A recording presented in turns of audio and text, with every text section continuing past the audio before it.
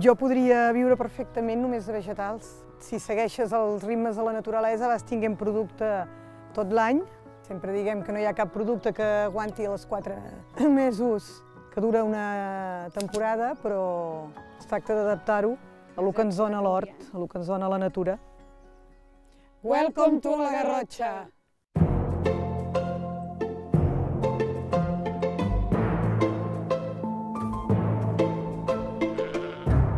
L'hort el treballem amb les bases de la permacultura i agricultura ecològica i la idea és tractar l'hort com si fos un ecosistema natural. Som-hi, anem a mirar les gallines si tenim algun ou? Som-hi. Jo crec que tenim suficient per fer el plat. Sí, de sobres. Doncs avui cuinarem una recepta amb calçots i romesco, una recepta típica de la cuina catalana. Necessitarem els alls, les avellanes, el pebre vermell, calçots, nyores, tomates, oli i vinagre. En primer lloc agafarem les nyores i les hidratarem amb aigua. Entretant hem d'agafar els tomates, netejar-los i partir-los pel mig i els enfornarem, els escalivarem, vaja. Així. Vale. Els grans d'alls, agafem aquests? Sí. I posarem un... I alguna cabessa entera també. Sí. Com sempre, com més bons són els ingredients, doncs més bona sortirà la recepta. És una salsa molt mediterrània, amb fruits secs, que són calòrics però també molt energètics, i serveix per acompanyar molt de plats, no només els calçots, sinó també per qualsevol verdura. Ara amb una cullera, una punta de ganivet, has d'anar recuperant tota aquesta carn. És una feina entretinguda, però que li dona aquest gust tan característic al romesco. Triem l'arrel i les fulles més verdes. Tot això llavors ho podem tornar al galliner, que les gallines estaran felices. Exacte, al nostre hort ens agrada molt aprofitar el que és totes les restes vegetals per fer compost. Trauré la safata per poder fer la salsa de romesco i escalivarem els calçots. Ja veure, això ho deixem aquí. Veus que bé, perfecte. Ara, un cop hem ben escalivat les tomates i els alls, ho anirem pelant. No, i a més el que té de molt pràctic és que se'n pot fer moltíssima quantitat. Tu fas una bona safata i es guarda moltíssim. Tenim l'oli on hem fregit les avellanes i posem el pimentó, com que encara és calent, se'ns fon bé amb l'oli, s'integra perfectament i és l'oli que farem servir a l'hora de fer el romesco per fer l'emulsió. La carn de nyora, que és aquest puré que hem tret de la pell de la nyora, i dona molt de gust.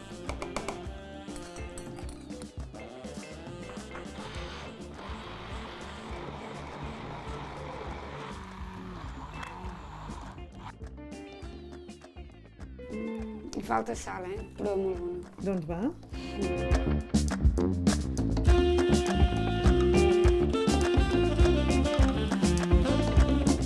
Escalivarem els calçots.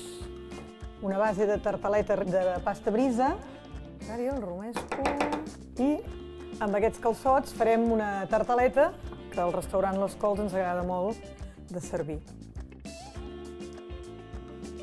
Tartaleta de romesco i calçots, o tartaleta de calçots amb romesco.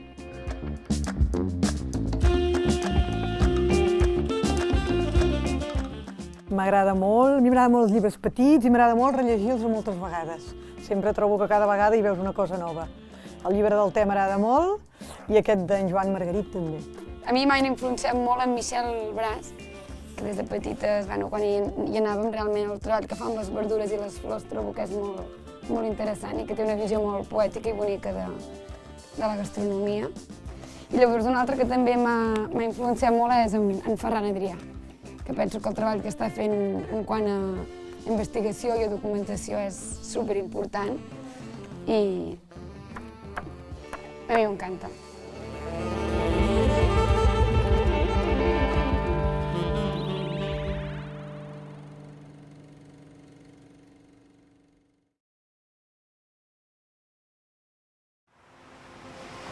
Al final, quan t'acostes al Mediterrani, el que respires és l'essència mar, no? Un mar que està envoltat de diferents regions i cultures, que al final totes hem sabut entendre, i molt especialment aquí a Catalunya, com aprofitar al màxim aquests recursos que ens ofereix. Welcome to Cadaqués. l'olor a mar, el gust a mar, podem treballar-los de moltes maneres, però sí que treballant amb les tècniques més primitives que coneixem, la brasa, el foc, el fregit, no? Aquestes tècniques també molt intenses en quant a vigor i energia, doncs són una manera molt essencial d'entendre el que és l'ànima de la nostra cuina, no? De com interpretar aquests productes del mar. La manera més important que tenim de tenir respecte a la nostra pròpia cuina és respectant l'origen i la frescor del producte. Unes gambes que ens parlen de cap de creus, un producte de mar que ens parla de muntanya també. Això és sinònim del Mediterrani en estat pur i que el podem cuinar de la manera més essencial possible, que és fer unes gambes a la brasa amb sal i una mica d'oli d'oliva. Tot comença per això, per un producte excel·lent. Tenim unes gambes que ja hem col·locat aquí a la brasa i que ara posarem lleugerament amb una mica de sal gruixuda a punt per sobre la pell, perquè de mica en mica, a mesura que es vagin cuinant, vagi entrant la salinitat dins el cos, el cap, de tot el que és l'animal. Tenim les gambes que es van rostint de mica en mica. L'essència, que és la part del cap, la part més important que ens transmet tot el sabor que té la gamba, la part més especial, la més amagada, és el que ara dins d'aquests caparrons, amb l'ajuda de la brasa, es va cuinant i va bullint dins seu. Veiem les gambes que ja estan començant a fumejar, això vol dir que l'essència que tenim a dintre ja està començant a sortir per lo que és el cap i les anirem separant abans que es cremin en excés. I aquí tenim unes gambes amb tot l'aroma de la llenya, tot l'aroma del carbó, de la brasa, que ens dona el que és l'essència d'aquest producte en estat pur. I que ara acabarem molt lleugerament amb una mica d'oli d'oliva, que és l'essència, oli d'oliva, sal i brasa. Com mengem una gamba acabada de fer la brasa? Doncs molt senzill. Separem el cap de la cua i ja veiem que tenim una cua molt ben cuinada i tota la salsa aquí. Pelem la gamba, va sortint perfecta, cuinada de cocció, una gamba que ens ha donat tot el seu vermell, impregnat a la pell, i que un cop pelada traiem la cua i cap a dins.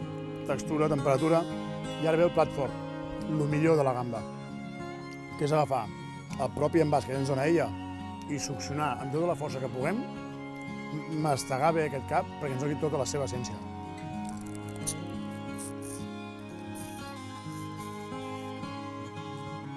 Boníssim. Tornem-hi, aprofitem-la encara més.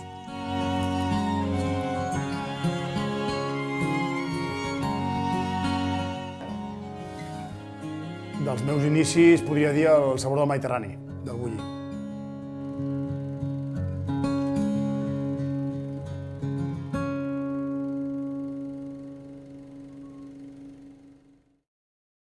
Bon dia, good afternoon.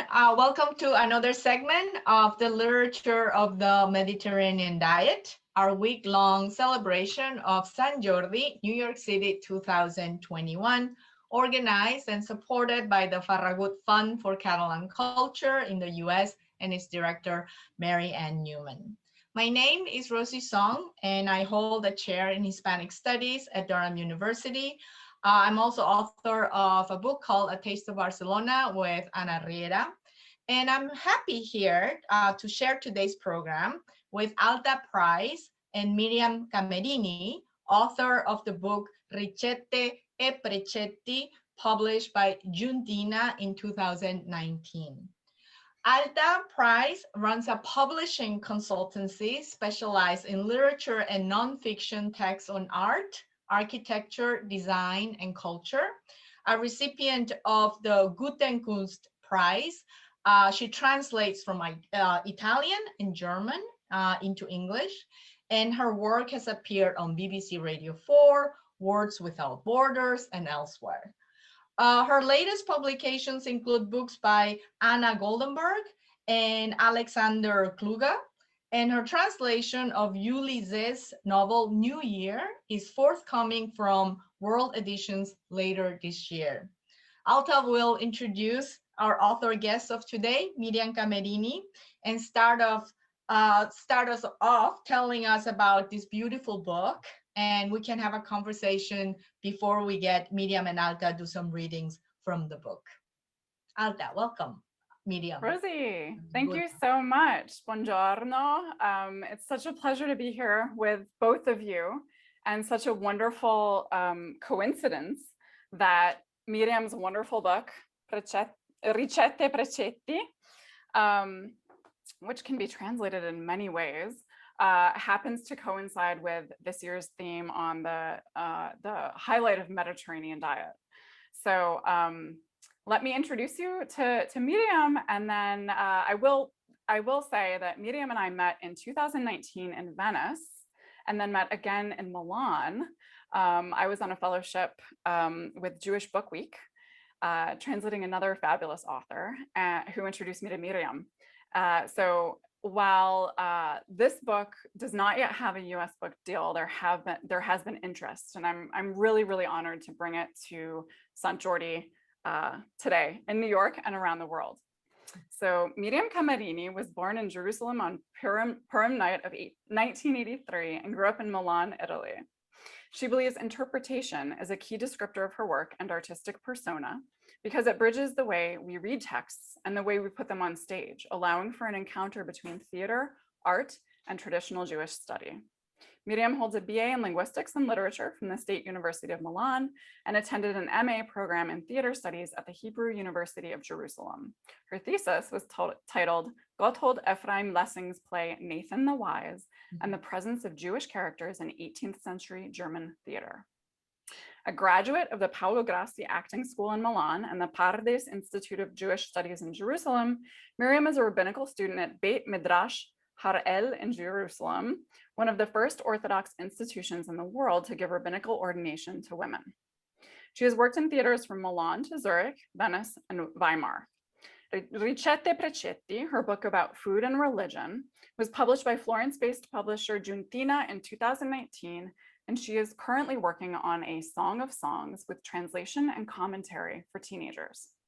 An informal Jewish educator for most of her life, Miriam works or has worked for JDC Europe, Marom, Dorvador in Paris, Moishe House, Base Berlin, Yesod, Junction, and many other Jewish organizations all over Europe. She's the recipient of a Schusterman Foundation ROI Fellowship and has organized many interfaith initiatives all across Italy. So Miriam, I would like to invite you to tell us a little bit about how you ended up writing this book. I should, before we dive in, also tell our English language audience that Ricette Precetti, we can start with the title actually.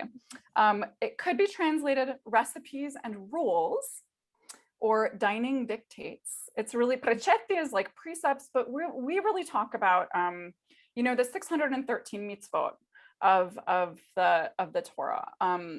But we know them really as kashrut or the dietary laws. Do you want to tell us a little bit about your experience with it, or do you want to dive in straight with a reading? The introduction actually encapsulates that. Tell us about your book.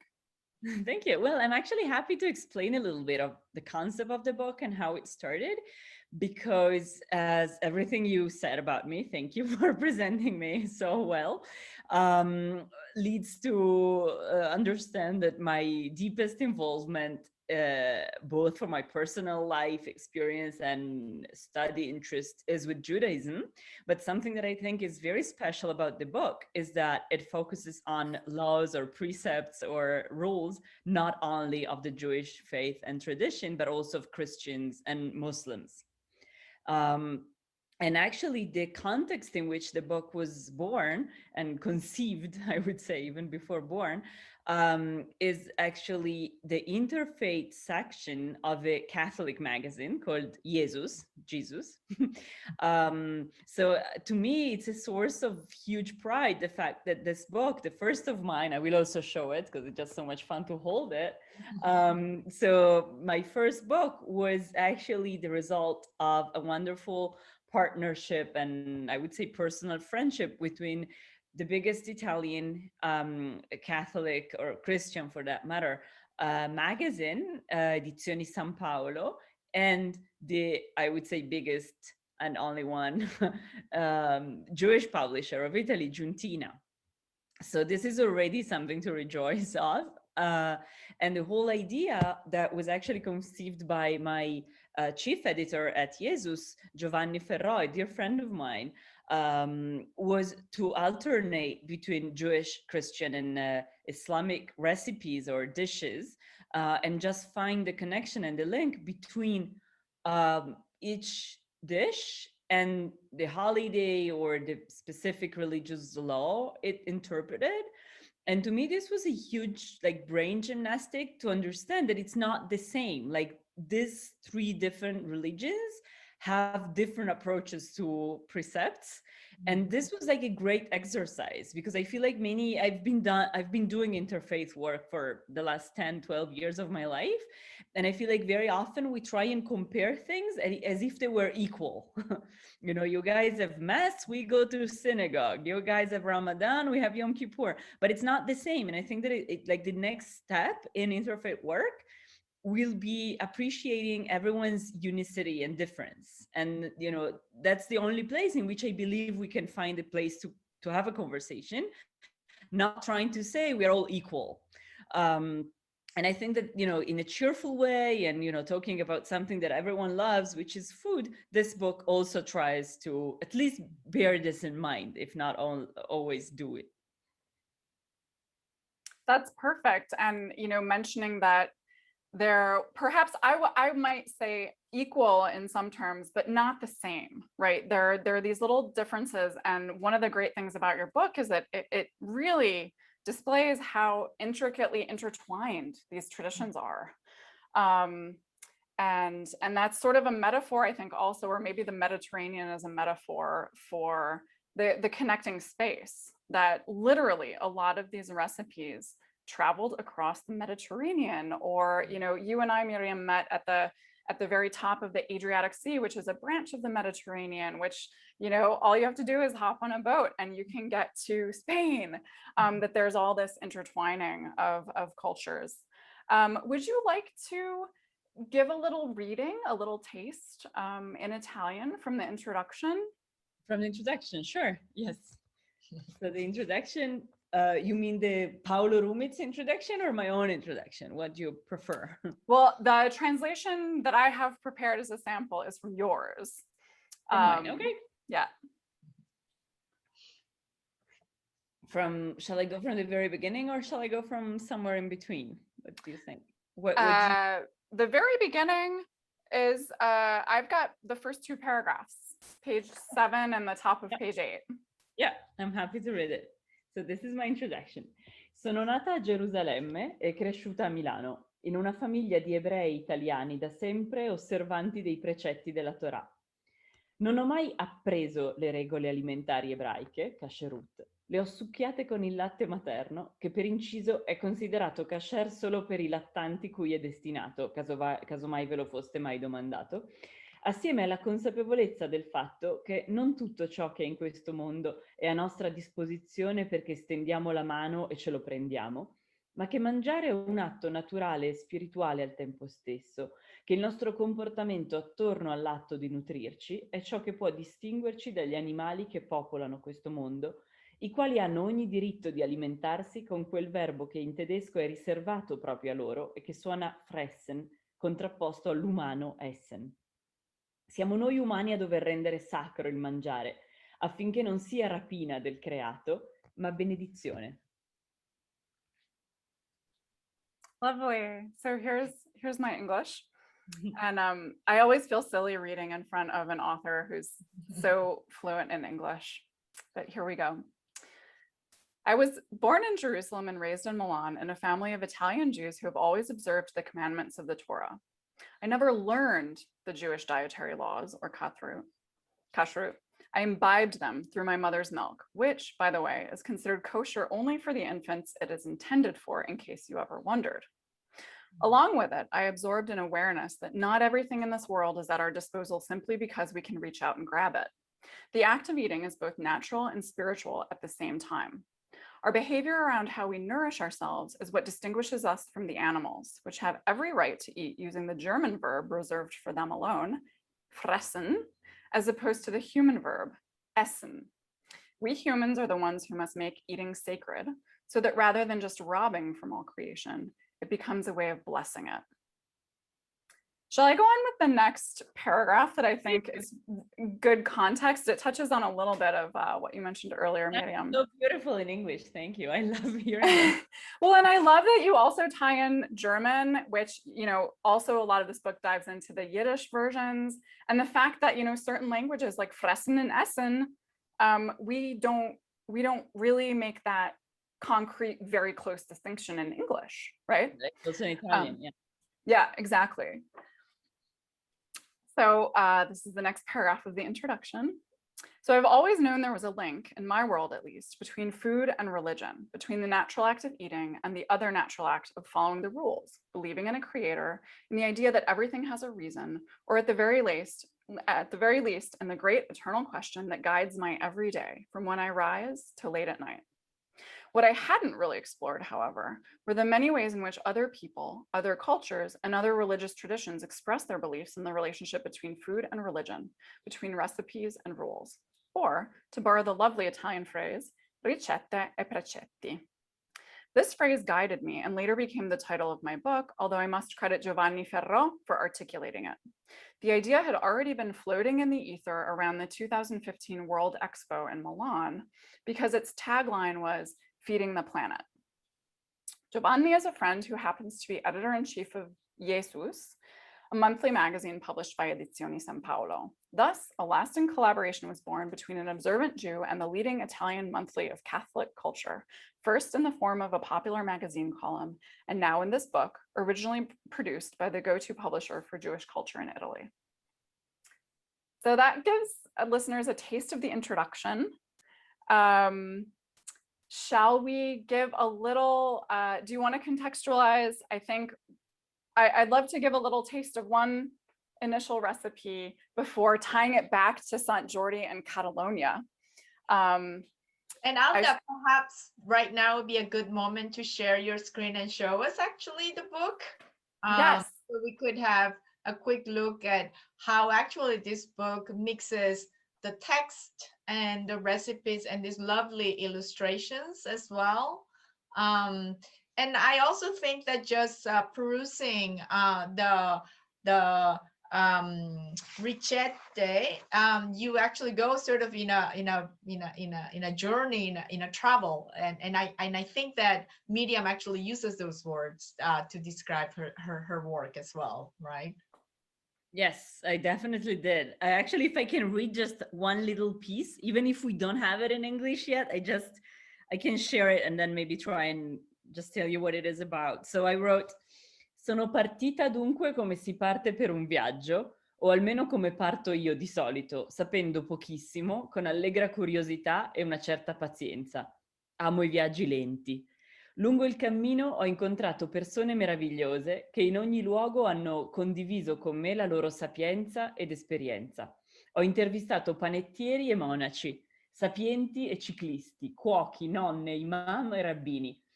Ho condotto le mie ricerche in egual misura nelle biblioteche e nei mercati, nell'Oriente Medio o estremo, per stradine, antichi borghi, shuk e feste di paese, come nelle metropoli dell'Occidente. Questo libro parla di Venezia e di New York, di Cracovia e di Tashkent, di Matera, Sarajevo e Istanbul. Scala il monte Athos, attraversa varie volte l'Oceano Atlantico e il deserto del Sinai. Sosta nel giardino dell'Eden, approda immancabilmente a Gerusalemme.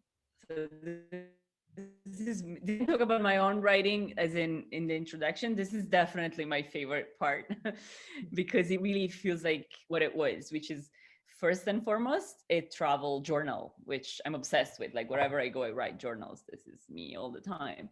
So this was really like having a diary and filling it in with encounters and great conversations and meals, of course, and colors.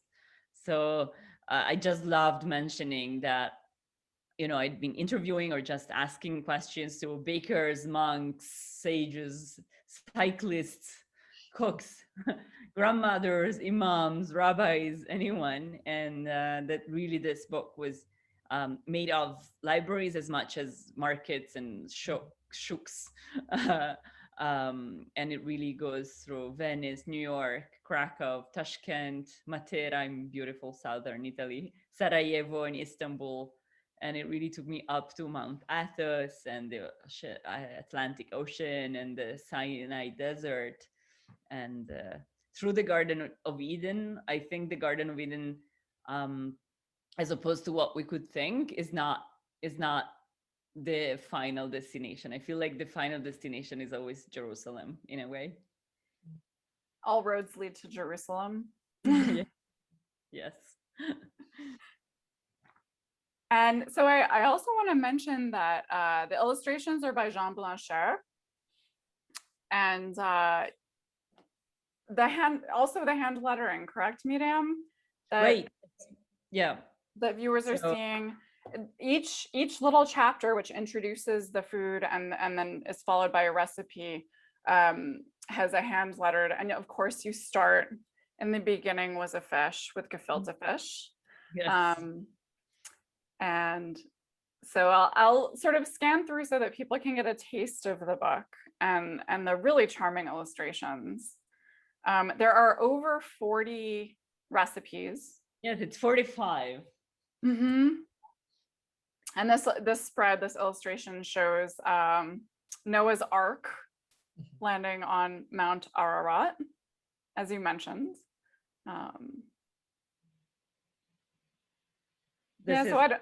Go ahead. If you want to, I'll sort of scroll through if you want to give a little narrative. That's great. Yes, so I just want to point out, as you are seeing, that Jean Blanchard's style is very much made up of images and writing, as you mentioned already, and he really loves playing with different alphabets and even just playing with any letters, even Latin letters. So it would usually just take something from within my story and spread it out on the page as an image. And you see in this one, for example, about Ramadan, which is actually the next holiday on the Islam calendar. I think it begins the day after tomorrow, if I'm not wrong. It's April 13th. So we're very close. I think it's actually, of all the holidays that are mentioned in the book, it's really the next one. So it's great that we stop here for a second. So it just took like something from my story. Dopo 16 ore di digiuno si gusta il cibo con maggiore consapevolezza. That's something I wrote. After 16 hours of fasting, you just appreciate food with more awareness. And it just, took different words like patience, modesty, spirituality, and something in Arabic, which I don't know, and put it there. And I just love the way Jean plays with words and alphabets and images. Also, he usually works with, how do you say, Kina? With India, we call it India ink, or yeah, perfect. Yeah. So his drawings come in black and white, but then he was looking at them and said, no, this is not enough. And it was funny because for me, everything Jean did for this book was just, it's really like the Jewish song of Passover, Dayenu, like it would have been enough. For me, everything that Jean did for this book, but Dayenu is mentioned in the book, so you can find it a bit further. It's really Dayenu, like, in the beginning, I just asked him to paint the cover, and he said, and this would have already be like a great gift. And he said, no, I love these stories. I want to illustrate all of them. And I was like, oh my God, this is amazing. And then he did this all these pictures in black and white. And then he looks at them and says, no, this is not good enough. And he gave them to Angelica Gerosa, which is a good colleague of his, someone he works with. And she did all the coloring. So, so to me, this was truly a Dayenu experience. Like every time I was like, this is enough, Jean, it's amazing. And he kept adding gifts to gifts, but that's what he is, a super generous person. This is, for example, I was scanning forward to find the Dayenu spread, but it's much later in the book. Sure, go ahead. I think Do you remember what page it's on? I think it should be near. I think, or it could be almost there, or maybe you just keep going and we'll find it. But I'll find it for you in the meantime. Dayenu is.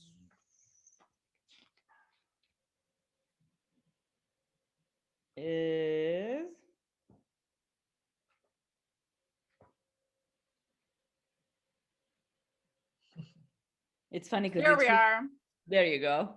Right. 126. So this. Thank you. Yeah. So yeah, I basically painted like a cover of the Haggadah. I happen to have one here, like the Purim, the Pesach book, the Haggadah. This is just another one. And so there is this scene, which is what I talk about, of the Jews gathering man in the desert. So it's actually The merging manna two. from heaven. Yeah. Yeah. So it's basically in a way merging two stories.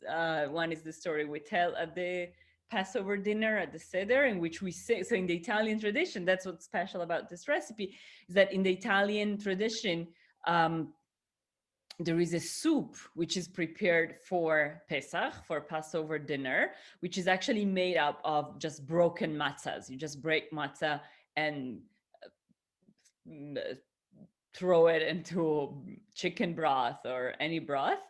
And the funny thing about it is that when in the dinner, in the ceremony that precedes the dinner, when you sing the song, Dayenu, ilu otzianu mi Mitzrayim velo hasa ben shvatim dayenu, like there is this whole thing where we keep saying that it would have been enough for God to do so and so, to get us out of Egypt without, going through all the work of feeding us manna, for example. We say Dayenu, would have been enough. And when we sing this song, it's about 10 or 15 minutes before it's actually time for dinner, like calculating how much is left to read and chant and learn from the book. More or less, you can say we are 15, 20 minutes away from the actual time of eating. And that's why usually, the mother of the house or whoever is in charge of dinner, when the whole family is singing Dayenu, she'll get up, go to the kitchen very quickly and put the Dayenu soup to boil so that it will be ready. And the soup is called Dayenu because it's like a natural timing. It's like a natural way of time, how long it needs to cook is from when we sing Dayenu until when we're ready to go and eat, if that makes sense. That's perfect. And it actually hints at the theatrical aspect I wanted to ask you about with I will scan back. So really Dayenu means enough. But it's never enough when we come to these recipes. I want to scan back to the recipe for the Pharaoh's wheel. Because it really talks about sort of the timing. So you, I think, managed to capture also this beautiful sense of the theatrical in, it's not just rote following recipes. It's really truly a celebration.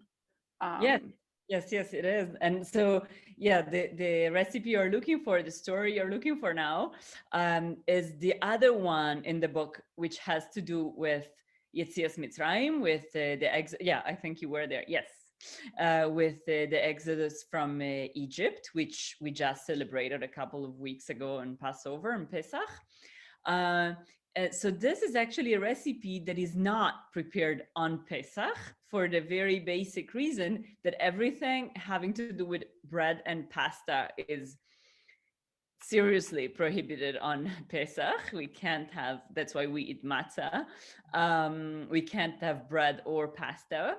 But the recipe is actually prepared, this dish is actually prepared for the Sabbath, the Shabbat, which is usually towards the end of January, beginning of February, in which we read, according to the Hebrew liturgical calendar, we read in synagogue the Torah portion that talks about the splitting of the Red Sea and how the Israelites walk through on dry land, and then the sea closes again and an old Egyptian sort of sink into it. So this is actually a very, I would say, cruel and even macabre story that Italian Jews have been traditionally, in a way, as you, Alta, said, staged through cooking. Basically, the dish is made of egg tagliatelle that used to be cooked in chicken broth. Or even in goose broth, in some like very rich and dense broth. Of course, you can also make it a vegetarian dish and just cook the tagliatelle in water or in vegetarian vegetable broth. But so once the tagliatelle are cooked, they need to be baked in the oven or in a pan on the stoves with pine nuts, which I happen to have here. I love pine nuts. Pinoli, they will be they will come back. So we throw pine nuts and raisins, and people put cinnamon or rosemary, depending if it goes more towards sweet or not. And the idea is that the tagliatelle represent the waves of the Red Sea, and the pine nuts and the raisins are the chariots and the swords of the Egyptian army and the Egyptian chariots, sort of sinking into the Red Sea. So as I said, it's a very macabre way of having your Shabbat meal. People even add goose sausage, goose salami. I think most people are familiar with the fact that Jews, as well as Muslims, don't eat pork. So there has always been a very big production of of goose salami and goose sausage. And parts of this are also part of this dish. So the amazing thing about it is that you eat this delicious dish, and at the same time, the parents traditionally tell their children the story. So like really, as you eat it, you have someone saying, you see, these are the swords, these are the chariots, these are the wheels. And actually one of the many names of this dish is ruota di faraone. It's the one I chose here, which means Pharaoh's wheel, as in, the wheels of the chariot, which are also in the picture here. There are other names. There is one very strange sounding name, which is Friesensaal, which might sound like German / Yiddish, but it isn't. And people until today don't know what it means and where it comes from. But many families, especially from the area that you were mentioning before, Alta, Venice, and all the Adriatic Sea, they call it this way. They call it Friesensaal for some reason. Anyways, it's a wonderful dish. It has to do with Yetziat Mitzrayim, with the exodus from Egypt. And it's the most theatrical dish I can think of. Yes. Lovely, thank you. Rosie, can I do a quick time check? Because I want to make sure we have time for this. Let's do one or two more readings and then sort of wrap it up, if that's okay. Absolutely. Yeah, no, actually Miriam did such a great job of describing this dish that I Miriam, if you just want to give if you want to read the Italian little brief chapter intro so that people can hear what it sounds like. You pretty much said everything I would have said in reading the translation. So we'll do it backwards. We gave the translation first. And this is on page 34 of the book. So shall I just read the beginning of the story of the chapter? Yeah. And then we'll connect. And then once you finish that, we'll follow the pine nuts westward. Great.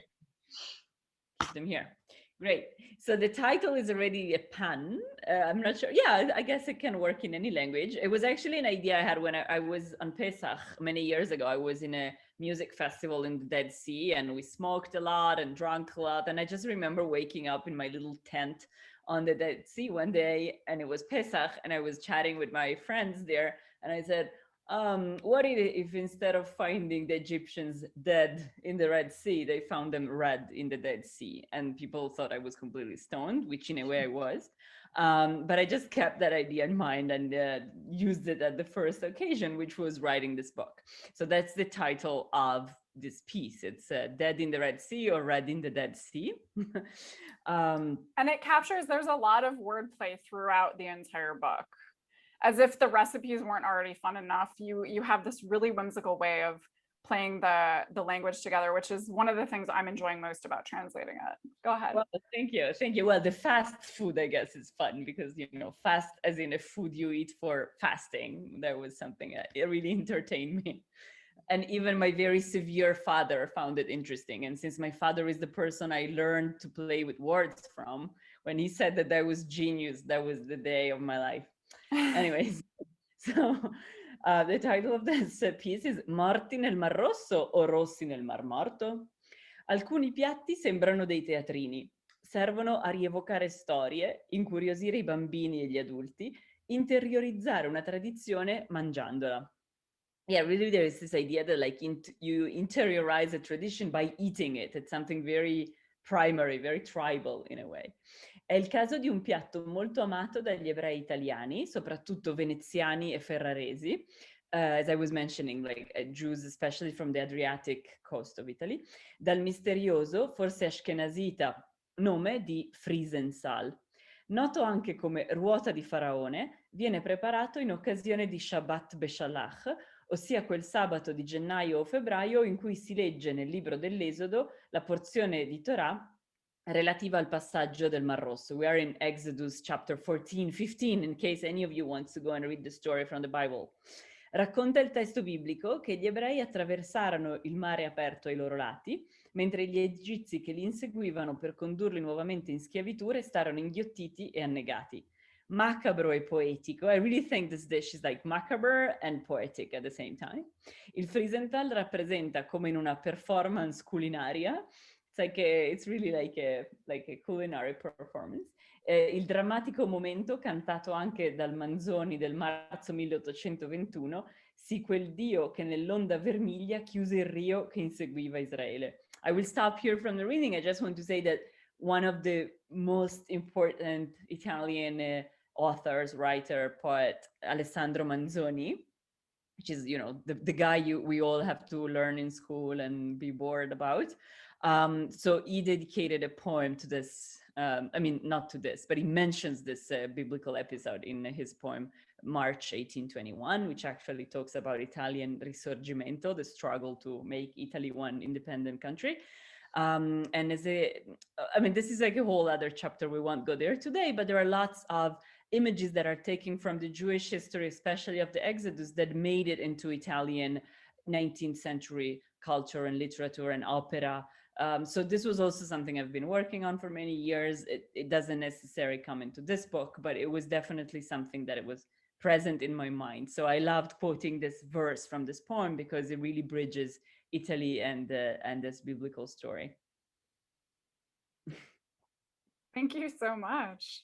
Should we jump ahead, continuing on the saints and well, following the pine nuts westward to the chapter on Santi Pinoli, saints and pine nuts. Oh, there we go. Yep. There we go. Santi Pinoli. Santi Pinoli was the one time I was afraid that Jesus' desk would sort of censor it. Like I wasn't sure they would let me call the article this way because I was afraid they would be unrespectful of saints to associate them with pine nuts. So I remember asking them if it was okay, and they said, "Yeah, sure, you can do it." Yeah, go ahead, Rosie. No, and I think that this was sort of the connection with Catalan cuisine, right? Because the recipe actually are the panellets, and they're actually eaten on All Saints Day, right? November 1st after Halloween. And they are covered in pine nuts. And I don't know, Ada, are you gonna read the recipe or the story perhaps? Yeah, I think, I mean, Miriam, if you don't mind, do we want to hear the Italian or should I just go ahead with the English translation? I think perhaps you can go with the English translation, yeah. Okay, it's great because it actually, and one of the things that was so much fun in talking to Miriam about how we were going to organize this presentation is that Miriam, you have like multiple religious calendars in your brain, you know, and some of them connect and some of them don't. And we were like, oh, well, what works? You know, Ramadan's coming up. But what was so nice about this one was not only the Catalan connection, but also that this particular recipe originally was celebrated in May, which I did not know. And we all think of All Saints as being in November. So this ties it with actually spring, like what the couple weeks that are coming up right after the festival of Sant Jordi in New York, or Sant Jordi NYC, that was then shifted. So I'll just read this chapter to give people a taste of how, you know, not only do these recipes and traditions and beliefs cross oceans and time zones and cultures and centuries, but they also move around seasonally. depending on who is politically in charge. So this is Santi Pinoli, saints, and I took a little liberty with the English translation, saints and nuts. And I think you'll see why in the chapter. Written testimonies of the first Christian feasts in honor of the saints date back to Tertullian and Gregory of Nyssa, 335 to 395 of the Common Era. But Saint Ephrem, who died in 373 of the Common Era, was the first to mention a feast celebrated in honor of the martyrs of the earth on May 13th. This festival began in Northern Europe and reached Rome on May 13th, 609 of the Common Era, when Pope Boniface IV dedicated the Pantheon to rededicated the Pantheon to the Virgin Mary and all Christian martyrs, which, by the way, is why the illustration features the facade of the Pantheon. It is unclear why the anniversary was moved to November 1st, but one theory is that around 800, Alcuin of York, Charlemagne's advisor, proposed that it be celebrated with a 3-day feast and shifted from spring to autumn, effectively helping the church Christianize the pagan Celtic New Year celebration, Samhain, which fell in early November. In English, All Saints' Day is also called All Hallows Eve. All Hallows Day, while the night before is All Hallows Eve.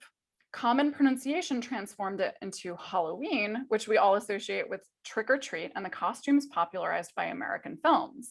In Catalonia, All Saints' Eve is called Castañada.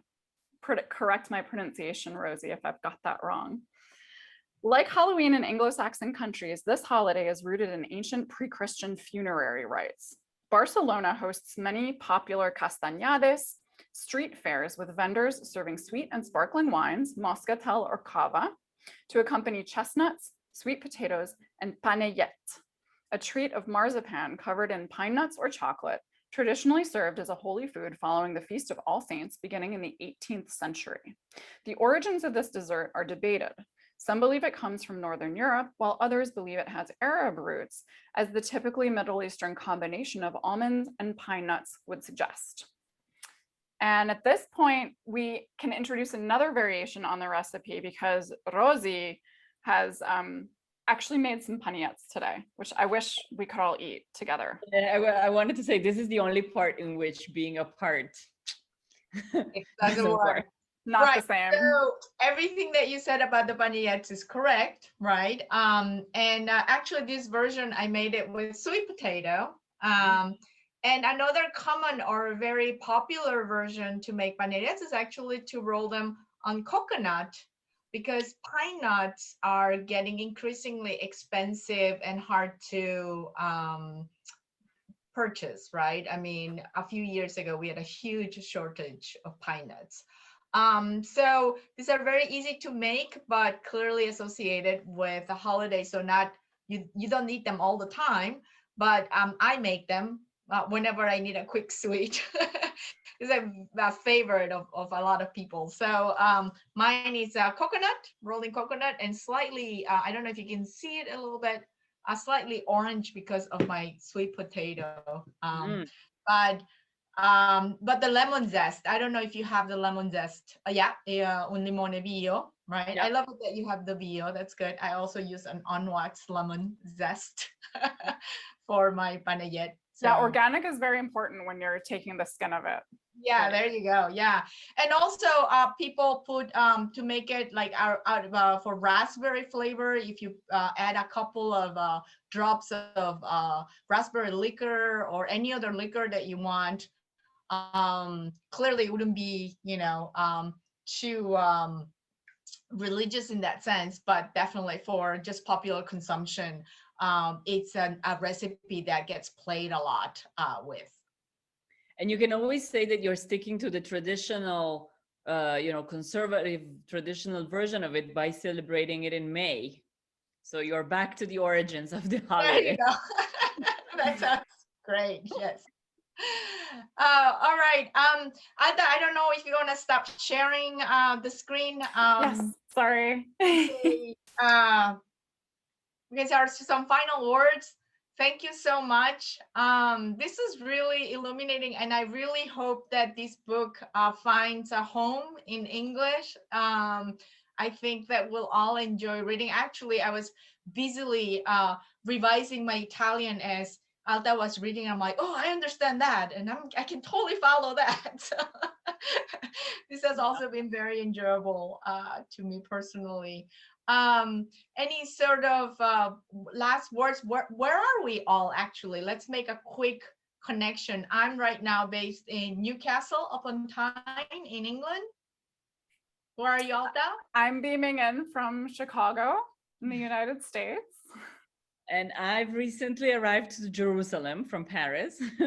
And Jerusalem is celebrating a whole new life. People are really going back to eat out, pray together. So everything that is talked about in the book is sort of coming back to life.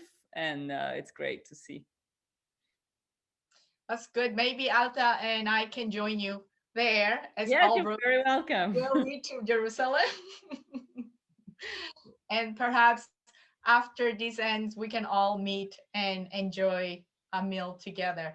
Thank you so much, guys. Have a wonderful day, and let's be in touch. Yes. Thank you, Rosie. Thank you, Miriam. Buon appetito a tutti. Buon appetito. Thank you. Bon profit.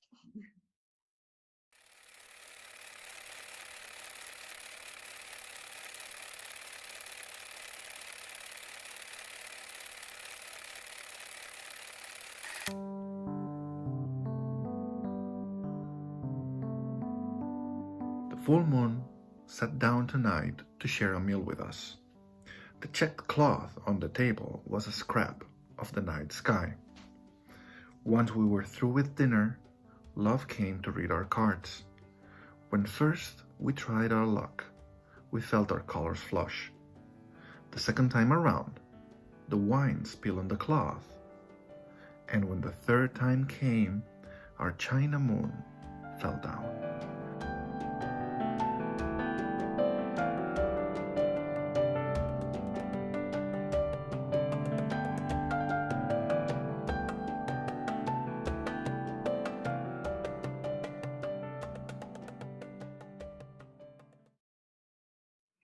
Hello, welcome to Sant Jordi Translation Festival. My name is Sandra Smith, and I would like to thank the organizers of the festival for asking me to participate in this wonderful event. And I would also like to thank the publishers, Echo, for allowing this sneak preview of the newly discovered, never before translated novel by Simone de Beauvoir, which is coming out in September, on September 7th of this year. The novel is a fictional account of her real-life relationship with her best friend, whom she nicknamed Zaza. They met at school at the age of 9 and were very close friends until Zaza's very early death in her 20s. The introduction to this novel was written by Margaret Atwood and is extremely interesting as well. So I am very happy to have been given permission to read you the very beginning of this new novel called Inseparable. When I was 9, I was a very good girl. I hadn't always been. In my early childhood, the tyranny of adults threw me into such raging fits that one day, one of my aunts seriously declared, "Sylvie is possessed by demons." War and religion had defeated me. I immediately proved my exemplary patriotism by stomping on a plastic doll that was made in Germany. I didn't like it anyway. I was taught that my good behavior and piousness would determine whether God saved France. I couldn't escape. I walked through the Basilica of Sacré-Cœur with the other little girls, waving banners and singing. I started praying a very great deal and grew to like it. Father Dominique, who was the chaplain at Adelaide, my school, encouraged my devotion. Wearing a tulle dress and a bonnet made of Irish lace, I took my first communion. From that day onward, I was held up as an example to my younger sisters. My prayers were answered when my father was transferred to the war ministry due to a heart condition. On that particular morning, however, I was overexcited. It was the first day of school. I was eager to get back. The classes, Solomon's church mass, the silence of the corridors, the sweet smiles of the young ladies. They wore long skirts and high-neck blouses, and since part of the building had been transformed into a hospital, they often dressed as nurses. Beneath their white veils, stained here and there with blood, they looked like saints, and I was moved when they pressed me to their hearts. I quickly wolfed down the soup and tasteless bread that had replaced the hot chocolate and brioche we'd had before the war, and waited impatiently as Mama finished dressing my sisters. All three of us had on sky blue coats made of the same fabric that the officers wore, and tailored exactly like military greatcoats. "Look, there's even a little belt," said Mama to her admiring or amazed friends. As we left the building, Mama held hands with the two little ones. We sadly passed the Café de la Rotonde that had noisily opened below our apartment, and which was, said Papa, a hideout for defeatists. The word intrigued me. "They are the people who believe in the defeat of France," Papa explained. "We should shoot them all." I didn't understand. You don't believe what you believe on purpose. Could you be punished because certain ideas come into your mind? The spies who gave poisoned candy to children, or the ones who stabbed French women with poison needles, they obviously deserved to die, but the defeatists left me perplexed. I didn't try to ask Mama. She always gave the same answers as Papa. My little sisters did not walk quickly. The gates of the Luxembourg Gardens seemed to go on forever. Finally, I got to school, climbing up the stairs and happily swinging my school bag full of new books. I recognized the faint odor of sick patients mixed in with the smell of floor wax on the freshly polished hallways. The supervisors hugged me. In the coat room, I saw friends from the year before. I wasn't close with anyone in particular, but I did like the sound we all made together. I stood for a while in the large auditorium in front of the display cases full of old dead things that managed to die a second time. Stuffed birds lost their feathers, dried plants crumbled, shells faded. The bell rang, and I went into the Sainte Marguerite classroom. All the classrooms were the same. The pupils sat around an oval table covered in black moleskin and was supervised by the teacher. Our mothers sat behind us, watching us as they knitted balaclavas. I headed to my seat and saw that the one next to mine was taken by a little girl I didn't know. She had brown hair and hollow cheeks and looked much younger than I was. Her dark, shining eyes stared at me intensely. "Are you the best pupil?" "I'm Sylvie Lepage," I said. "What's your name?" "André Gallard. I'm 9. If I look younger, it's because I was burnt to a crisp and didn't grow much. I couldn't go to school for a year, but Mama wants me to catch up. Could you lend me your notebooks from last year?" "Yes," I said. André's confidence and her precise, rapid way of speaking unsettled me. She looked me up and down defiantly. "The girl next to me said you were the best pupil," she said, nodding slightly toward Lisette. "Is it true?" "I'm often at the top of the class," I said somewhat shyly. I stared at André. Her dark hair fell straight down around her face, and she had an ink stain on her chin. You don't meet a little girl who was burned alive every day, so I wanted to ask her a lot of questions. But Mademoiselle Dubois had come in, her long dress sweeping across the floor. She was a brisk woman who had a mustache and whom I respected a lot. She sat down and called out our names. She looked up at André. "Well, my dear, we don't feel too intimidated, do we?" "I'm not shy, mademoiselle," said André confidently. "Besides," she added pleasantly, "you're not intimidating." Thank you very much for listening. I hope you've enjoyed it. Enjoy the rest of this wonderful festival. Goodbye.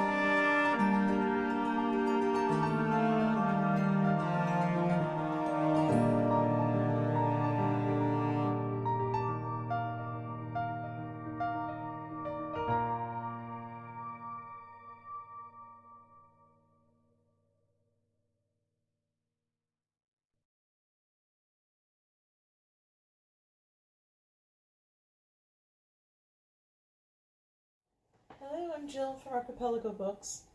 We are delighted to be a part of the Sant Jordi Festival again this year. Thanks to Marianne Newman and the Farragut Fund and everyone who has been a part of pulling this together. It's a huge amount of work. Archipelago will be presenting 4 books this year. One is a collection of Bengali poetry by Nabanita Dev Sen called Acrobat. Nandana Dev Sen, her daughter, has done a beautiful job with the translation, and she'll be in conversation with Tess Lewis about the poems and about her mother's work. We have a Catalan writer, Joseph Pla, who many of you know. Peter Bush did a really incredible job with the pieces, and he will be in conversation with Margarita Casacuberta. This book fits in nicely with the Mediterranean cuisine aspect of the festival, which is exciting. We have an Italian novel by Andrea Baiani and translated by Elizabeth Harris. And the two of them will be in conversation about it. It's called If You Kept a Record of Sins.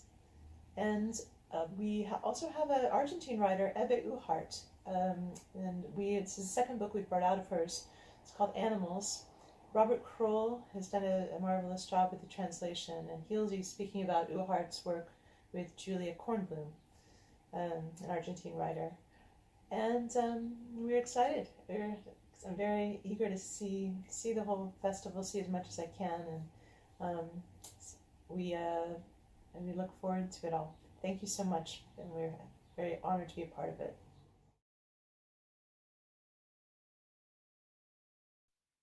Hi. Hi, Rob. How are you? Hey, hi, Julia. It's great to see you.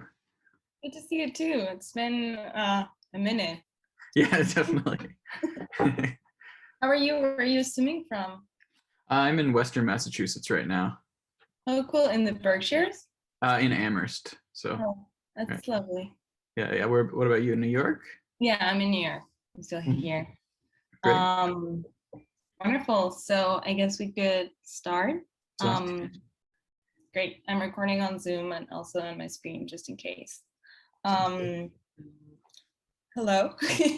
Thank you for the St. Jordi Festival for having us. I'm talking to Rob Kroll. Rob, would you like to introduce yourself? Hi. Yeah, I'm not too much for introductions, but I'm a translator, originally originally from Asheville, North Carolina, and based in Western Massachusetts now. And I'm the translator of Riccardo Piglia's Diaries of Emilio Renzi. And most recently, the book that we're here to talk about, which is Animals by Ebe Uhart, kind of a collection of sort of essay column adjacent pieces. And I'm here talking with Julia Kornberg. Do you want to introduce yourself? Sure. I'm a writer and I am a PhD student, and I'm based in New York City, but I'm originally from Buenos Aires. It's so exciting that you're working with Piglia. I didn't know about that. Yeah. Yeah, it was actually that's kind of all that was in my brain for about 4 years. So this book was kind of a nice, a new voice to occupy my brain with, for sure. There must be like a big difference. I'm sorry to like jump into the conversation immediately, but there must be a big difference between both of them. Even though I did sense, I guess we should talk about Animals first, which is this, wonderful, amazing collection of, I guess they're chronicles or maybe short stories. It's a very hybrid like genre that it's like, it feels like Eve is finding the voice of the book as she was writing it, even though it feels incredibly well put together. And yeah, how would you characterize it? What was your first impression when you read it? Jill, the publisher at Archipelago Books, is publishing it, sent me the book, and I kind of skimmed through, and immediately I just sort of didn't know exactly what it was, but I wanted to work on it. It is kind of chronicles, sort of newspaper column, like in certain ways. There's kind of these little fragments, but there's, each one is maybe 3 or 4 pages, but they're so entire, kind of in their own way. They're so carefully composed. And what I really liked about them was, ostensibly they're all about animals, but they, that it's kind of, it could be about anything in a way. That's kind of, you need some sort of impetus to write, but they really touch on, philosophy, which is what she studied, and kind of human history and human nature just as much as they talk about animals. And so they're, you know, she gets so much done in these little fragments. They're remarkably complex, you know, despite their kind of lightness and charm as well, you know. Yeah, I certainly thought similarly. It felt to me that partially animals, I mean, it is, of course, the center, it's kind of like the anchor through which she registers different obsessions that she might have. And I say she, it could be like the narrative voice, I guess. We shouldn't like necessarily identify whoever's talking in the book with Eve Uhart as well. How do you pronounce that? I say Ebe Uart. But you know, it's one of those tricky names that, you know, Argentina is full of last names that are kind of, you know, they've been sort of repronounced in their new locations. So, you know, it's slightly tricky name. Yeah, everyone needs to spell their names in Argentina.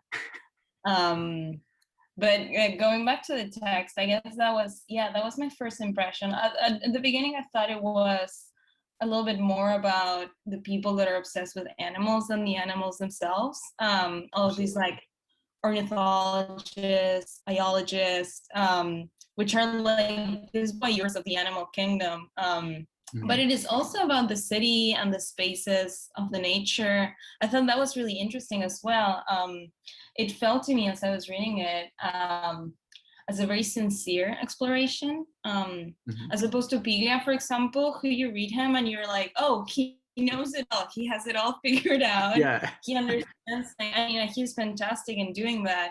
But Eve, she, for me, yeah, it felt so openly curious. It felt like someone who was like on this like quest to understand something that was very specific, and who kind of like draws all these sources in order to understand it. Absolutely, and she's drawing, you know, she draws from like, you know, ancient Greek texts as well as just as kind of Animal Planet and you know, modern day TV shows. It's amazing, you know, the little kind of threads that she pulls together, because she's not just talking about, you know, she's talking about you know, animals in terms of human relationships with animals and kind of like the projections that humans have used at various times to try to interpret themselves through animals rather than kind of look at the animals directly. Yeah, I wonder why she never included like Google or right, because there's not a pregnancy of the internet era. You feel like the encyclopedic knowledge there, but it's not like she's like visiting like Reddit to know about I don't know, the hummingbirds.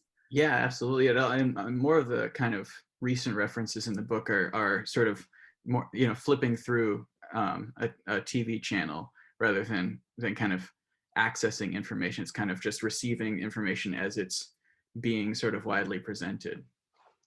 Do you know if it was written before or after the? I think it was. I'm not entirely sure, but I think it was kind of you know, a collection of pieces that had been written over a fair amount of time. I think it was the last book that she published in her lifetime.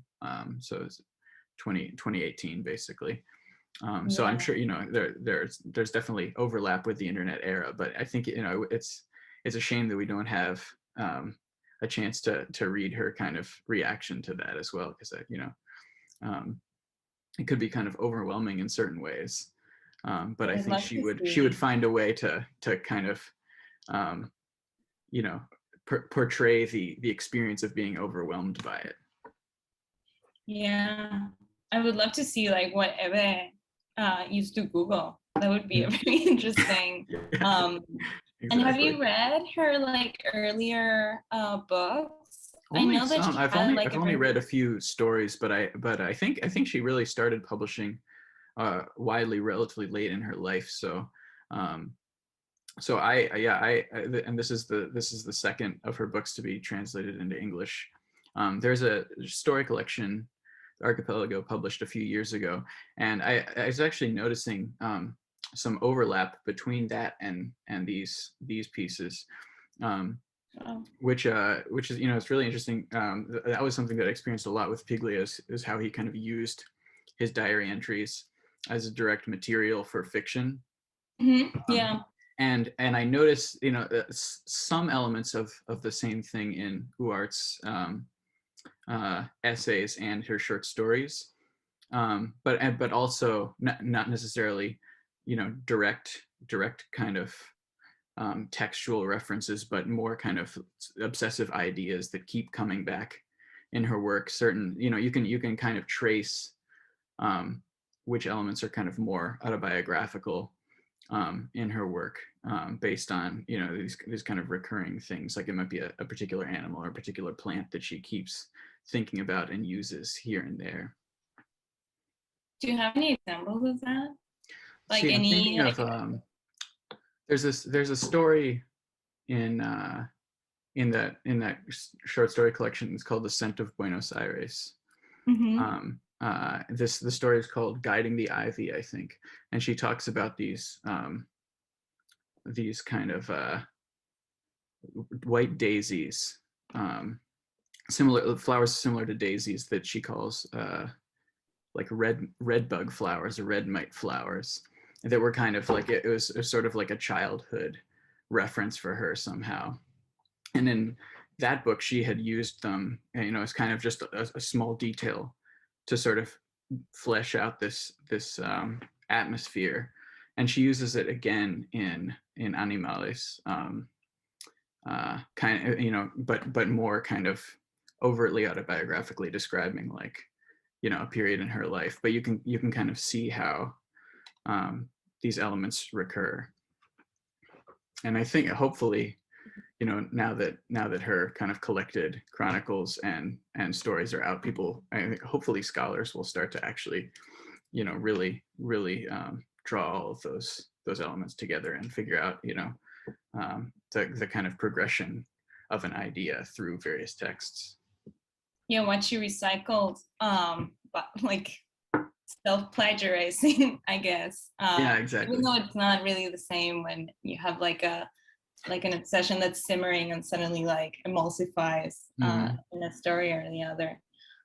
Yeah, I guess she had like a very interesting, I think what's really special about Eve in a way is how she managed to produce these like wonderful stories without being like in the center of like the literary scene of Buenos Aires. She feels, when I was reading Animales, I was going back to the term rara avis in Spanish, like a strange bird. I guess it's from Latin. And she kind of is like that in the way that she's not necessarily like in dialogue with a lot of her contemporaries, and that makes her really special and unique. Absolutely. Yeah, I think yeah, because, you know, because of her background in philosophy as well, I think she's almost more in dialogue with some kind of classic texts than she is with her contemporaries. I think you're absolutely right. And she was constructing, like, the way she understands animals is on the one hand through, like talking to people. I love the closing story where she talks with a Rolling Stone fan whose dog kind of like is said to be part of Rolling Stone cult, but it's very specific to that moment in Argentina. Yeah, that was very hard to translate, actually, because it's this, you know, Argentine tradition of Rolling Stones fandom that kind of, you know, no one would have any, you know, you have to kind of find a way to sort of, you know, approach an explanation of it, even though there isn't one in the text. But at the same time, you don't want to kind of like, you know, in translation, you don't want to kind of alter and you know, elucidate too much that because you want the, I think you want the reader in English to have an experience of sort of like being the other, because, you know, English literature is, and specifically North American literature is so often kind of like solipsistic and thinking its own direction. You know, so that, you know, that kind of story, it's a tricky balance, because you have this content that's very like, it's like a second wave from, United States culture and you know, just kind of British culture in Argentina, and then traveling back, you have to kind of Yeah, you need to explain enough so that it will be accessible, but not so much that it feels like you're like a tour guide in Buenos Aires showing exactly. like all the gringos, what the I guess like urban tribes look like. What's very Exactly. interesting about Rolingas is also that's like a 1990s phenomenon. I guess for people that don't necessarily know about this, the Rolingas were this like cult following of the Rolling Stones that developed in Argentina, not in the 70s and not in the 80s, but like in the late 1990s, and who still exist. Yeah, it's amazing. It's really interesting, and I thought you did a really good job at doing that. I remember marking at some point in your translation, in the same sentence, the text mentions alfajores and yerba mate, two like very local I don't know, food and beverages, and you left yerba mate because I guess it's like the most approachable one, the one that people know about, but you wrote alfajores cookies or something like that. Right, yeah, right? I think I added I remember that. Yeah, I added cookies just to sort of give you a sense of, you know, the category of things that it existed in, but at the same time, you know, kind of trying to maintain. Yeah, it's the chamame, I think, was just sort of, you know, beyond Yeah. you know, couldn't quite achieve the same effect, but yeah. What did you think about and I guess translating them as being like really hard, especially I remember once the Sant Jordi Nyc said that translating a book is like writing a dissertation, like it's a very intense, very deep process where you really need to like inhabit the author in a way that I guess graduate students do sometimes, one would hope.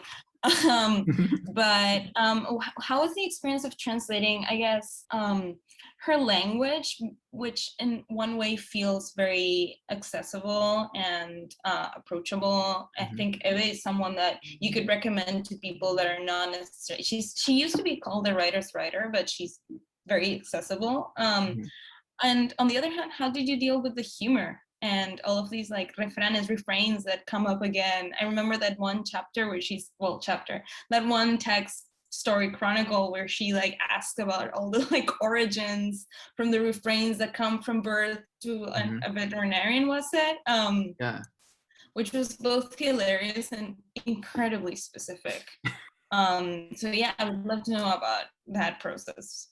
Yeah, no, I mean, that's a really difficult question, because humor, I think, is kind of always, you know, extremely difficult, you know, and humor, and also just kind of idiomatic speech. Like, do you try to find an English expression that sort of, you know, carries the same weight or has, you know, has the same sort of like functional purpose regardless of what it actually contains?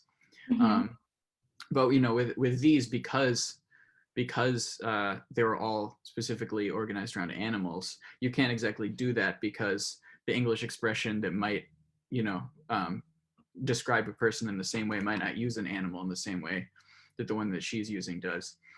So most of those I always sort of, I think, like, you know, when I'm doing a first draft of anything, I tend toward being, you know, much too literal, and just kind of like, I kind of create a raw material to work with. And then I can kind of, you know, go through multiple stages of refinement and kind of, you know, try to get at the spirit of the original. But with humor, it's really hard. You know, I had to read in a way that I could also sort of not just approach it literally, but sort of, you know, step back from trying to be a translator and just kind of try to appreciate the humor to begin with, and then try to bring something that would sort of make me feel, you know, or make another reader feel kind of the same, you know, lightness and humor that I had encountered in the text, which is sort of like, you know, in some ways contrary to the translator brain, because you know, you're immediately trying to figure out how it works, and not exactly, you know, experiencing kind of like the emotional effect of the text always, you know. What do you mean the emotional effect of the text? Well, I think it's, you know, emotional or kind of humoristic, but just sort of the you know, the knee-jerk kind of reaction to Yeah. to the language, like the, you know, or not kind of like the surface of the language, but just sort of the scene. Yeah, like the, I guess like the soul of the text, if we're being kind of romantic about it. That's really cool. So do you do like a literal kind of like word for word translation and then you tweak and take some poetic Yeah. licenses? I have a slow, very irritating process. So basically what I do is I take the whole text in Spanish, I break it up into kind of like 2 or 3 line sections, and then I do sort of a literal translation of each one, deleting as I go so that I have to work kind of, you know, linearly sort of through the whole text so that I don't spend too long on a single thing.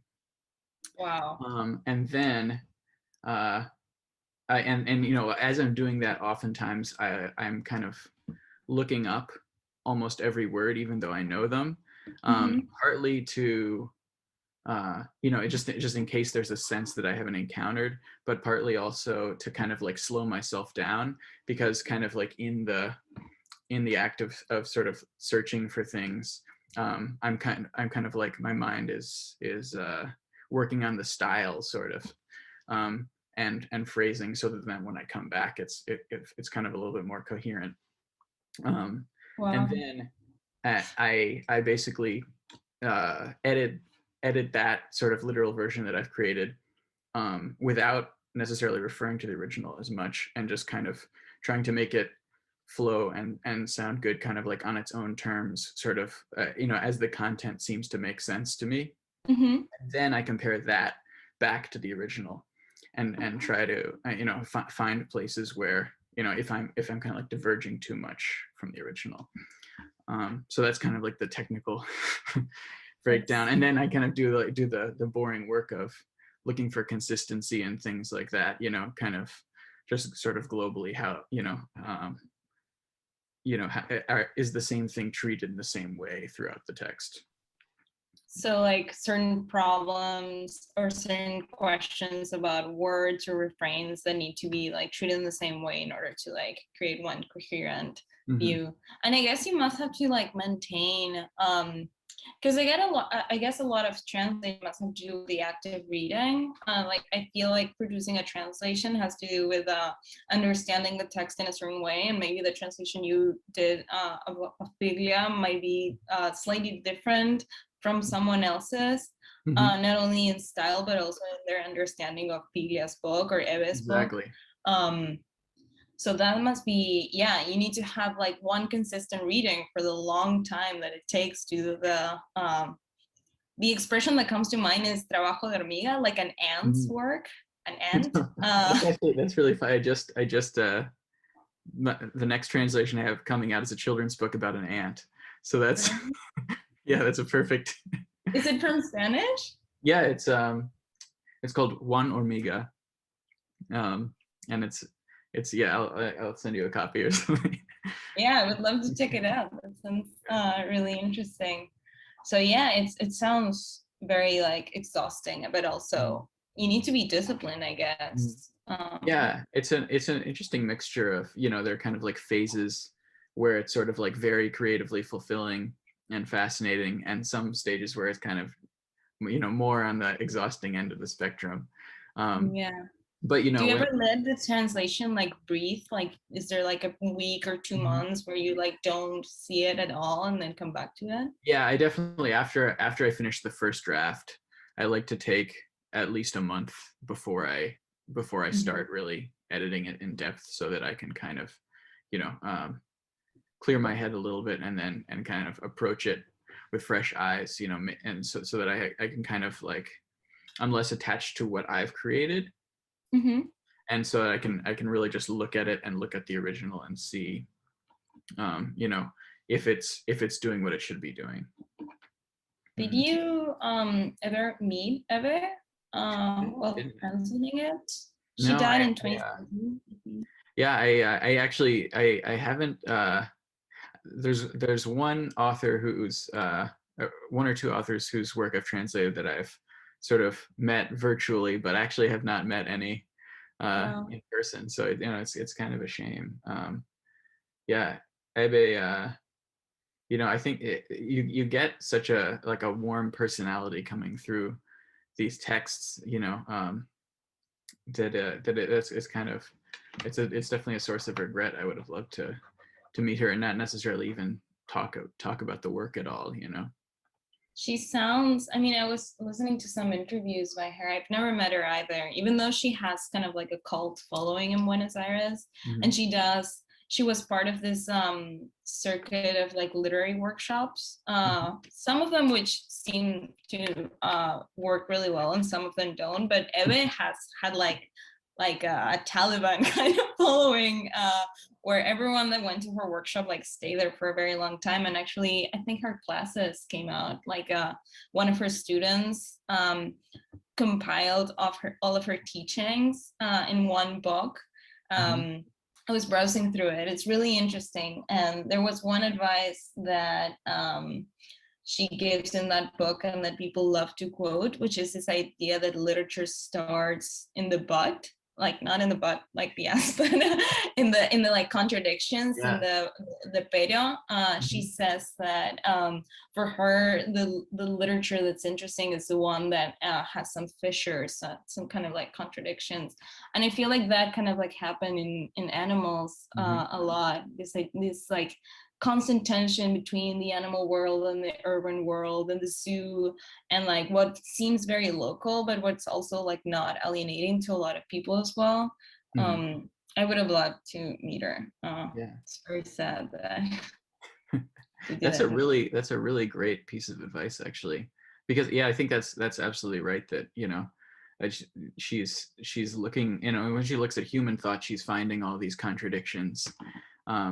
I remember her talking about kind of like Plato's image of mankind, and kind of poking fun at it, when he talks about the head is the most perfect form because it's closest to a sphere, and all these kind of zany ideas, and at the same time that she's kind of like paying reverence to this kind of like tradition of thought and the progression of thought. She can see how it's contradictory, and see how it's not consistent within itself.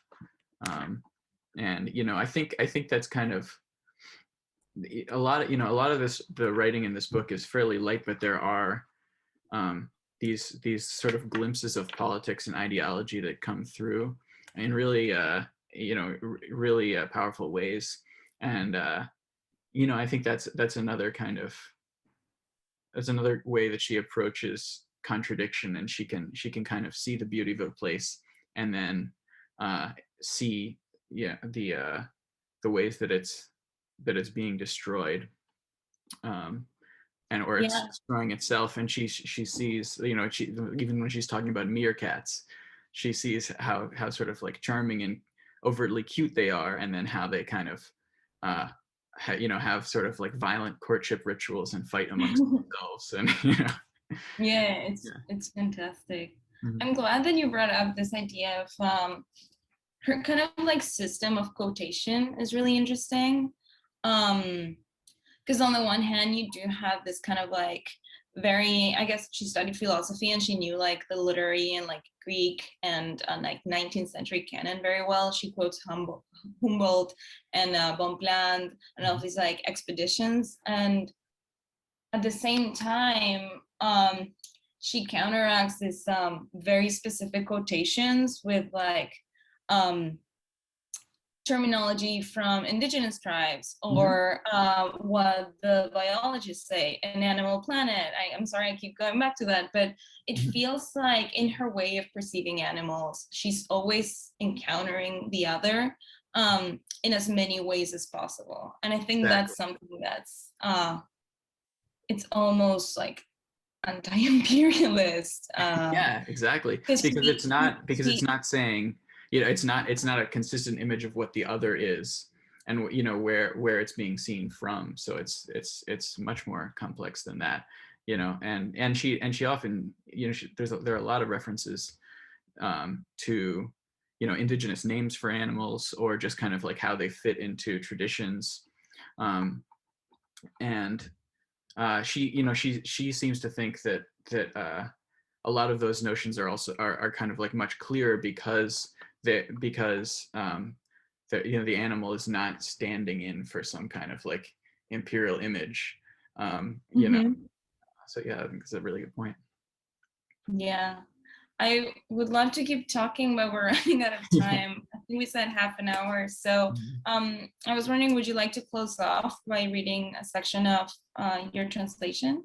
Sure, yeah. So I have a little section here from a piece called Naturalists in the 19th Century that I think, it's a great, it shows a bit of her humor and also kind of political intention, and it happens in a very short time. So I think that'd be a good thing to close on.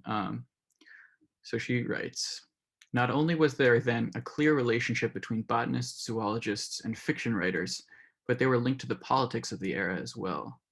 Those investigative expeditions needed funding and therefore depended on the government of the day. But more than that, the very material they collected was viewed from political perspectives. Georges Louis Leclerc, Comte de Buffon, without ever having seen America, claimed that the plants, animals, and people there were weaker than those in Europe, and that no large mammals or civilized people lived there.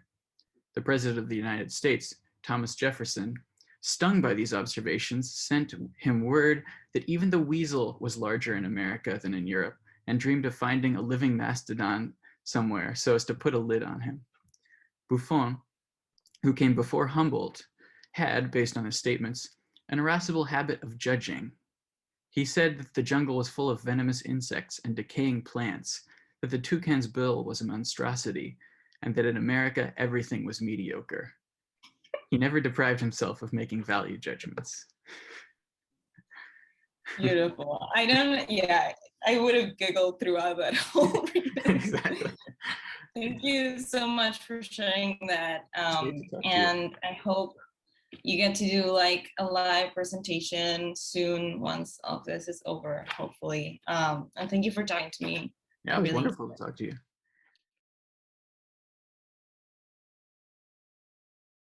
Hello, I'm Emma from Archipelago Books. Thank you so much to Marianne Newman and everyone organizing this wonderful festival. We wanted to share just a few books from our children's imprint, Elsewhere Editions. Elsewhere brings out beautiful picture books in translation from all corners of the world. We publish a few books every year, and we hope that they introduce kids to other cultures and ways of being in the world. First, we have the delightful Juan Hormiga. This is a book about a not so industrious ant who would much rather nap many times a day and regale tales to his fellow ants. The book is coming out very soon in early May, and it's by a beloved Argentine author and artist named Gustavo Roldan. We are also very excited to be publishing Sleepy Stories by Diego Bianchi and Mario Librero. This one is about a young boy asking his father to keep telling him stories at night. It's filled with the father's yawns, snores, and ever absurd dreams as the father becomes increasingly sleepy over the course of the night. And then lastly, we have a beautiful Iranian picture book called In the Meadow of Fantasies. And we just sent this one to press. It's the story of a young girl with a physical disability setting off on a magical adventure with 7 horses. This one is by Hadi Mohammadi and Nushin Safakhu, and beautifully translated by Sarah Khalili. Thank you so much for taking a look at Elsewhere Editions. We are so happy to be a part of this festival, and thank you to Sant Jordi for having us.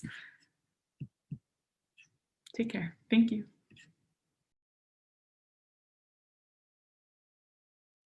Hello and welcome to another event at the Sant Jordi New York City Festival 2021.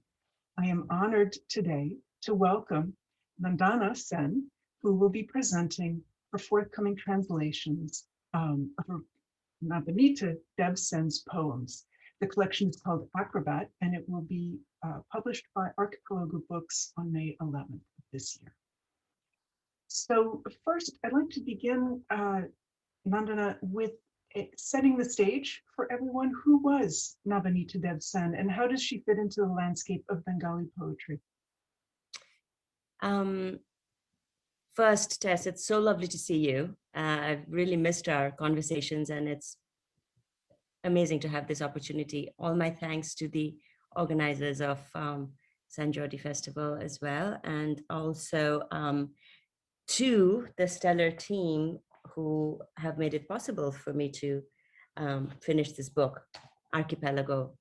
So my mother, Nabonita, was, she wrote practically all her life. Her first book of poems was published when she was not even 21, and her last column was published just a few days before she died. She started writing actually as a child, but she started publishing when she was just not quite an adult yet.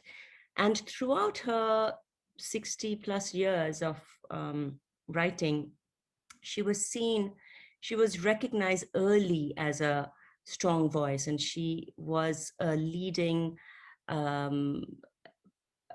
voice in Bengali literature.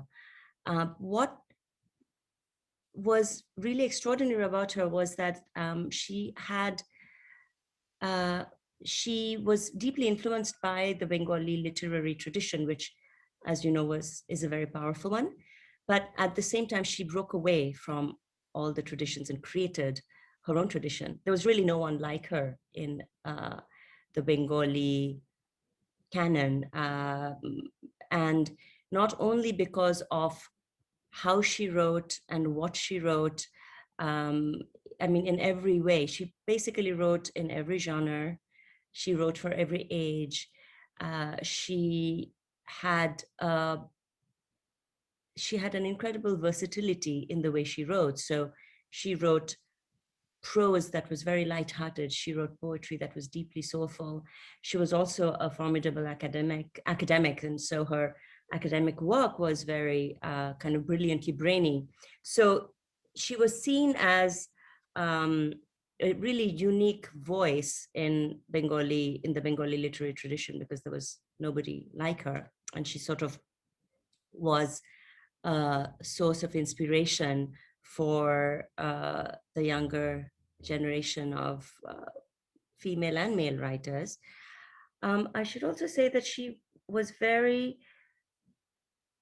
active as a mentor. So not only did she have over 100 books in print, and she has a huge following still around the world, but she started an organization for women writers, and she was really beloved by her students because she was always available as a writer, as a teacher.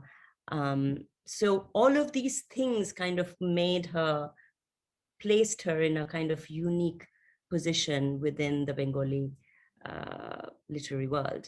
Sorry, that's a long answer to a short question. I think it's important to have the context. And one of the things I find most striking about the poems in this collection is the balance between a very sort of intimate, direct, personal voice and a strong voice that is independent and declarative and forceful. Perhaps you could read a few of her poems so that we can have her voice in our ears, both in Bengali and in your English translation. I would love that. Great. I'm going to start with a poem called In Poetry, which talks about the intimate relation, as you said, the intimate relationship she had with poetry, and how she had a very visceral need for it. And I think there's something about this poem that you find in every poem that she wrote. In Poetry. Stay alive. I'll start again. Stay alive.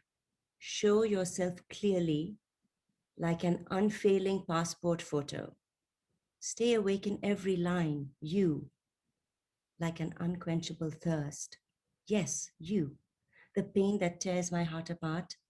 Show yourself clearly, like a flower in full bloom. Don't hide from me, as long as I live in poetry. The Bengali is titled Jotokal Kobitai.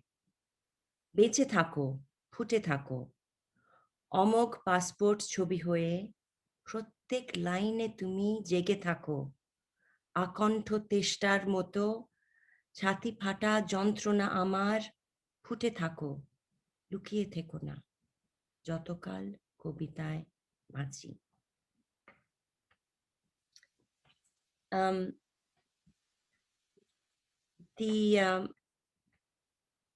this poem is called The Lamp. It's a bit longer, so I will only read it in English. This is a poem that my mother wrote remembering my grandmother, who was also a very acclaimed poet and an early feminist. And they had a very close and beautiful and complicated relationship. This one is called The Lamp. Memories on my mother's birthday. Go to sleep now, Ma. It's way past 11. 11? It's still early then. But you must go to bed. You're teaching tomorrow. Ma sits in her easy chair, thick glasses perched on her thin nose, pale fingers clutching her magnifying glass. The statesman spread out across her lap. Next to her, on the table, her flask of tea, her medicines, her fragrant betel leaf in its silver case, her brass spittoon, her cash box. Behind her, on the teapot, an earthen vase filled with her favorite white tuberoses, and a wicker table lamp weaved in Agartala. Before her, the alarm clock ticking away, her traveling timepiece. As Ma turns the pages of the newspaper, its noisy crackle splinters the quiet night. Closing my book, I come to her.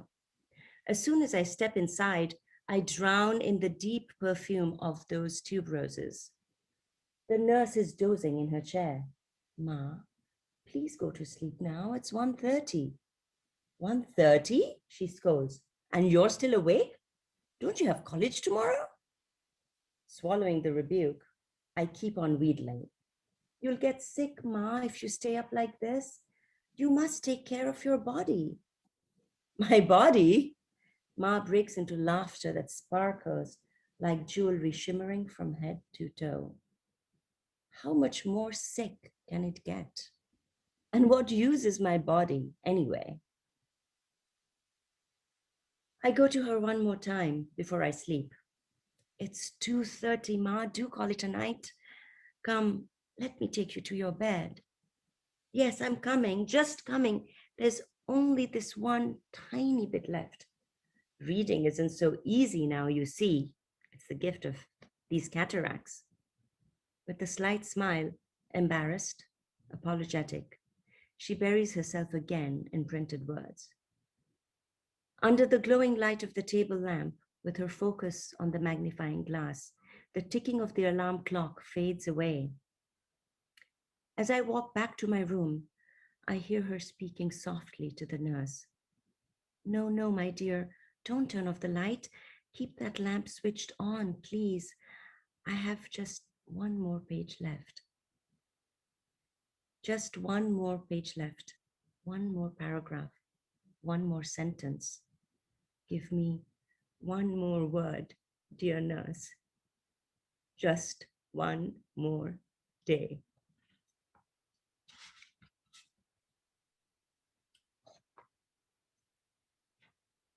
So the third poem that I'm going to read was one of my mother's most iconic poems, called Right Now Forever. It's very relevant to the times that we are living through, but it also brings together a lot of themes that were very important to her as a writer, including her identity as a woman. Right now, forever.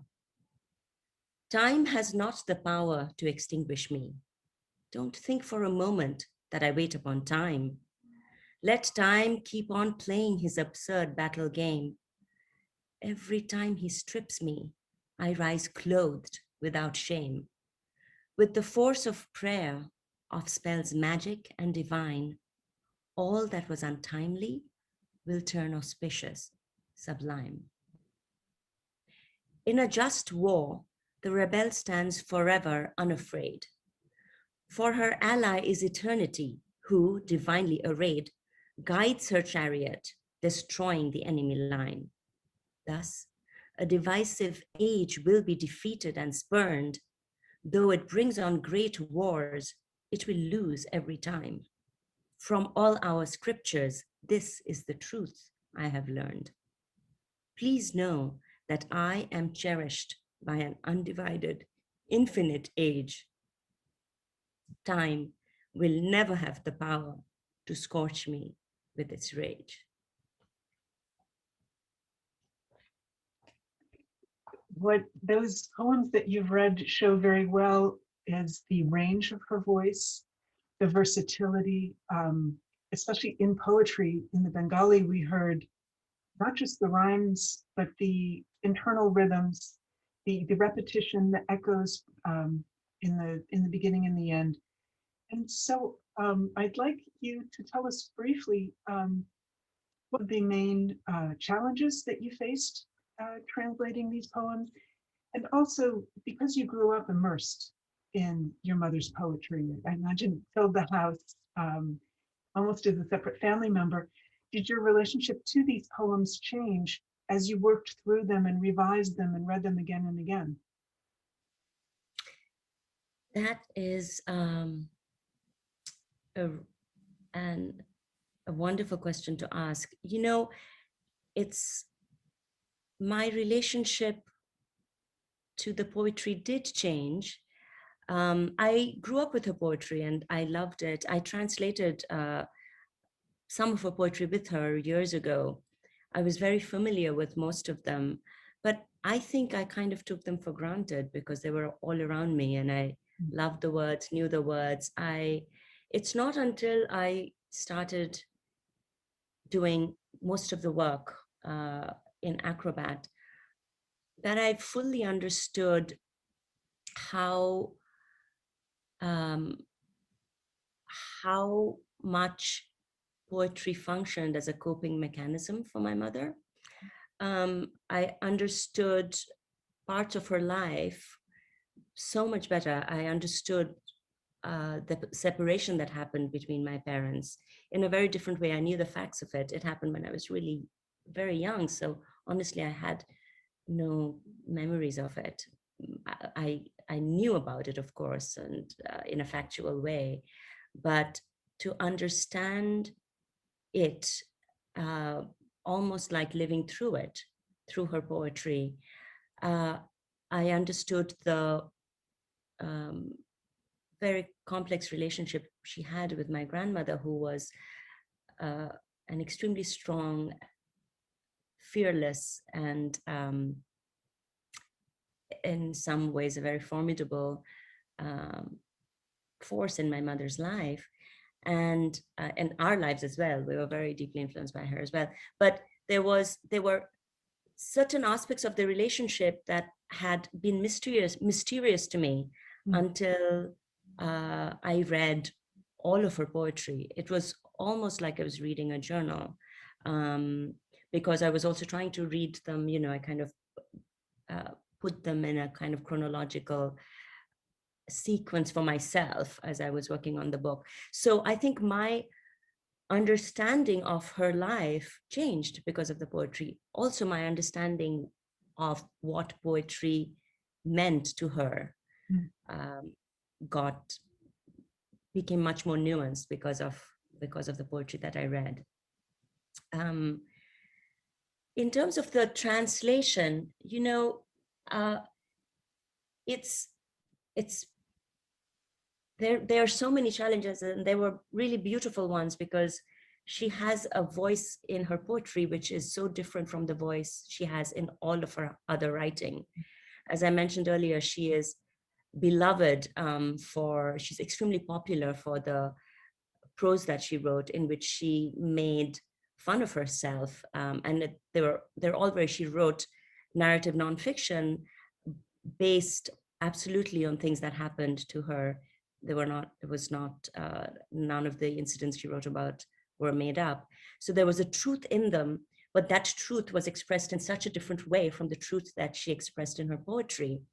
And her prose in some ways is easier to translate than her poetry, because they're similar in how uncompromising she was in making herself, in revealing herself, in being naked in her writing, which she really was.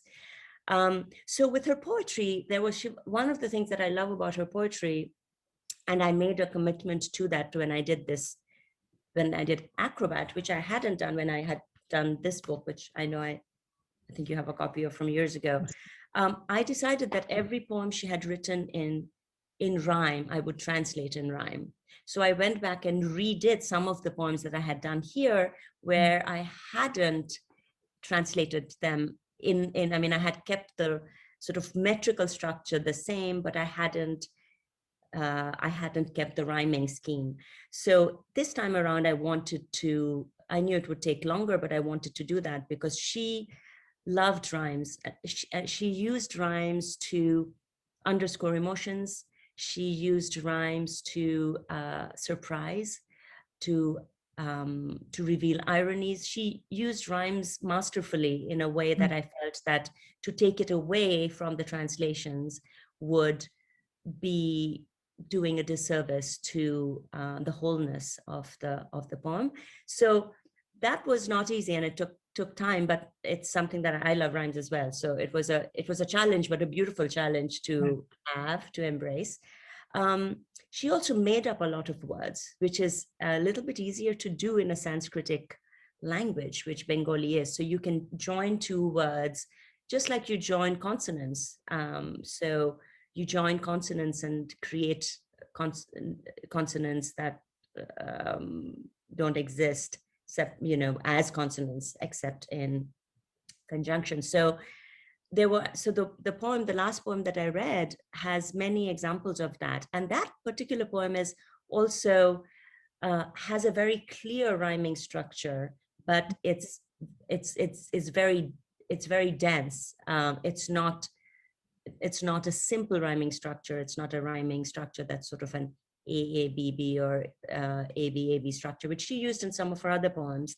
It was a more classical again, complicated structure. And she also used another aspect of this particular poem is that she combines, there are, as you saw, many allusions to epic battles and to the heroines of our epics, to Draupadi and Sita, to the ordeals that they went through.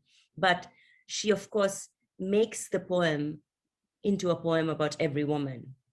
So she uses language that's sort of classical in parts, but in a conversational style. So to combine the two without it seeming, without there being a kind of distracting disconnect is also a challenge in several of her poems. So anyway, those are some of the challenges, but they were all really wonderful to embrace, because it was such a beautiful process of discovery for me. Yes. Well, perhaps you could read again in Bengali and English a few poems that presented different rhyming challenges. Absolutely, I would love to. So should I read the Bengali version of Right Now Forever, or should I move on to the two other ones? I think whatever you think would be clearest for non-Bengali speakers. I'm going to start with a poem that I really love. That it has a simple rhyming structure, but it's very particular. So, and I'll read it in English first, and then I'll read it in Bengali. Out of reach. You asked for a nameless love, out of reach. I weaved you a wreath of blooms, each to each. You want love's temperate breeze softly sighing. I blow you a thunderstorm, terrifying. Your love is detached, afar, chased to its core. My love is in part love and in part war.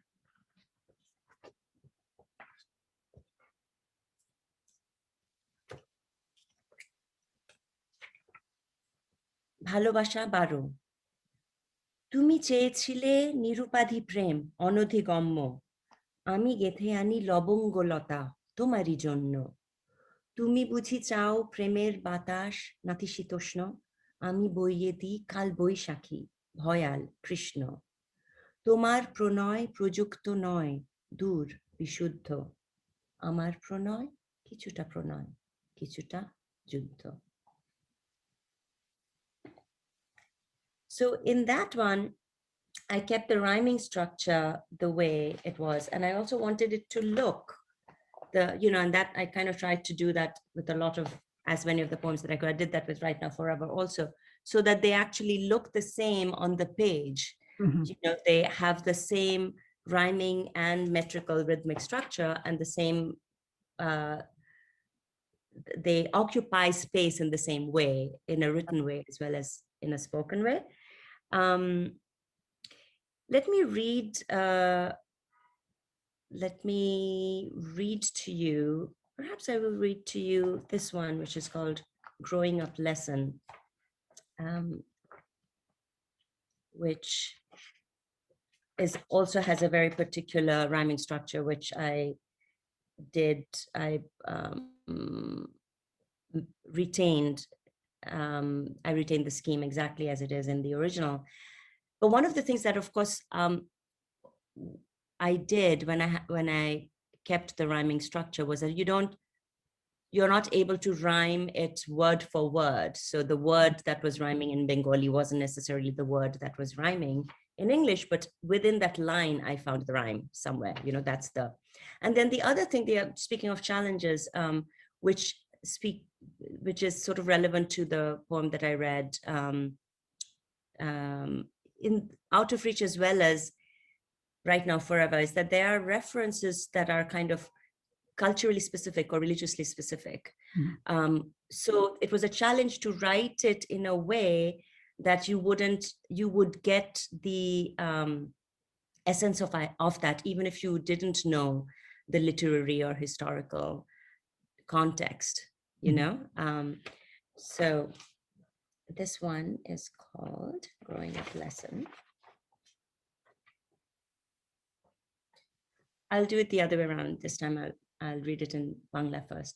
বড় হওয়ার পাঠ রক্তপাতে ভয় pass ছেলে কৌমার্য হরণে ভয় pass একবার রক্তের স্বাদ পেলে বুঝি সর্বনাশ চাস বা না চাস তোকে রক্ত নিত্য নিশি ডাকে টানে ছেলে তুমি বড় হয়ে ওঠো জানো না তো অক্ষরও কত হিংস্র হতে পারে জিহ্বা কত চতুরালি জানে স্বপ্ন পারা পারে কি রক্ত ঝরাতে পারে ঠোঁটো. Growing Up Lesson. Boy, are you scared of bloodshed? Are you terrified of plucking virginity? If the taste of blood goes to your head, do you fear that it will be a calamity? The truth is, whether wrong or right, your blood calls out to you each night. Listen, boy, it's time for you to grow. Words can be as fierce, don't you know? The treachery that lingers on tongue tips, beyond the world that all your dreams show. Know that blood can be easily shed by lips. That's wonderful. Um,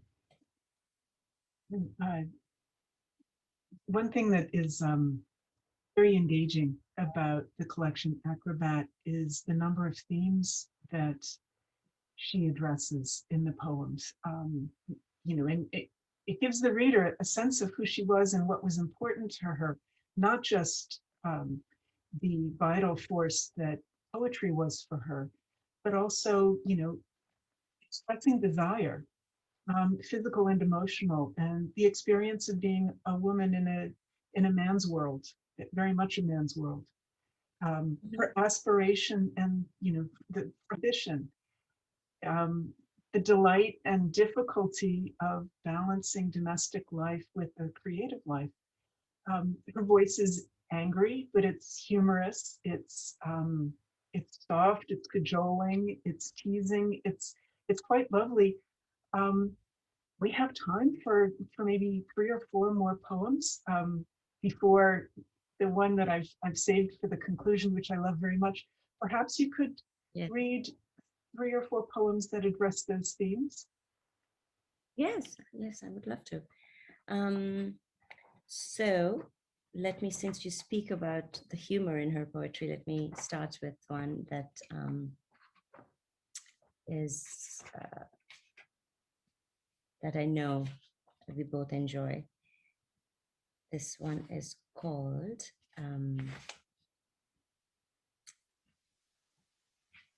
Green Salad. I'm trying to find out, there it is.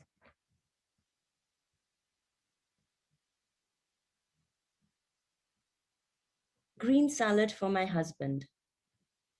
She dedicated this to Germaine Greer. I think she wrote this shortly after, I think she read The Female Eunuch, so she was very, very influenced by it. I have a shock of green ideas upon my head, ever so green, ever so raw, unwashed, garden fresh, with pesticides seeping through. A fine salad for my gourmet husband. It's lovely. Yeah, it's great.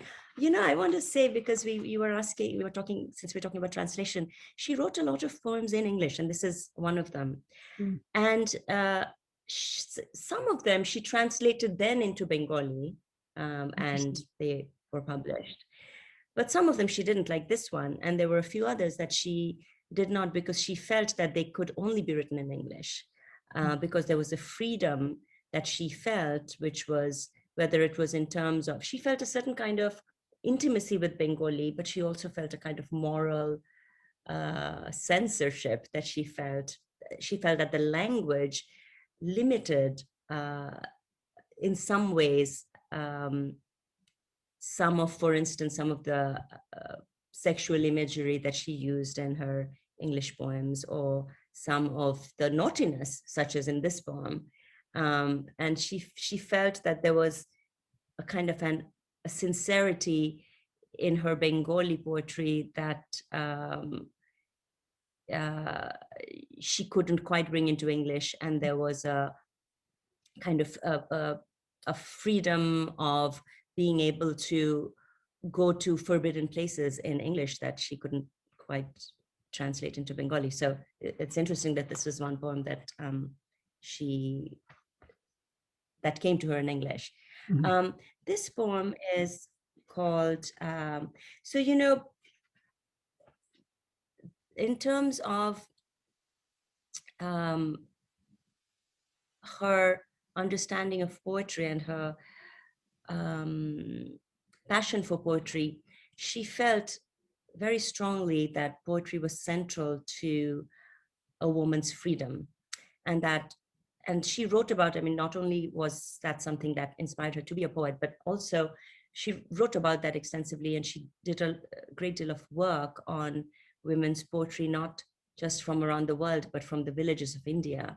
So oral poetry, she did a lot of work in that. And so when she spoke about poetry being an instrument for empowerment for women, she wasn't only speaking about urban women writing books, she was also talking about women in the villages of India and the work songs. Anyway, this one is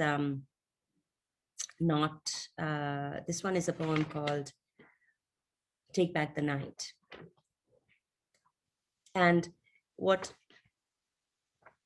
I love about this poem is that she focuses on the difference between perspectives. And she does, this is again a recurring theme in a lot of her prose and her poetry, is this idea that you can have completely different perspectives of the same event or the same experience.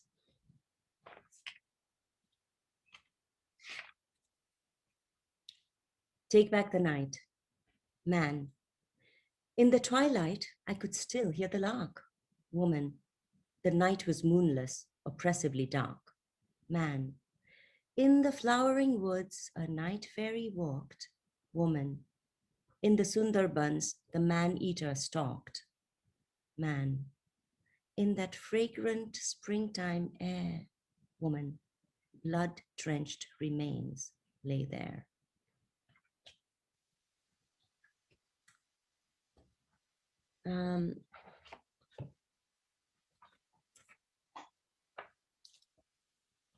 So,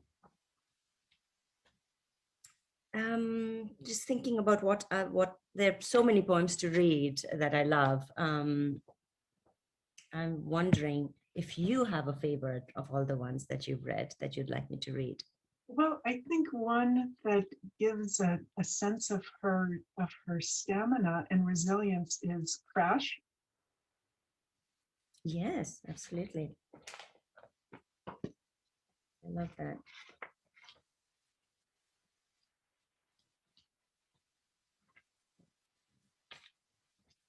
So, Crash. Because I keep crashing into walls, I have now come to know them all. Eyeing an open door, I keep trying to run out, but it's just another wall.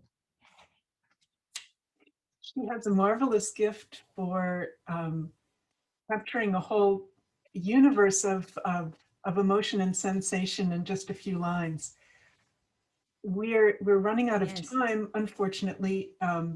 I urge readers and poetry lovers to pick up this book. One aspect that we haven't been able to address is the international influences, the influences of art, of writers from around the world on her country, on her writing. There's one poetry that is a direct reference to Kafka's Metamorphosis. There's another one that refers to Paul Klee's twittering machine drawing. But to conclude, I would like you, please, to read Return of the Dead, which is, for me, an evocation of Nabanita Devsen and her spirit. I love that. Return of the Dead. Receive me then, Kolkata. I am your true love, your whole world. I'm back from the war, an aborted mother. I have brought the ocean with me instead. My lap is empty, yes, but my breasts are heavy, overflowing with wasted milk.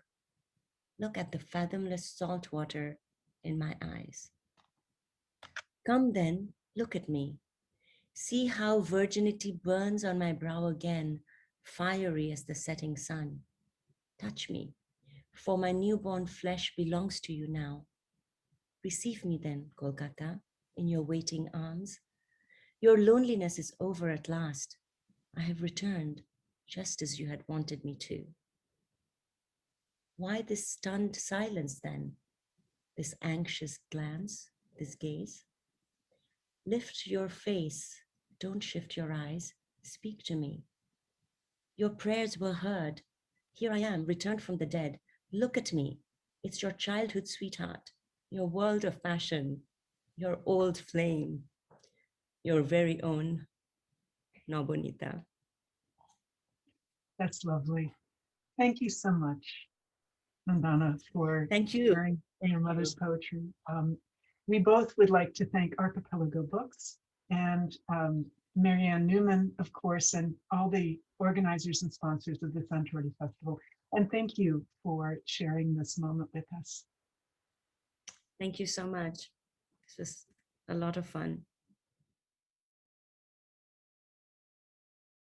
Στη συνέχεια θα σας πούμε ένα κομμάτι δικό μου με στίχους από ποίημα της Kojiju. Η Kojiju ήταν μια βουδίστα που έμενε στην Ιαπωνία το 10ο αιώνα. Merely to know the flawless moon dwells pure and clear inside the human heart is finding that the darkness in the night will vanish underneath the clearing skies.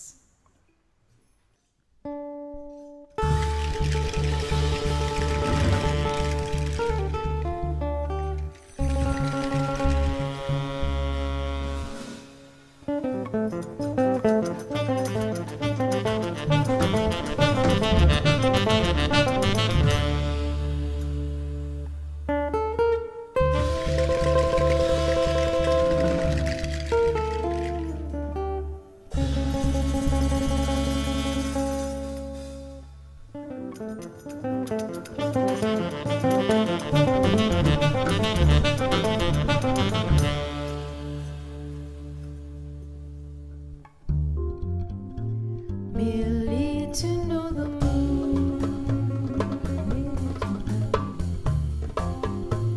dwells pure inside the heart is finding that the darkened night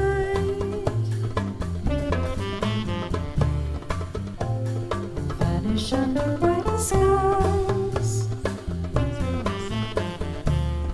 Merely to know the flawless moon was pure and clear inside the human heart is finding that the darkness in the night vanish underneath the bright skies. Merely to know the moon dwells pure inside the heart is finding that the darkness of the night vanish underneath the clearing skies.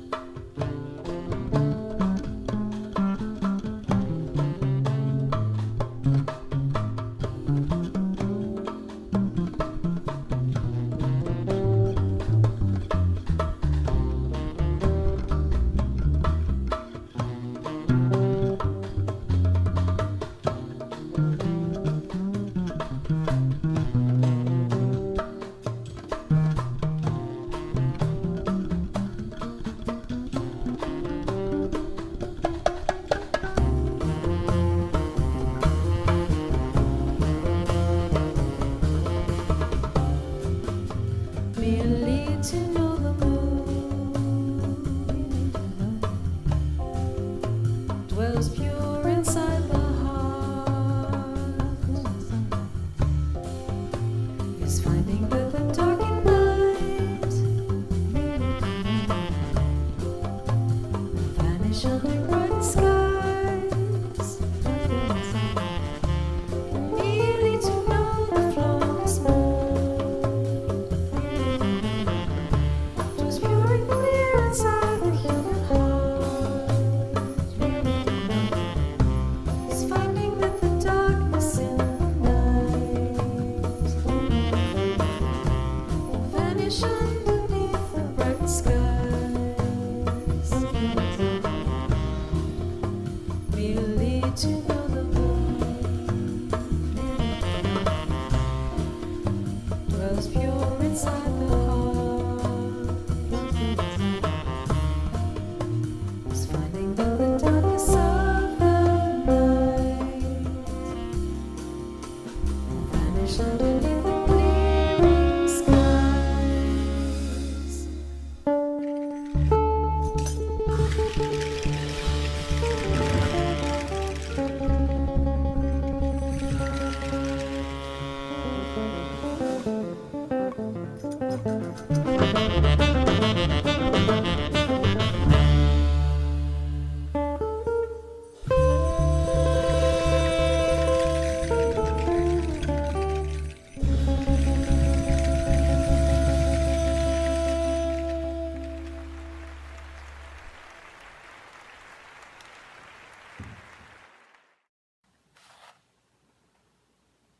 Hi, I'm Jeremy Tiang, and I'll be reading from my translation of Far Away, 远方, by Lo Yichin, Luo Yijun, which is forthcoming from Columbia University Press this September.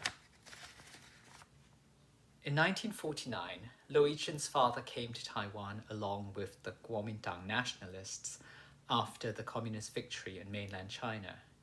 He left behind his wife and children.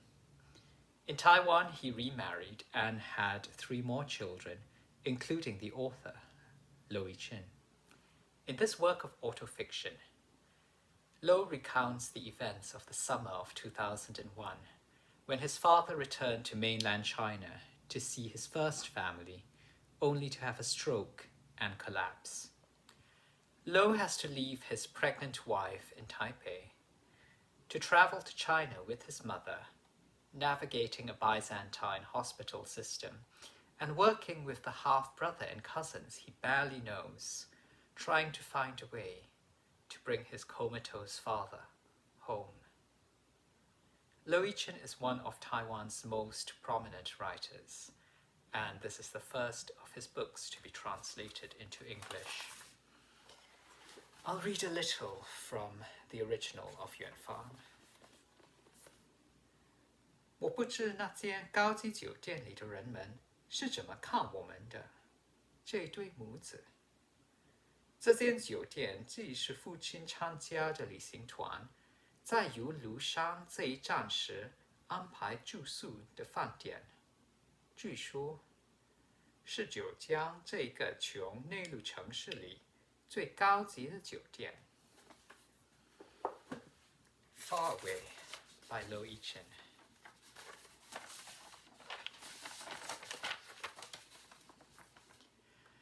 I wondered what the people at the classy hotel thought of us, a mother and son. This was the scheduled stop for my dad's tour group after their visit to Mount Lu, apparently the best one in this poor inland town of Jiujiang.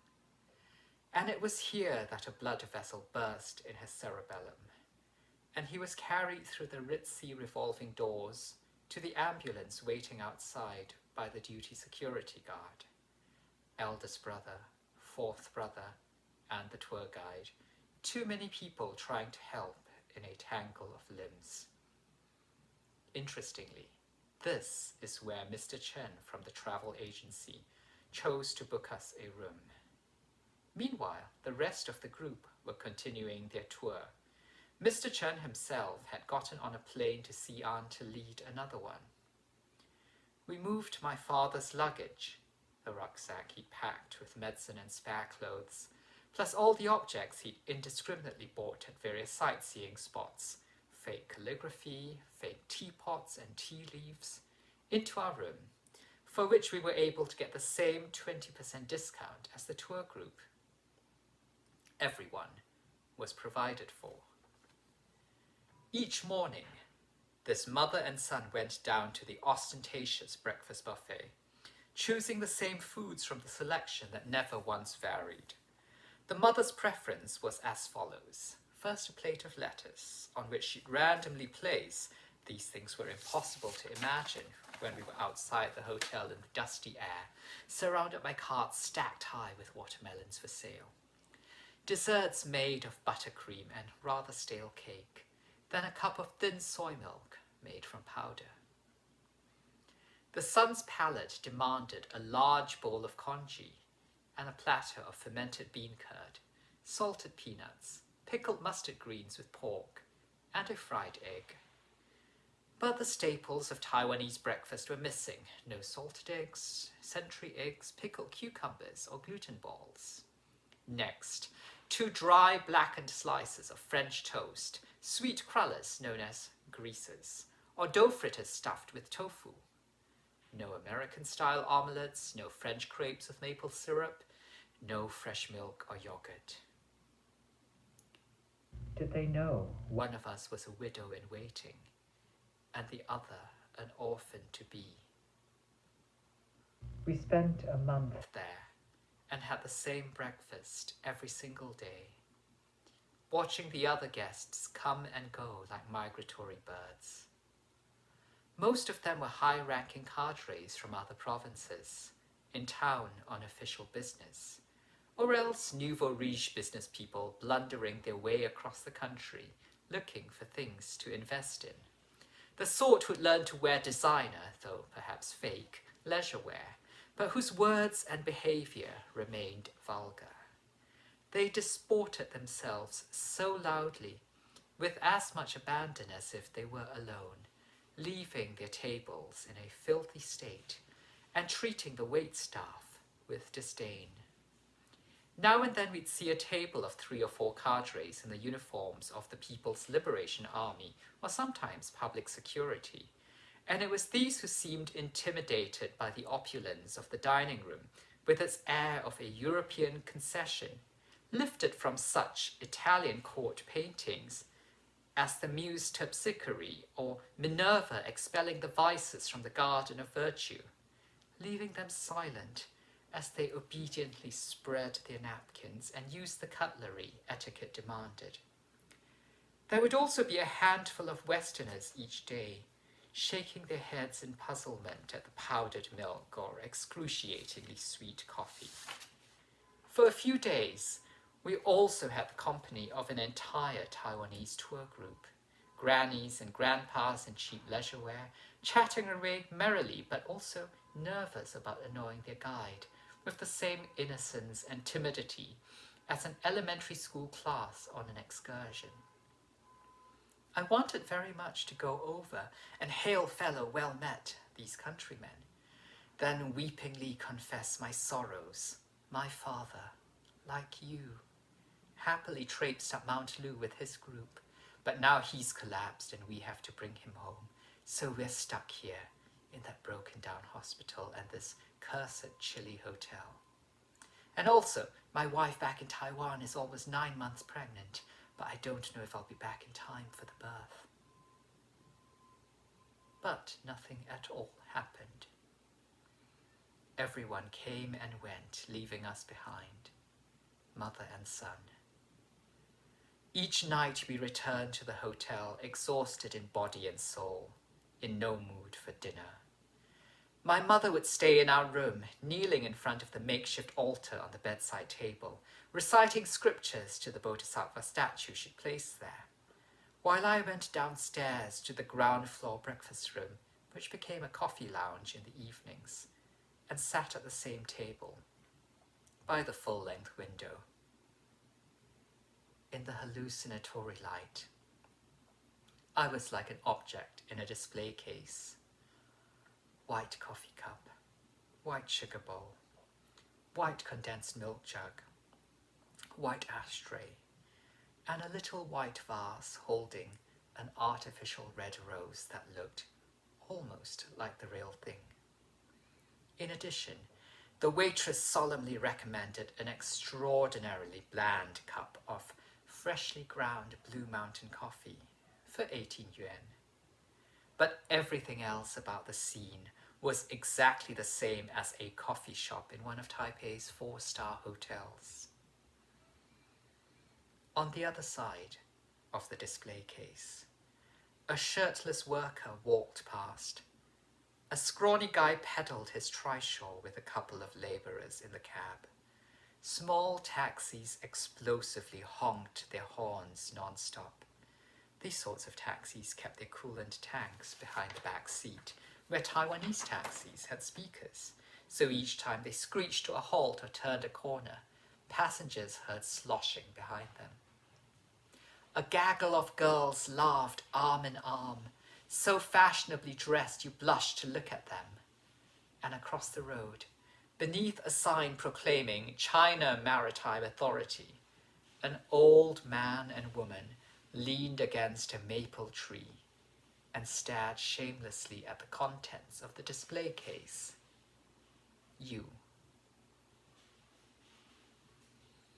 That was from Far Away by Lo Yichin, coming from Columbia University Press this September. You can pre-order at the link provided and use the code CUP20 to get 20% off. Thank you.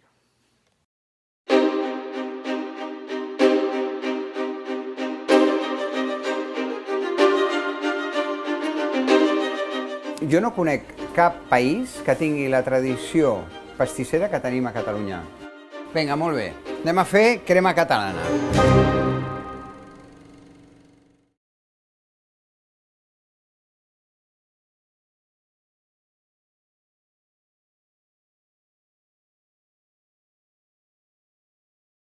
Bem-vindos, meu nome é Almir Andrade, eu sou o diretor e tradutor da peça The Blind One and the Mad One.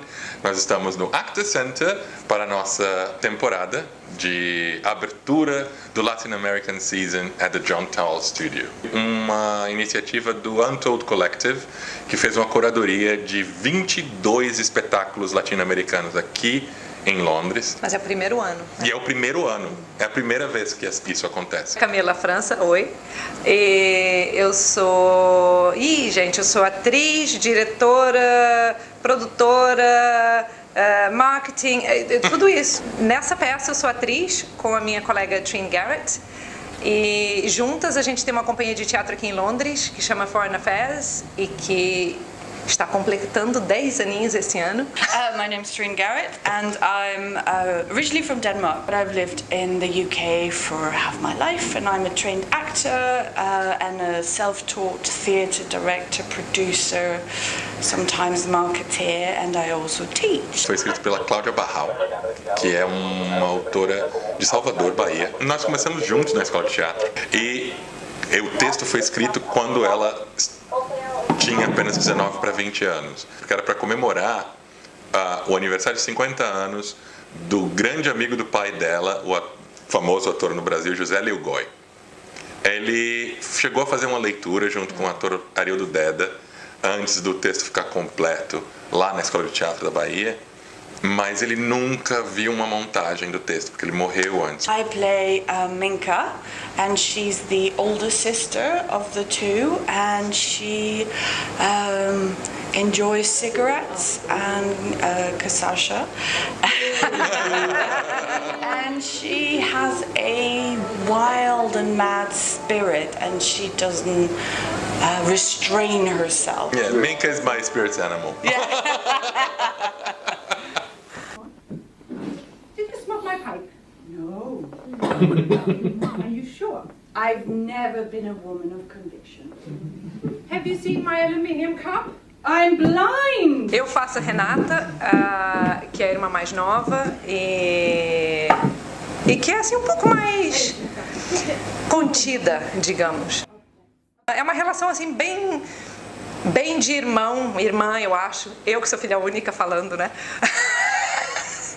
Mas tem briga que tem uma hora que se descabelam, tem outra hora que se adoram. If I win, I'm free of my debts. If you win, my debts double in value. Deal.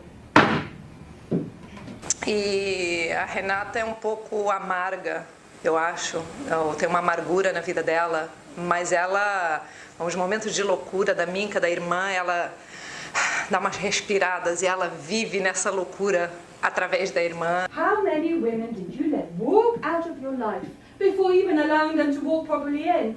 Oh, because you can't help but to throw yourself at their feet and promise never-ending love, promise orgasms, promise that you'd do anything just to have them, and soon realize that is not the way to go at it. How many? The majority of women I've met. É a ideia de que todos nós temos essa voz interna falando, não faz isso, não, isso está errado, não, isso é muito perigoso, não, por que você fez isso, estúpido? I know very well you're still here. How do you do that? Sometimes I think you pretend you're blind. I'm a trained sniffer dog. I feel the presence of the fox, you idiot. I don't listen for the footsteps of the enemy, but for their breathing. You can't go without breathing. Let go, Renata, go. E quando a gente tá no meio dessa conversa, é que a gente percebe, nossa, por que eu tô me segurando tanto? Por que sabe? Por que eu não tô tentando mais? Yeah? I'll wait. She asked me to wait a moment. Don't invite her for dinner. We don't have enough food. Sure, Lucia. I was wondering if you would like to have dinner with us tonight. Nós trouxemos alguns clipes do atual presidente e de algumas reportagens, porque como companhia e como produção, nós estamos completamente aterrorizados com o que está acontecendo na cultura e na educação do Brasil. E esse texto fala exatamente sobre a importância da força criativa, da liberdade de expressão. Lucy is coming. Do you know? I can hear, feel her, smell her. Oh my God. And now, my shoes. What about your shoes? I can't take them off now. You know what happens when I take them off? It will stink out the whole apartment. Put them in your wardrobe, imbeciles. The smell reaches out through the cracks. Don't take them off then. I have to take them off to change my trousers. She can't see me in these old stinky trousers. I need to dress up, Minka. Take a shower. Can't take a shower with my shoes on. Damn you for inviting her. Da criatividade da arte, que é a alma de todo mundo. Então, se a gente mata isso, a gente mata um país.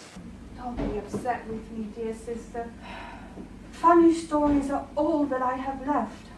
It's just a coincidence that I happen to be the protagonist of every single one of your funny stories. Luckily for you, you've only starred in comedies. The stories I lived would draw tears in the eyes of a sadist.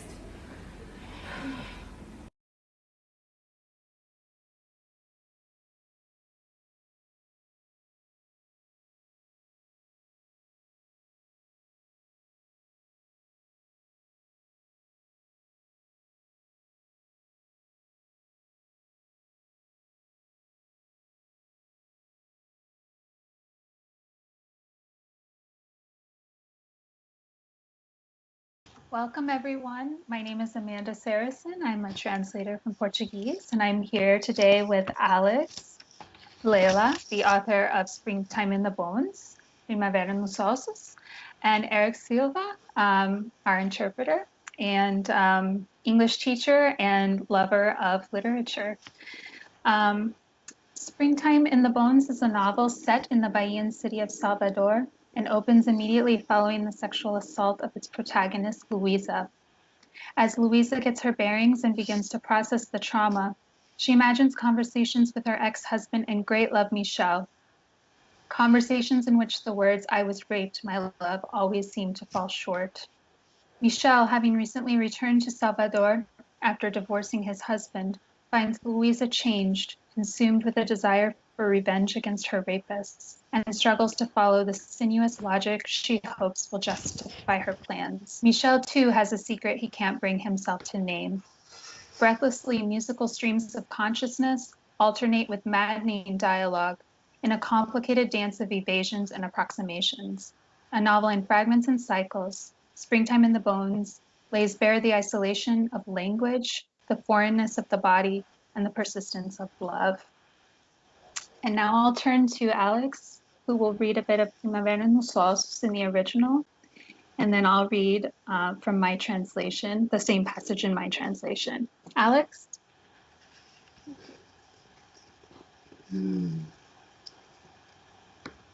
Nada de inventar fugas, reticências ou abstrações. Se pudesse estar olho nos olhos com ele, comentar qualquer bobagem, não da dor agora não. Cercar-se de coisas leves, comentários sobre a primavera, sobre o café expresso com creme, sobre a temperatura certa do vinho tinto, sobre fumar ou não fumar cigarros mentolados, sobre a condição do tempo em Salvador, algo meio folha de amendoeira ao vento, leve em suas entrâncias, avermelhadas, inútil em sua função original. Que amigos verdadeiros, ela leu em algum lugar e ainda se lembra. Precisam apenas de proximidade, não de conteúdo ou confissões. Precisam instalar a língua no ar, chegarem a um palmo do coração do outro, mas não adentrarem, permanecerem do lado de fora, feito guardiões, que contam histórias para enganar o amanhecer. Uma conversa apoio para o corpo, uma conversa pilastra, coluna grega para escorar a dor. Escore esta hemorragia, querida. Faça um segredo, uma simpatia para o corpo se endireitar de novo, para a dor ficar comportadinha, não tão aguda, boazinha na vitrine, como dizia Baudelaire, redizia Ana C. Rediremos agora, por que não? Boazinha e anestesiada, por favor. É preciso um passo, depois outro. Dentro do inferno sobra monóxido de carbono. De dentro do inferno deve-se sair de fininho, mas com precisão. Novamente o renascer. Cante uma canção antiga. Te furamos com espinho, você era rosa e não sangrou. Te furamos com agulha, teu corpo era novelo e se bifurcou. Te furamos com a mão de Deus, você era deusa e graciosamente desviou. Tão simples pedir ajuda a ele, tão impossível obter. Um demônio toca piano, ou seria clarineta. Um demônio dança ao longe, ou seria dentro. Enquanto tenta localizá-lo na mente, falar de tudo, menos da violência, com ele e tão somente com ele, sente o mundo, o tempo escurecer. Tropeça na fraqueza, tonteira e despreparo para arrumar os acontecimentos. O canal da mente se fecha, a imagem dele some. Desgraça. Desaparece aquela voz serena, aquela calmaria de lençóis de cetim que é estar aninhada a ele. Miséria. Como chegar perto? Como aspirar de novo detrás da orelha dele aquele cheiro que só naquele cantinho da orelha dele tem? Alisar os cabelos dele, encostar levemente os lábios, dizer: eu fui violentada, meu amor. Assim sairia do inferno. Assim estaria de volta à vida. Muito obrigada. No inventing evasions, omissions, or abstractions. If she could be face to face with him, comment on any ridiculous thing, not on the pain, not now. Surround herself with trivialities, thoughts on spring, on espresso with cream, on the correct temperature for red wine, on smoking or not smoking menthol cigarettes, on the weather in Salvador. Something almost like an almond leaf in the wind, light in its reddish indentations, useless in its original function. She read somewhere and still remembers that friends, true friends, need only closeness, not substance or confessions. They need only shoot the breeze, come within an inch of each other's heart but not enter, remain on the outside like guards who tell stories to cheat dawn.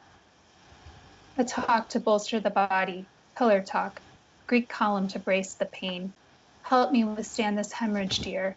Foster a secret sympathy for the body to stand upright again, for the pain to remain docile.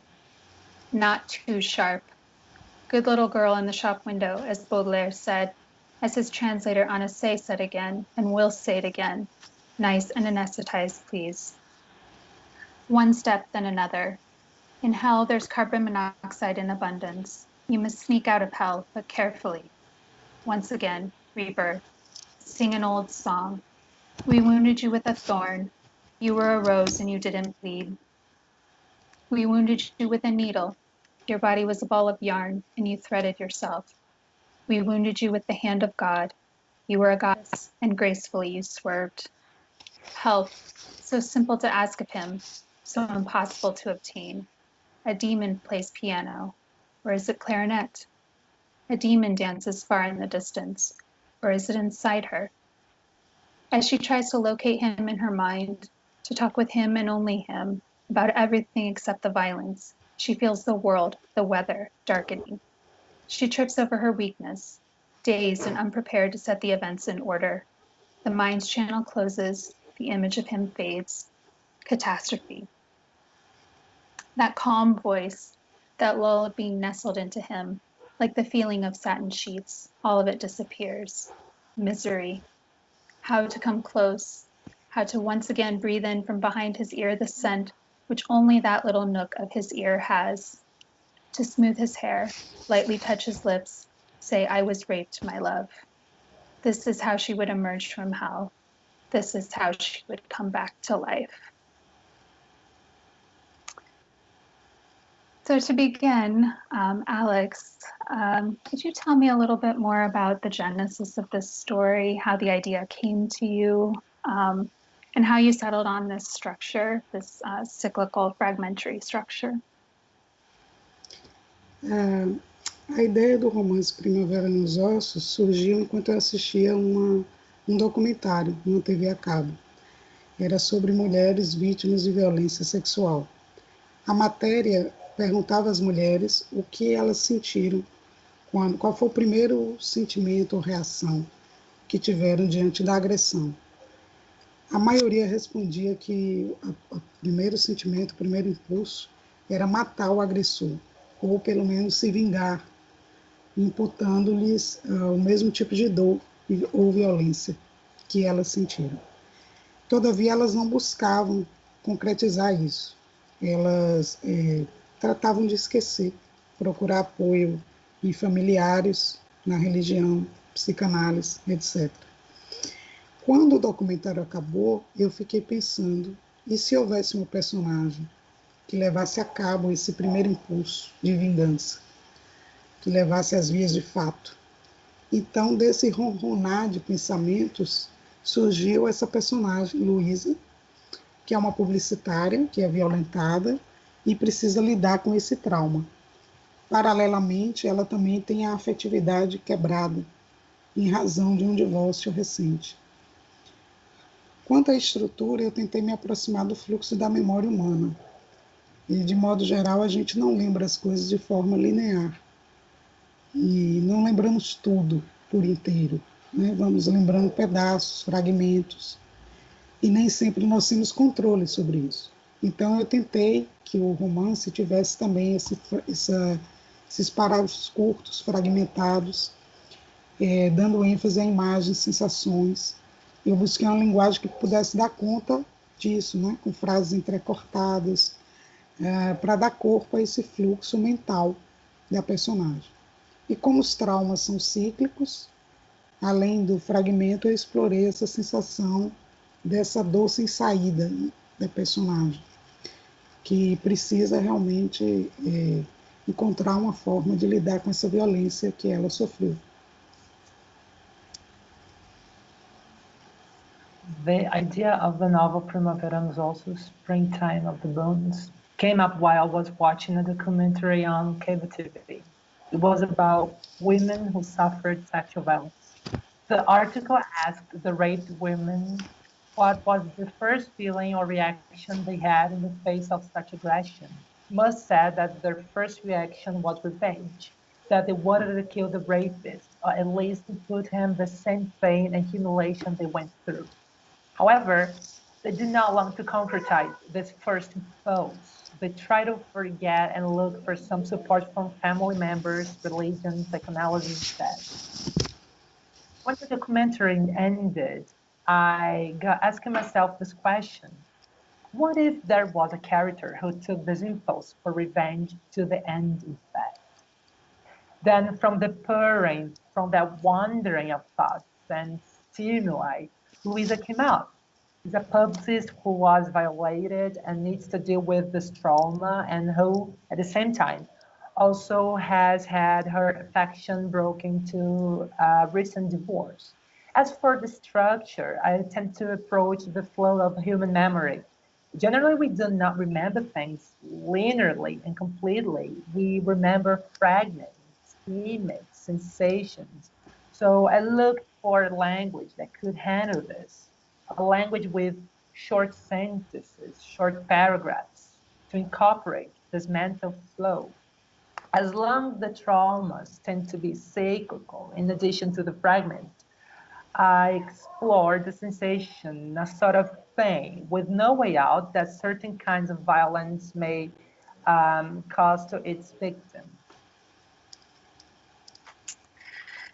Yes, and one thing that is really quite prominent in this book is the theme of language. How Louisa especially works with language, is very conscious of language.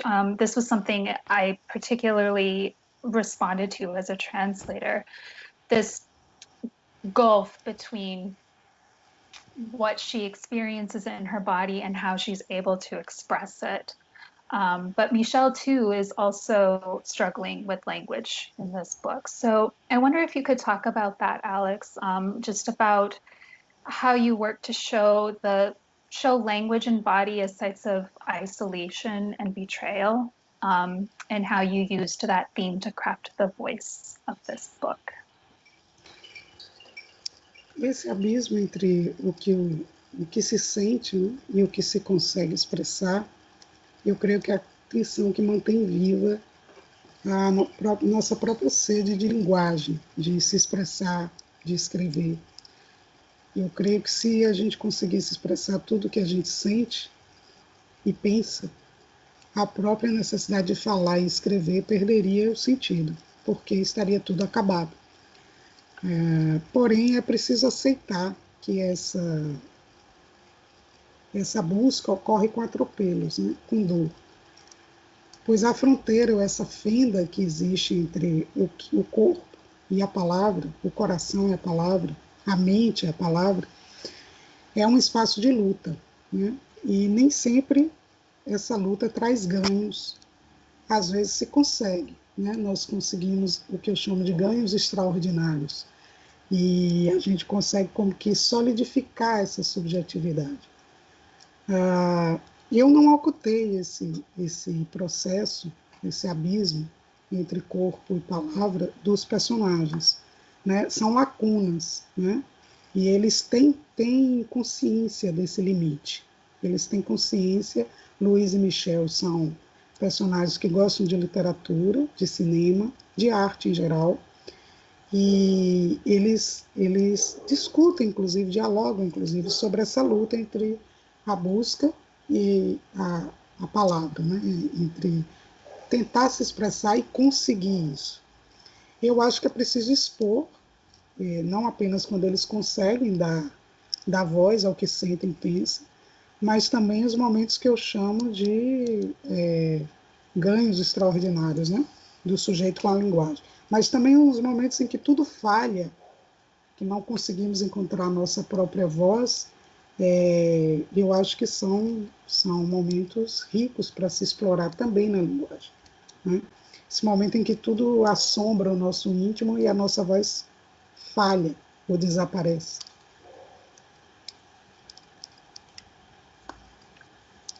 this gap between what we feel and what we can express is the tension that keeps our thirst for language alive. Because if we could express everything we feel and think, the very need to speak and write would lose its meaning. Everything would be ready, completed.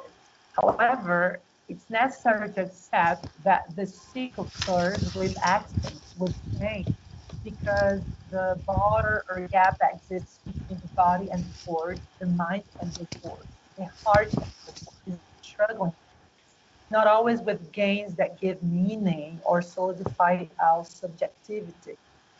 I did not hide this awareness of the gaps and the limits of language in Louisa and Michelle, because they are characters who like literature, cinema, art in general.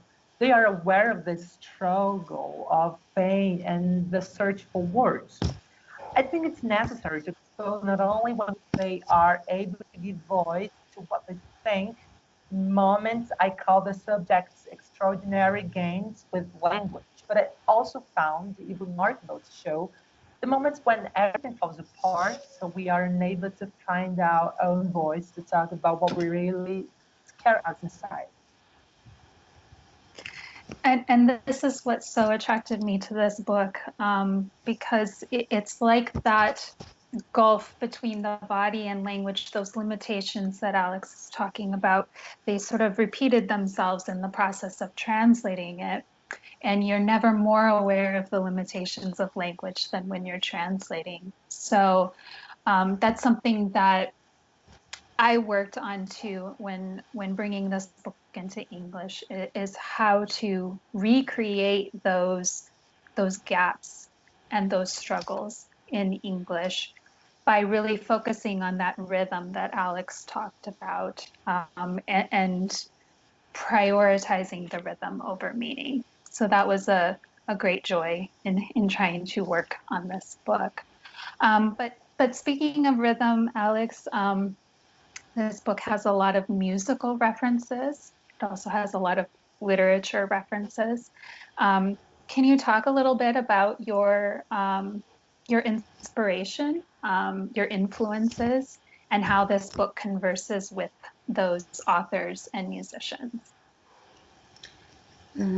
Eu creio que o nosso universo cultural vai criando espaços de conversas a partir de imagens e palavras que ficam em nossa cabeça, borbulhando.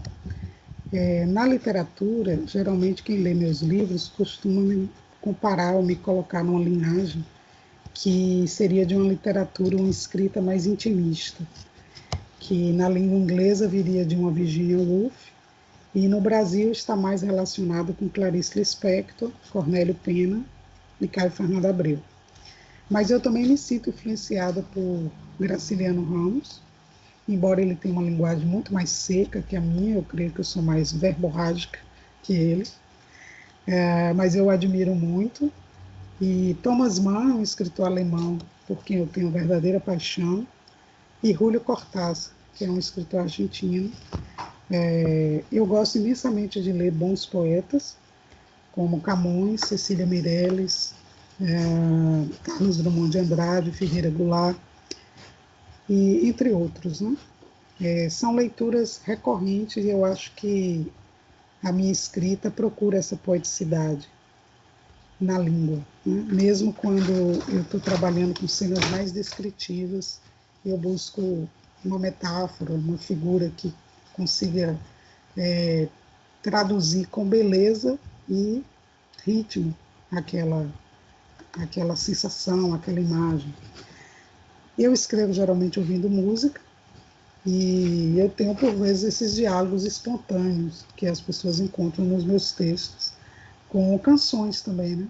Como de Morrissey, do The Smiths, R.E.M., Lou Reed, Pat Smith, entre outros. E eu quero agradecer a Amanda pelo interesse dela em meu livro, Primavera nos Ossos. Uma grata surpresa estar acompanhando esse trabalho dela.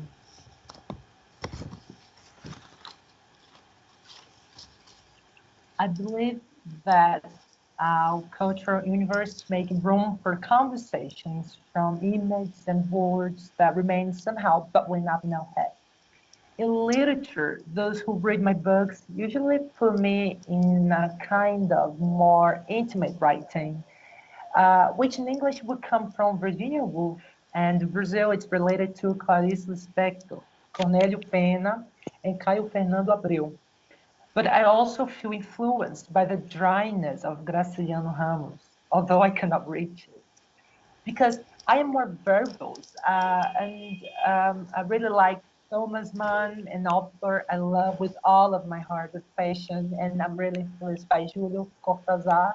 I really enjoy reading good poets, Camões, Cecília Meirelles, Carlos Drummond de Andrade, Ferreira Goulart, among others. They're very recurrent readings to me, and I think that my writing looks for this poeticity in the language, even the most descriptive scene.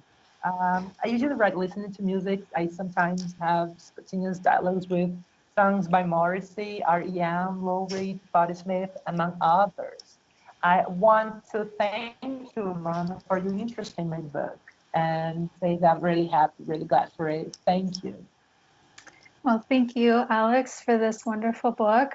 It's a very unique book for those at home. Just listening to all those influences, it is very rich and complex. And I hope that this reading and this conversation will make our audience interested in reading more. So thank you, Alex and Eric, for joining me today. And thank you to all at home. Ciao. Ciao.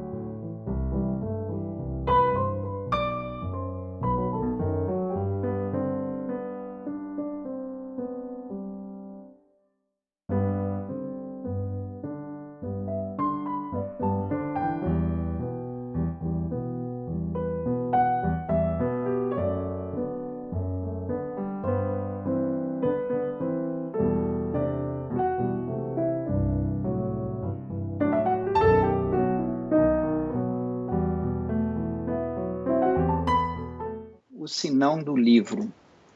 Começo a arrepender-me deste livro. Não que ele me canse, eu não tenho o que fazer. E realmente, expedir alguns magros capítulos para esse mundo sempre é tarefa que distrai um pouco da eternidade. Mas o livro é enfadonho, cheira a sepulcro, traz certa contração cadavérica, vício grave e, aliás, ínfimo, porque o maior defeito deste livro és tu, leitor. Tu tens pressa de envelhecer e o livro anda devagar. Tu amas a narração direta e nutrida, o estilo regular e fluente. E este livro e o meu estilo são como os ébrios. Guinam à direita e à esquerda, andam e param, resmungam, urram, gargalham, ameaçam o céu, escorregam e caem. E caem. Folhas misérrimas do meu cipreste, eis de cair, como quaisquer outras belas e vistosas. E, se eu tivesse olhos, dar-vos-ia uma lágrima de saudade. Esta é a grande vantagem da morte, que se não deixa a boca para rir, também não deixa olhos para chorar. Eis de cair.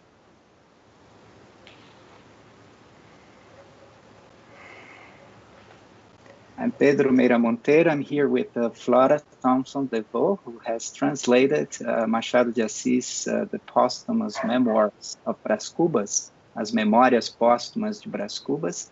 I just read a chapter, a very small chapter of the book, and now Flora will read it in her translation into English. Chapter 71. The Flaw in the Book.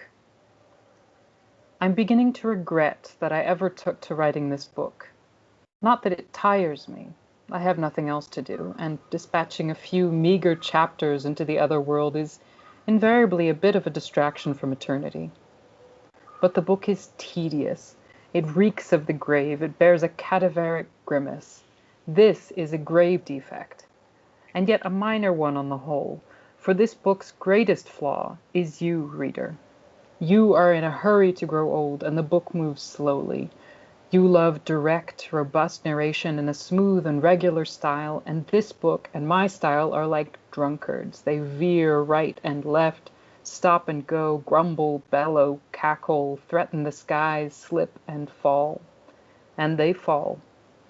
Wretched leaves of my cypress tree, you too must fall, like all others so beautiful and splendid. And had I eyes, I would shed a tear of remembrance for you. This is the great advantage of death. While it leaves no mouth to laugh, nor does it leave eyes to weep, you too must fall. Thank you, Flora. And it's really a nice opportunity to be here with you. And I love actually what you've done here. I mean, this cadaveric grimace, this is a grave defect. But what exactly is the author saying here, or the narrator? I mean, he seems not to be completely interested in the reader, and still he bothers to address the reader in this very strange way. It's almost as if he didn't care about the reader. I mean, the reader is the flaw in the book. What does it mean? I mean, this is one of the chapters that most struck me when I first read the book back in college. It's my translation, the posthumous memoirs of Brás Cubas. And there are these chapters, there are them where he just sort of reaches through the page to give you a flick on the nose. And I found that especially appealing just on a personal level in an academic context. I was in my sophomore year of college, and in my first literature classes, and it can often feel like the book is this anesthetized patient on an operating table that you're all just sort of trying to dig into. And here it's biting back. It's very much alive, even though this is a book narrated by a corpse. Part of the strangeness of this relationship with the reader, this professed indifference, or this critique of the person without which the book cannot exist, or can it? I think that stems to something very, very specific to Brazilian history and Brazilian society in this time, which is Machado de Assis' realization that the Brazilian reading public in the late 1870s, early 1880s, when he was writing, was extremely limited. So you think about, who is this reader? There was a census at the time that indicated that actually only a tiny fraction of the country could read. So I think for the author that Machado de Assis was in that time, you think, who are you writing for anyway? Who is this person? Are you writing to anyone? And the way I read that, I see that as the genesis of this passive-aggressive relationship with the imaginary and possibly non-existent reader of Brás Cubas. He says at the very start, I doubt if 5 people read this book. So out of that, there's a despair, and then out of that despair comes freedom, albeit a bitter freedom. How do you read it? So are you suggesting that since Machado feels that there must be just a few readers, and that's actually how but the narrator starts the book, saying that he must have perhaps 6 or 5 or just a few, just a bunch of readers. But are you suggesting that the fact that he has just a few readers kind of gives him more freedom? I mean, he's free. He's free to do whatever he wants, to even confront or be aggressive towards the reader, as you said. I mean, because he is dead, or because he is reading? I mean, he's writing for just a few readers. I mean, what does this freedom mean? I mean, where does it come from? Well, I mean, Brás Cubas tells us quite frankly that the reason he feels so free is that he is dead and couldn't give a fig about what other people think. And that is another great advantage of being dead. He's always telling us about the advantages of being dead. But especially when we get into this issue of who is his reader, that's where I see Machado peeking through a little more. Because Brás Cubas in life, while he did, write some things, he briefly had this newspaper, he is not at his heart an author. So this issue of authorship is much more dear and much to Machado and much more painful to Machado. And so I think the things sort of come together. There's this dead characters, sort of blissful freedom, I'm dead, I don't have to care about any of you anymore. And then there's the freedom of the author who, in relinquishing the dream of speaking to the masses, in relinquishing the dream of actually, writing a literature that could help forge a nation, when you come to the realization that those crowds are not there, or rather the crowds are there, but they can't read anything, then you don't have to make the compromises that you might have thought that you would have to make to reach, this enormous reading public. It's terrible, but I would imagine that would be freeing. And then, you can, with the handful of readers who arrive at you and stick with you, I think you can feel entitled to mess with them a little bit. I see. And who is Brás Cubas? I mean, who is this guy? I mean, how can we say something about him? I mean, because he seems to be a kind of childish or kind of I don't know how to say this in English, travesso, malandro. Mischief. I mean, yeah. Yeah. And we feel that when we read it, and you just suggested that was the kind of, the first impression, and probably what I assume this is what even interested you at first sight. I mean, because you say that actually in your introduction. So who is this guy? I mean, what should we know about him? About the narrator prior to reading the book? I'm not sure that you need to know anything about him prior to. I picked up the book. I was learning Portuguese, and I had this vague impression that Machado de Assis is this big important author, and so I have to read something by him. And I picked, I think, the book that had the weirdest title, which is the Posthumous Memoirs of Brás Cubas. And so I think that's the first point of contact. Like, if you're unfamiliar with the book, you might think that this guy actually existed. Like, and then you sort of, the thing that throws you off is the posthumous memoirs, so they're published after his death, and he makes sure to clear that up in the very first chapter. No, I didn't write these and then die. I died and then I wrote this. And then he, I don't want to jump the gun for people who haven't read it, because he's very particular about the chaotic way in which he lays out his life. But I don't think it's much of a spoiler to say that he's a man who lived an extremely mediocre and privileged life and is now doing his best to entertain himself in whatever beyond he finds himself in. He also won't tell us how he's able to convey this story to us. I don't, he is this narrative consciousness that, while focused on the life he lived, he's unmoored from its vanities. And, I think that describing him as mischievousness is something that's kind of, trained out of us, right? We gain all these layers of seriousness and gravity. And so while he's a man who lived 60 something years, now once you don't have to care about anyone, I think I see the youthful spirit of this dead guy as coming from that. And you asked, if he represents something.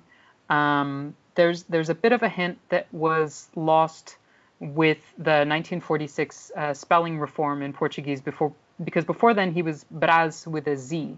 And Brazil also used to be spelled with a Z in Portuguese, and now it's spelled with an S. And so you've got Brasil, Brazil. You've got the fact that he's named after one of these colonizing founders, although who was a guy who founded, a town that still exists in the state of São Paulo. And although it's a false lineage, his dad just named him after that. guy as to all try to. lineages. Yes, but this one is pretty flagrantly false to the extent that the actual family complains. So you've got that echo of the country's name, you've got, the colonizing namesake, and then you have the fact that the milestones in his life subtly line up with these important phases or moments in the nation's evolution. Machado is writing in the late 1870s, early 1880s, and setting the action from the early 1800s to the late 1860s. So it's this sort of sneaky retrospective of the past half century or so. And as Braz's coming of age, for example, so is the nation coming independent from Portugal in the early 1820s. Braz is becoming independent from his parents. He's in the process of being sent off to university, and this representation, this sort of crooked representation, these crooked parallels are telling because we see in both cases, with Braz in the foreground and Brazil in the background. But we see in both cases that it's an incomplete and a very flawed independence. You might say an independence without maturity. I mean, it's not clear that Braz ever really grows up. He becomes a little more grave in his outward aspect. So just to name one parallel. His grave, but his also you cannot trust him, right? I mean, there's something absolutely untrustworthy, about him. There's something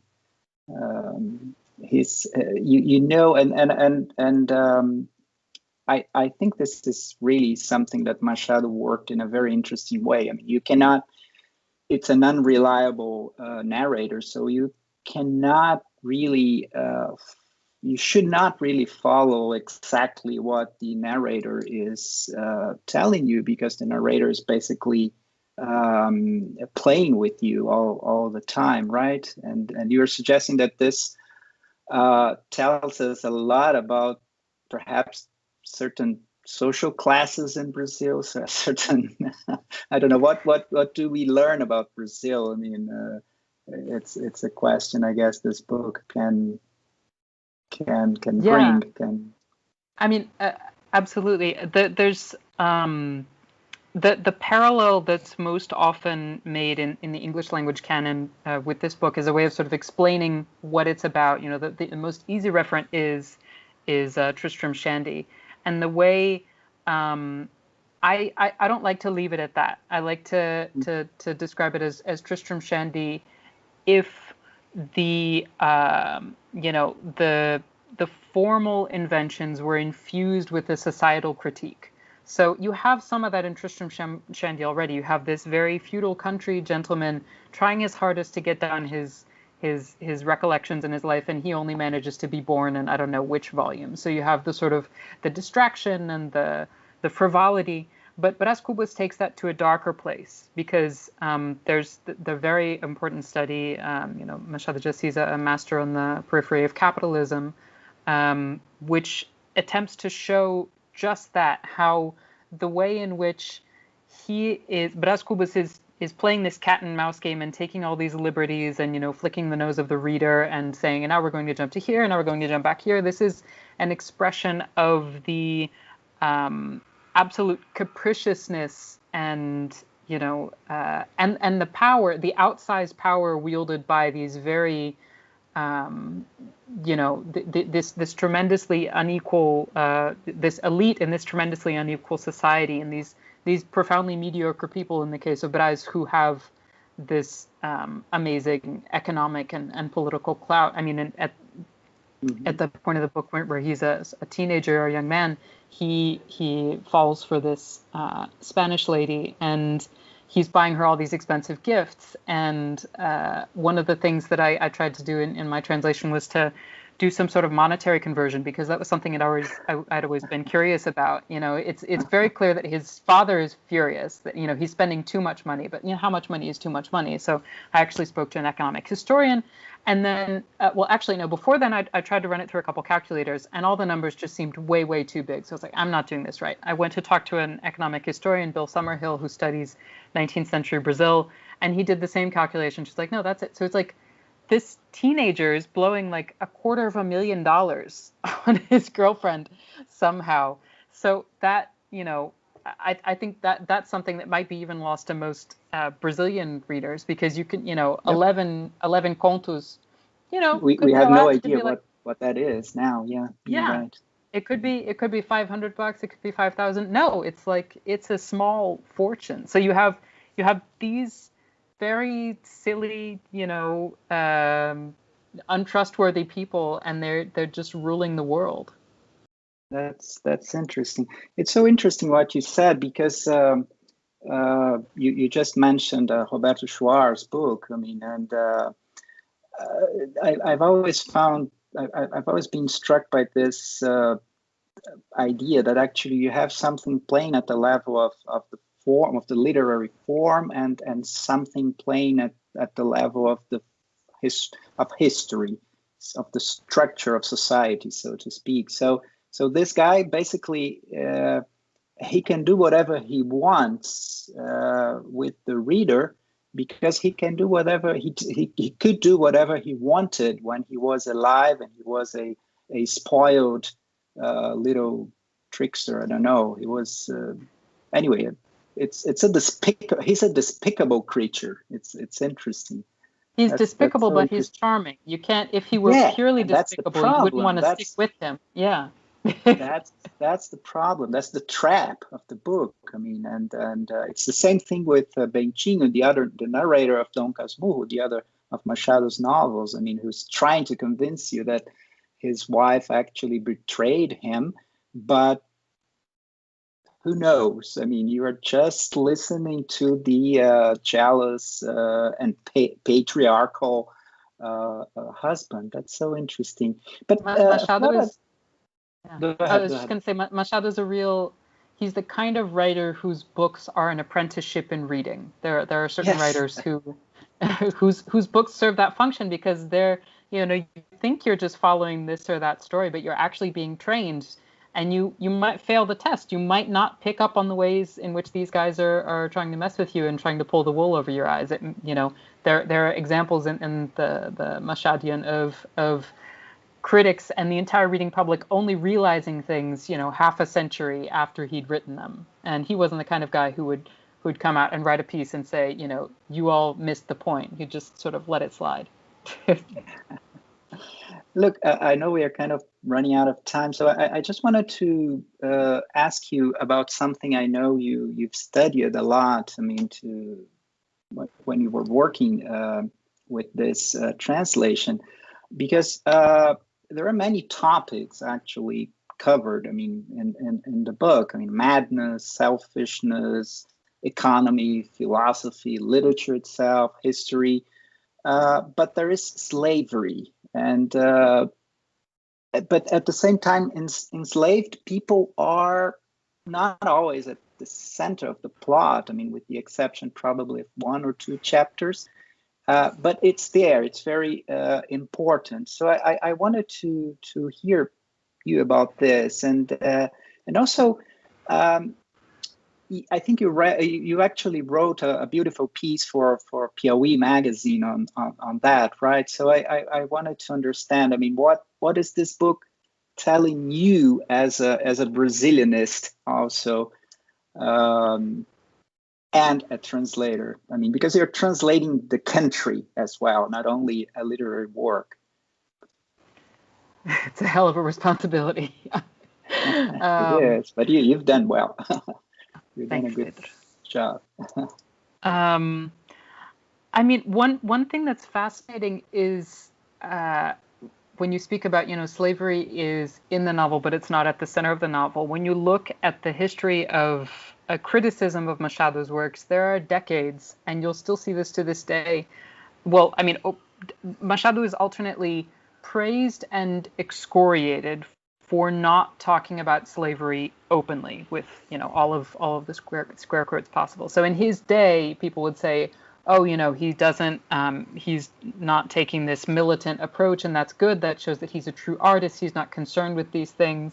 And then as that becomes less acceptable, people are saying we shouldn't consider him a great artist because he wasn't engaging directly with these these topics. He was just, very, very academic in his approach, very concerned with formal aspects and not so with social.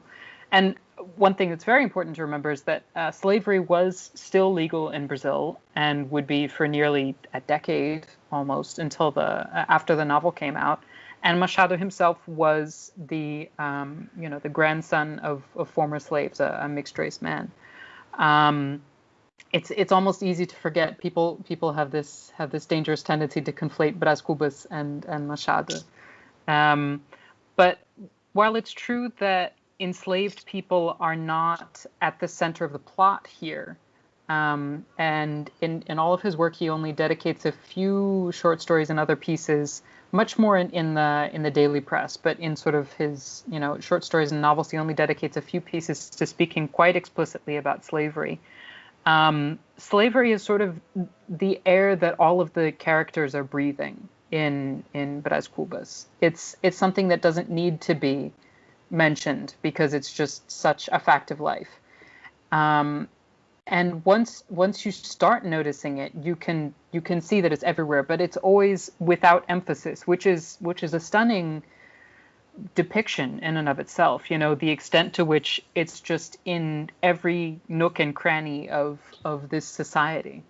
But even if you are a foreigner, can you realize this, or are you as a translator, but also as the editor, as someone who actually wrote a wonderful body of footnotes and introduction, and you have studied this as Hal? So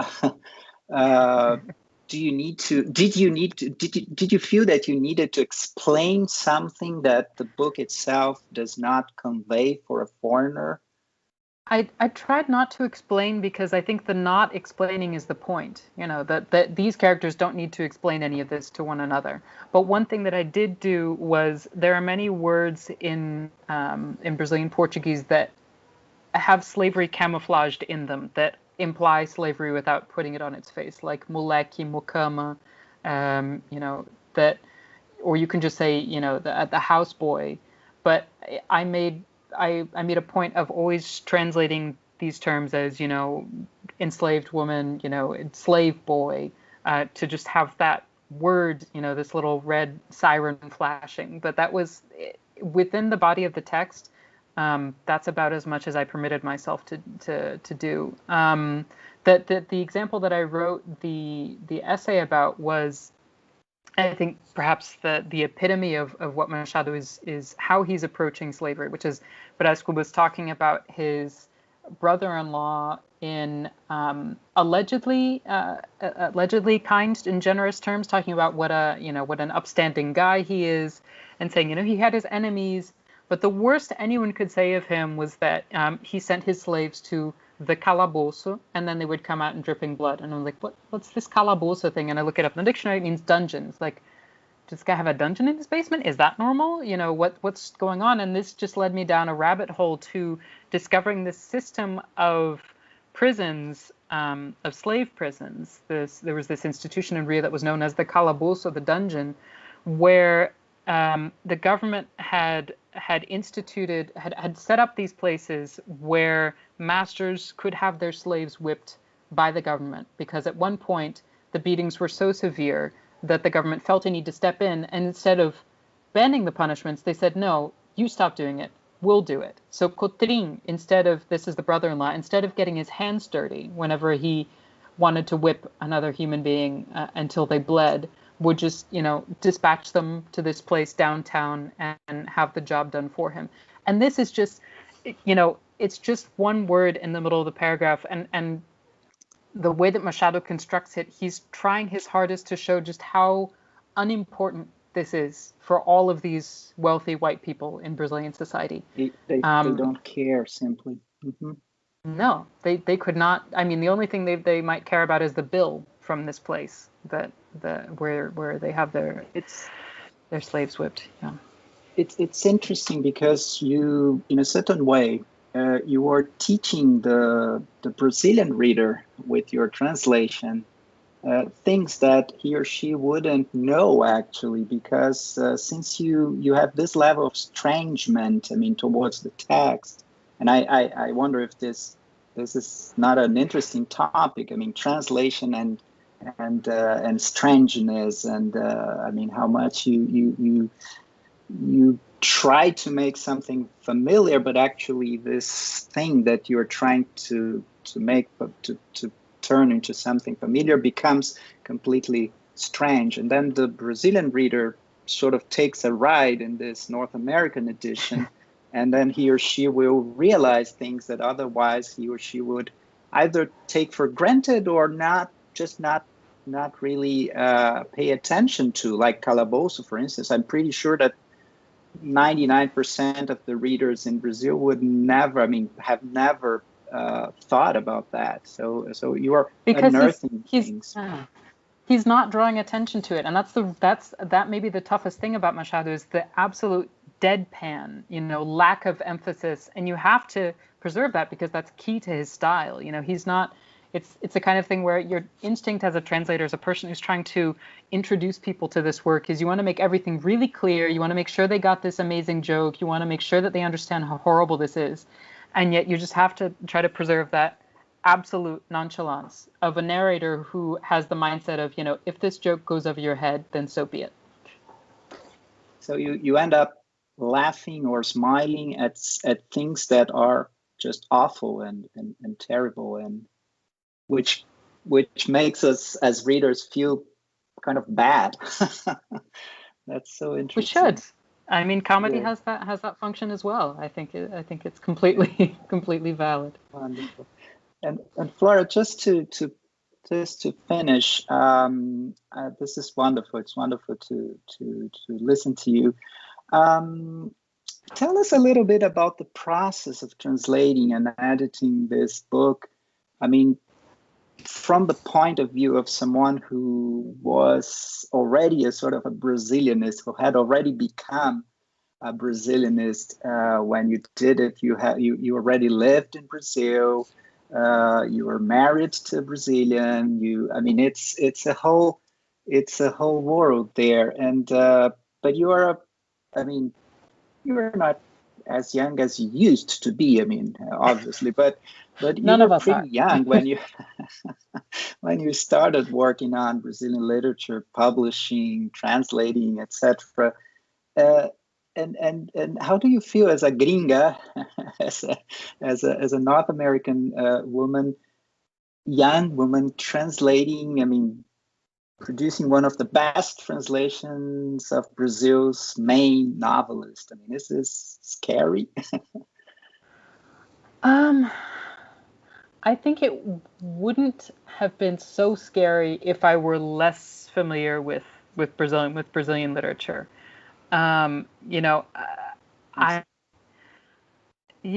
Just as when you're sort of immersed in Brazilian culture, and I'd been really soaking in Machado's works for a number of years before I came around to the project. You build up both a sense of awe for his work, for the person, and also the sense that you almost have with a holy text, that this is immutable, that this is almost impossible to reproduce. Everything that's completely counterproductive, and just stops translations in its tracks. And the only way that I got this idea that I, sort of ripped the Band-Aid off and started is because I agreed to translate another book about Machado, and that book forced me to retranslate parts of his novels for me to make it make sense. And so I just, I was already in, I was already wading into the pool. I don't think I would have dared to otherwise. And I'm really glad I did, because what you say about the sort of rediscovering this classic, it sort of picking apart the machinery of his prose and seeing how he constructs these, terrible, painful jokes, this and light-fingered critiques. I think it's tremendous apprenticeship for any writer. I mean, I can't say that I knew at any point during the process that it would be, you know, a good translation, but I was certainly having fun, and I'm honored that it's been approved. Who first introduced me to Machado de Assis. No, it's great, and it's so important that this came out, and I mean, with Penguin. I mean, in the Penguin Classics collection, we really missed this book in that particular collection. So it's great. So Flora, what's the next project? Oh God. That's the one question I can't answer. No, I'm batting a couple things around with Penguin. Honestly, the lockdown has been the worst thing for translation, because this used to be a refuge and now it's the whole world, and so the sort of messiness of the whole world has invaded my translation den. So I haven't worked intensely on any single literary translation this past year, sadly enough, but some little pinpricks of light at the end of the tunnel, and I hope that those pinpricks can be pinpricks of light for translation as well in this home. That's great. I wish you good luck. And it's good for all of us if you end up, I mean, translating more and more things, and we need that. So it's really nice. Well, thank you so much, Flora, and I hope that those who are listening to this and viewing this have enjoyed the conversation. It's really been wonderful. Do you want to say anything? I mean, at the end, something that we may have missed here. Oh, we missed. You can never wrap up Machado or this book in half an hour. So we missed everything. But thank you so much, Pedro, for the lovely questions, and thank you all for watching.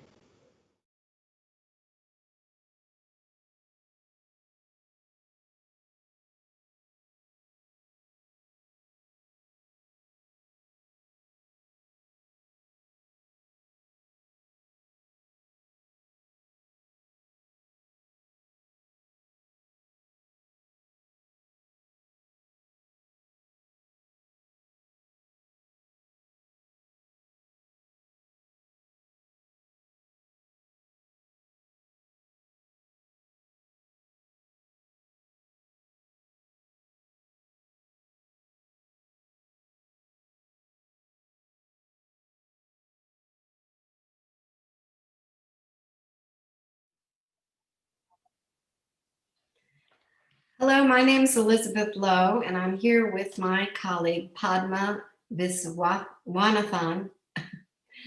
And we are very happy to be part of the Sant Jordi Festival and the literary translation section, particularly the featuring Brazilian novels in translation.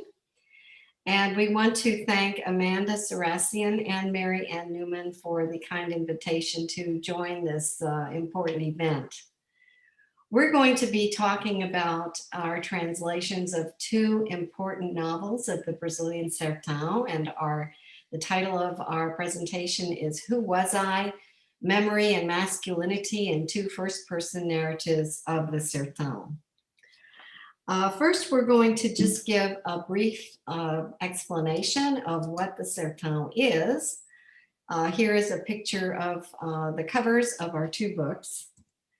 And the Brazilian Sertão is located in the upper northeast corner of Brazil.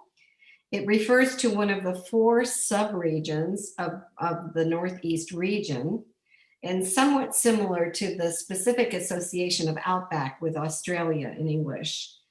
It's largely covered by scrubby upland forest called caatingas. Its borders are not precise, and it's detailed within the famous book of Brazilian literature, Os Sertões, from 1902, later retranslated as Backlands, the Canudos Campaign, which was written by the Brazilian author Euclides da Cunha. The Sertão covers a vast landmass, and the word originally came from the 16th century Lusitanian term for any unknown land, and in time it came to refer to any part of the interior of the coast. Scholars have written extensively about the forbidding interior of the region and have noted how it inspired an imagined geography, not only in Brazil, but in Europe as well. Early Portuguese explorers reported marvelous things, spinning tales about the land and its people and promising great riches for their sponsors. The term sertão began to acquire mythical dimensions. Our authors come from a spectrum along the chronology of literature of the sertão. Graciliano Ramos, who was born in 1892 and died in 1952, was born in the state of Alagoas and raised on a farm in the sertão of Pernambuco. The droughts in the region made a lasting impression on him. His novel São Bernardo, considered one of the classics of the literature of the sertão, was published in 1924 and first published in English translation in 1975. João Amino, a Brazilian diplomat who is currently ambassador of Brazil in Ecuador, was born in Mossoró, Rio Grande do Norte. He spent a lot of time on his grandfather's ranch in the state of Ceará, which he describes as an idyllic time of freedom where he also learned to work on the ranch and pick cotton.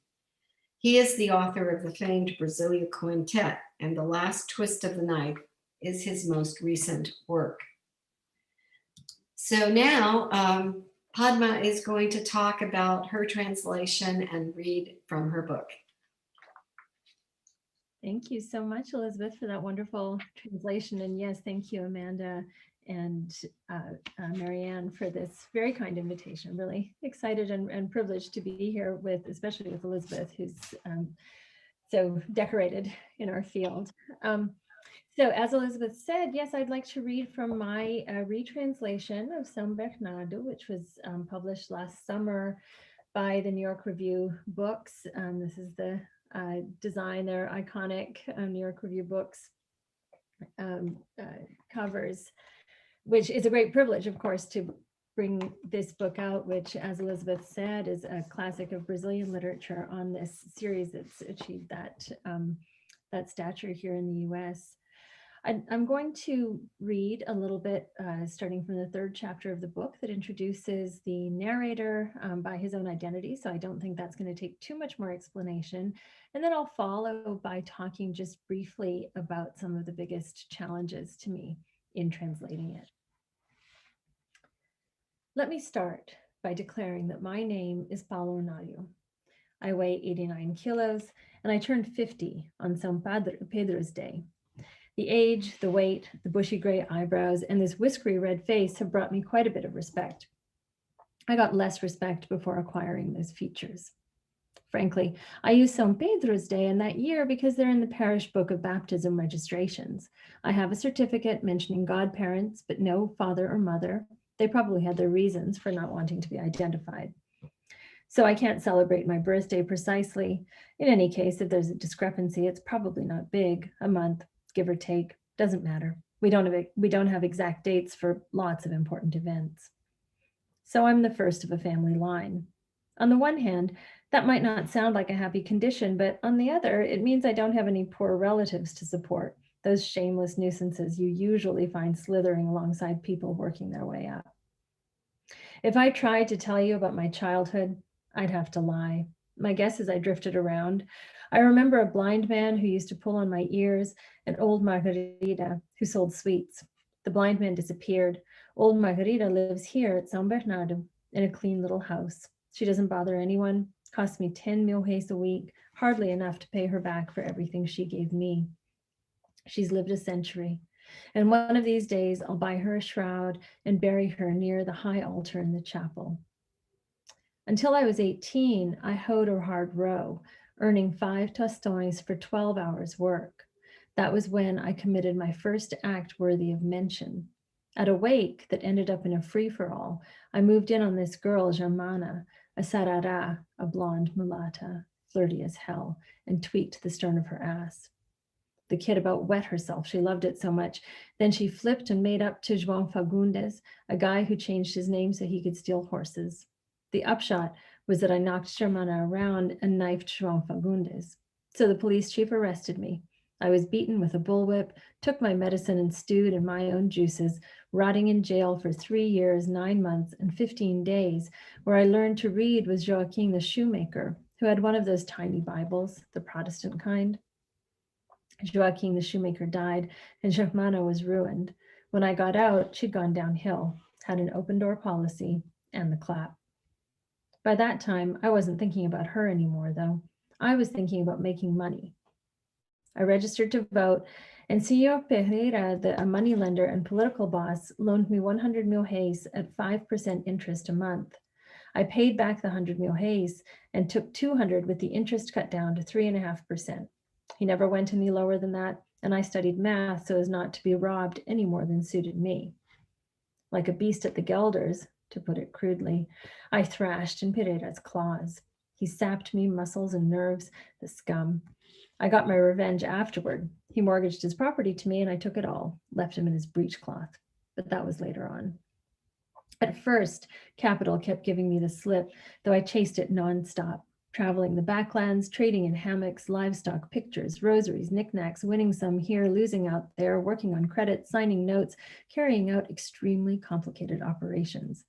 I went hungry and thirsty, slept in the dry sand of riverbeds, fought people who only spoke in shouts, and sealed commercial transactions with loaded guns. Here's an example. Senor Sampaio agreed to buy a herd of cattle from me, but when push came to shove, he gave me the cold shoulder and stood around picking his teeth. I went back and forth around the bend, trying to get him to pay up, but he was hard as nails. I cried to him about my miserable luck. I had a bushel of debt. This is no way to deal with people, so on and so forth, etc. This barefaced cheat, a big gun in his town, a mover and shaker, he told me off. I wasn't discouraged. I picked out a few fellows from Concalanco, and when the gentleman headed back to his ranch, I jumped him, tied him up, dragged him into the scrub, tearing his hide on the cactus thorns, prickly pear, mandacaru, shiki, and foxtail. Now let's see who's got clothes in the rucksack. I'll show you how many logs it takes to make a canoe. The gentleman, who could have taught weasels a thing or two, rattled on about justice and religion. What justice, said I. There's no justice and there's no religion. What there is, sir, is that you're going to cough up 30 contos and 6 months interest. Pay up or I'll have you bled nice and slow. So that's my protagonist, São Paulo. Elizabeth and I thought that we would talk a little bit about the challenges to translation, and I chose this passage in part because it shows one of the biggest, which is the idioms that Graciliano Ramos, who came himself from this middle-class, comfortable family. He was a shopkeeper. His family owned a farm. Said in a letter to his wife that he wrote this book first in Portuguese and then translated it into Brazilian. That is to say, he wanted to make this. I disappeared. I was trying to remember here, but I'll get back to it in a second. He wanted to use in this book all these expressions that he himself even was only hearing about for the first time. He conducted a sort of an anthropological experiment to gather these expressions that he realized would be in large part unfamiliar to the middle-class Brazilians who would be reading this book. So in a way, the challenge of the book was to create the same range of accessibility and inaccessibility that Graciliano himself created. That there are some expressions, I did a sort of a numeric tally of the expressions that were familiar to most Brazilians, either unfamiliar literally, expressions that that the reader could out from the context, like let's see how many logs to make a canoe. That I translated literally because it's quite clear what he's saying, even if the expression itself is unfamiliar in the original to, say, Brazilians in Rio or Sao Paulo. And then a number of expressions where context or otherwise it's virtually impossible to tell what Paulo Nario is on about. And I tried to maintain that, which was a little bit nerve-wracking, frankly, when you do something in translation that seems to block the reader, even though I believed firmly that this was true to the spirit of the book. I'm aware that there are readers who are going to feel alienated by this, but I had to have faith that that was part of what Graciliano himself wanted to do. And I was trying to do this all the while communicating both São Paulo's ruthlessness, his his just searing ambition, and the real humor of the book, which I felt the previous translation maybe didn't get sufficiently. And in the midst of this, I myself found a real affection for this this ruthless, really quite unlikable person. I'm sure in real life I wouldn't like São Paulo, but as a translator, I loved him. I had an enormous affection for him, and so that I think describes the essential conflict that I navigated as I was translating this. So I would love to hear your translation now, a bit from reading from you, Elizabeth, and then let's talk further. Great, thank you, Padma, for that wonderful reading and discussion on the translation challenges of San Bernardo. So very quickly, I'll summarize the plot of my book, The Last Twist of the Knife. By the way, the title comes from T.S. Eliot's Rhapsody on a Windy Night, and there's an epigraph that quotes a portion of that poem at the beginning of the book. And of course, it's all about memory and the betrayal of how memory can betray us. So the main character is a 70-year-old lawyer in Brasilia who, after a quarrel with his wife, leaves and travels to the backlands in the state of Ceará, where he was born and had grown up as a child. He plans to start a new life. He wants to buy a ranch and farm cotton, but unresolved childhood obsessions and traumas resurface.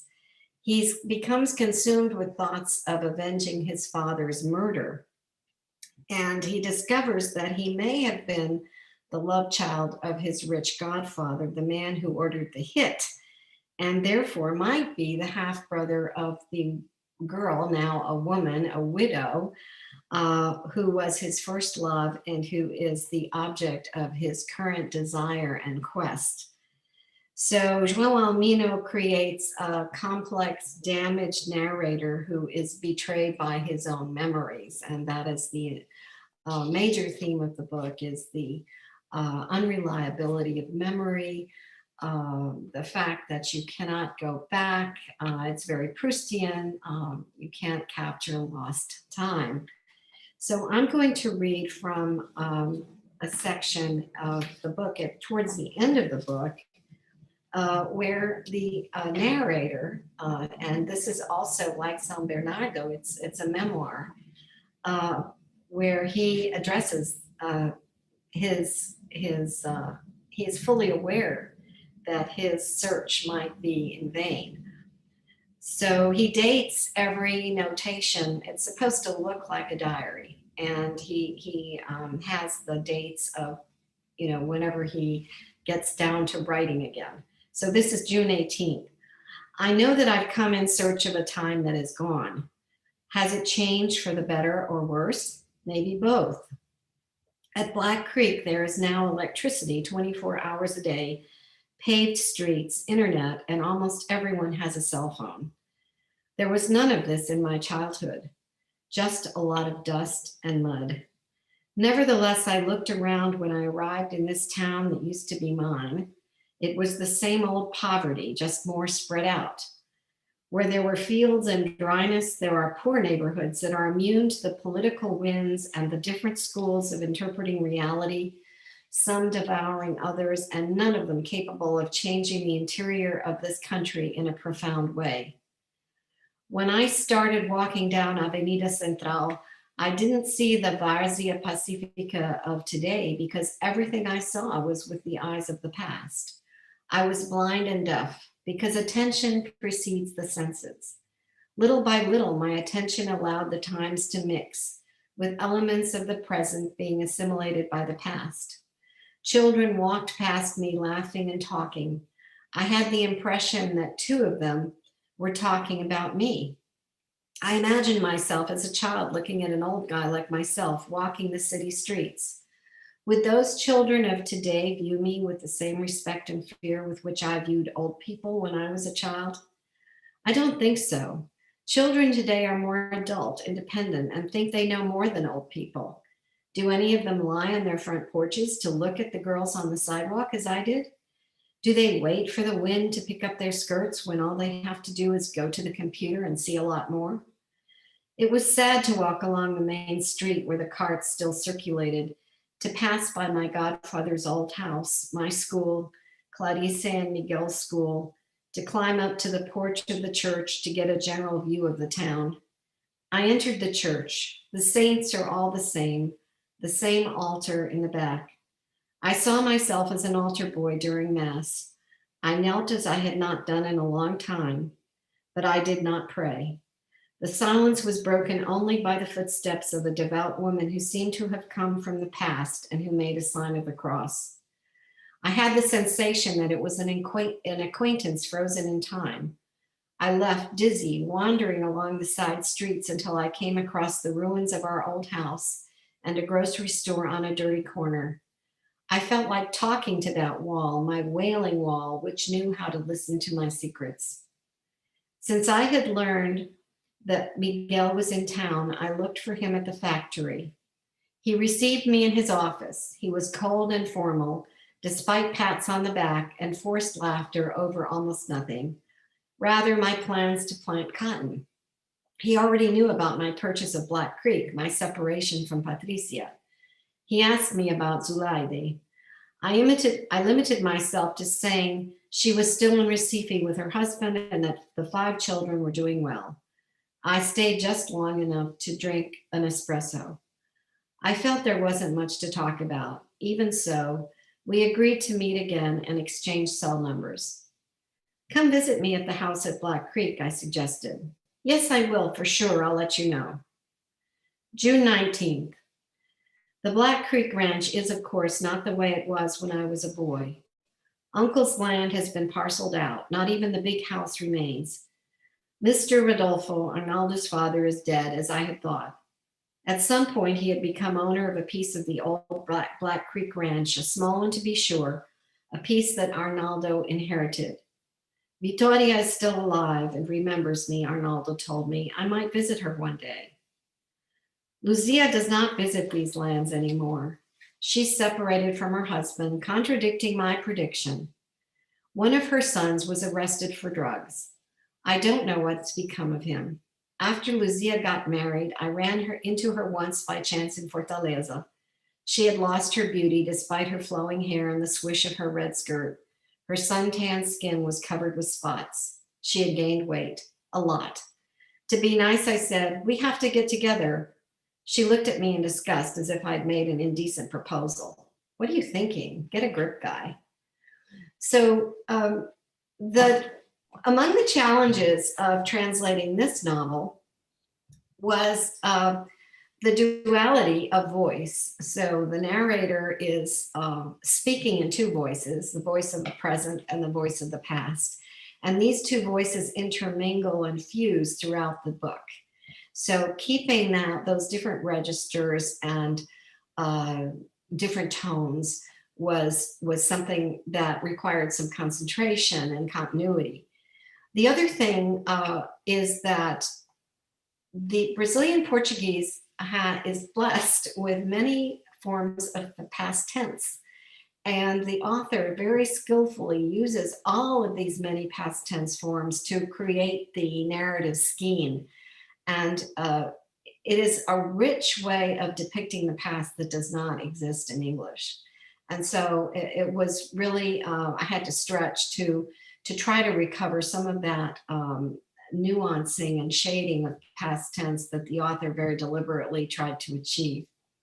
The third thing was the artifice of the narrator who struggles with the duality of his character between having become a successful professional lawyer, a member of the elite class, and his background as a poor boy, an orphan on a ranch in northeastern Brazil, where he was the outcast. I mean, he is dark-skinned, and he never achieves the same status as his playmates, who are the children of the landowner.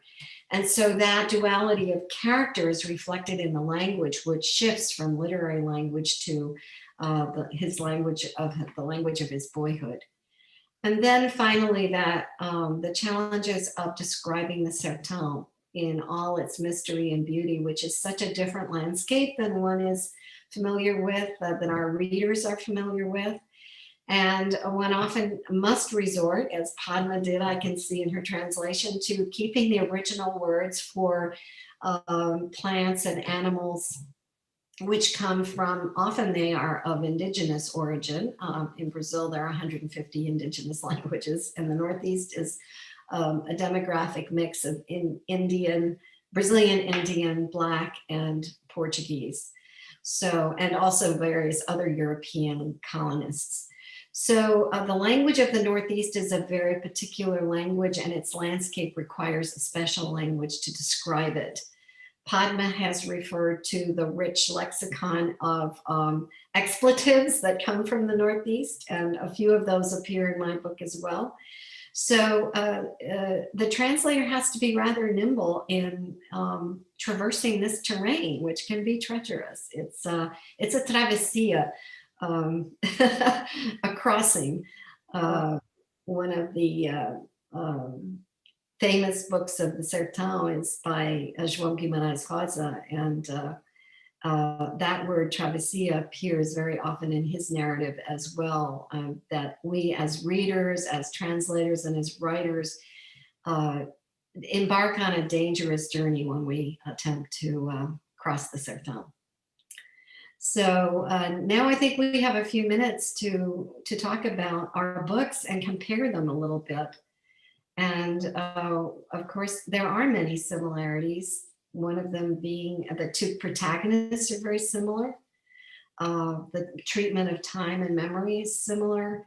And there's this other theme of language. So Padma, why don't you kick that off?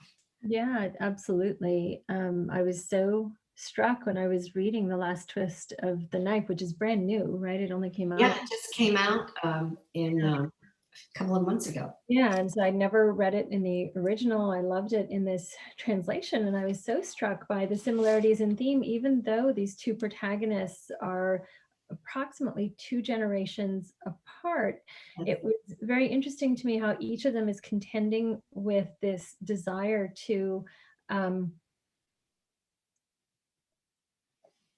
recover in which this lost self of the sertão, and how similar their perceptions are of their own places. They're in this rough landscape of rough justice, right, with uncertain origins, also biological origins, which my narrator, São Paulo, also talks about, and how in so doing, in trying to recover, document that lost place, they're also documenting the loss of those selves, that there is a nostalgia for this more innocent being who was also disenfranchised, subaltern in the words of that João Almino uses. And my character São Paulo reflects at the end of the book how perhaps if he had never achieved the literacy that allowed him to purchase this ranch where formerly he was a day laborer, that allowed him to become the big man on that ranch, that perhaps he would have been happy in a way that he ultimately is not. In São Bernardo, you learn right at the beginning that he was married to somebody named Madalena, and that some tragedy has befallen them. You understand fairly quickly. If there's a toggling in São Bernardo, it's between the present of narration and this biography that eventually catches up to the present. Is there a similar, would you describe the tensions in The Last Twist of the Knife similarly, and especially in terms of you're trying to translate these multiple registers of the past?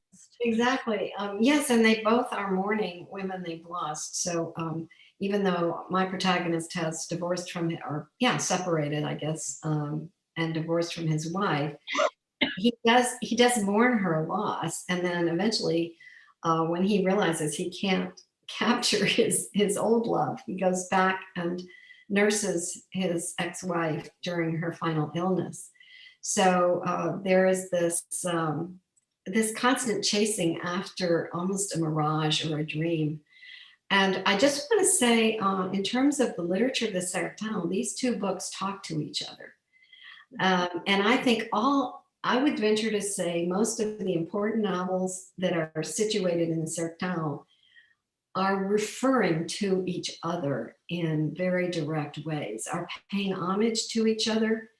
So I think Graciliano Ramos pays homage to Euclides da Cunha and so on down the chain until we reach the novel of the Sertão of the present day. And so the themes do echo and resonate. And also because that is the social reality of people who, come from the Sertão and make it into the big city. That is their biography. And so in that sense, they are very similar creatures. Would you also say that, I mean, you called The Last Twist of the Knife Proustian in a sense. Graciliano also translated a few books as an interesting sort of history of how that happened and what his perspective was on Booker T. Washington and Albert, who he translated. I mean, I sense from Graciliano, certainly, I mean, he was a modernist, but one who was very far from the centers of famous Brazilian modernism, right? So there's this sense both of this region in conversation with each other, but also speaking back to establishment, literary forms. Would you say that's still going on in the Sertanejo literature now, or is it different in this more cosmopolitan age? Well, I think that the history of Brazilian literature is fascinating overall in the sense that it not only is self-referential, but it also is in conversation with the Western canon. Many educated Brazilians study in the United States and in Europe, and they have read the big books, they've read the great canon. So you had mentioned previously that in another conversation we had the similarity between Graciliano Ramos's writing and Faulkner. And I would venture to say that there are some Faulknerian traits in João Almeino's book, perhaps not as so much in the literary style as in the thematic range of the book. And so I think that Brazilian literature overall, not just the literature of the Sertão, is a dialogue with other literatures. And this is also has a definite political purpose, because Brazilian writers don't want to be seen as just insular and so-called regionalist writers who write only about Brazilian settings and themes and social concerns. They want to be seen as part of a global literary conversation. Well, I think that's the perfect note on which to end it. We are right. There's so much more to say, but so much more to say, and this is such a wonderful conversation. But how great for you to point out that Brazilian writers do want to be seen as part of an international literary conversation, and we've been invited to do so with the Sant Jordi. Hold up. And here we are, part of this wonderful international festival, introducing our Brazilian writers. So thank you for your time and attention. And it was a great pleasure to be here with Padma.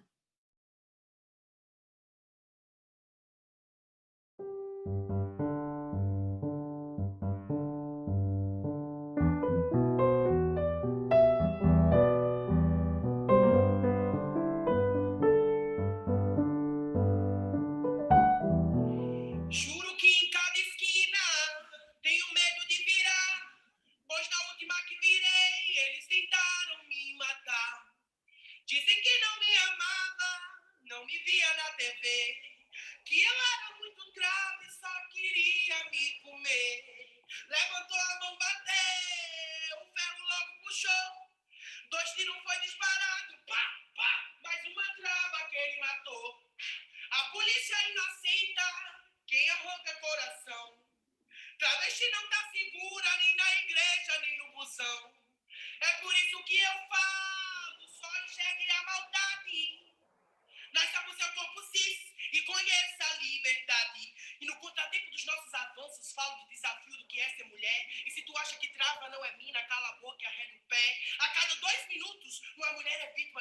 violência doméstica no Brasil. É cabelo cortado, sangue escorrendo e o agressor ninguém viu. E essa negligência faz com que mais de 180 mulheres sejam estupradas por dia. E quando é trans, além do desejo, tem que conviver com a transfobia. Mulher gorda é engraçada na novela, armada, super sexualizada na TV. Mais de 13 travestis são espancadas a cada amanhecer. É muita desigualdade. Então pega teus privilégios e some. Me responde. Porque o salário da mulher só corresponde a 86,9% do salário do homem. E vocês dizendo que é tudo textão. A nossa luta é de visibilidade e liberdade para que a gente pare de morrer. Com 22 anos eu não vou estar dentro de um caixão. Não. Nos meus livros de história só tem heroína e que se foda os heróis. O maior medo do macho é a mulher que se reconstrói. O patriarcado grita quando vê uma mulher com doutorado. O machismo e o machista morre porque sabe que tem que ficar calado. Eles são totalmente sem critério. E eu só aquieto meu faço quando mulher no Brasil for levada a sério. Que viva a todas as mulheres pretas, gordas e trans. E eu vou logo te avisar que por aqui não vai parar. A gente tá chegando com os 2 pés na porta pra Casa Grande estourar.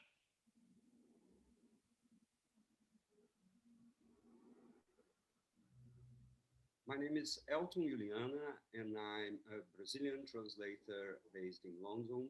I'm one of the editors of the UCL Brazilian Translation Club, and I'm here with Júlio Ludemir, the organizer of FLUP, the literary festival of the periphery in Rio de Janeiro.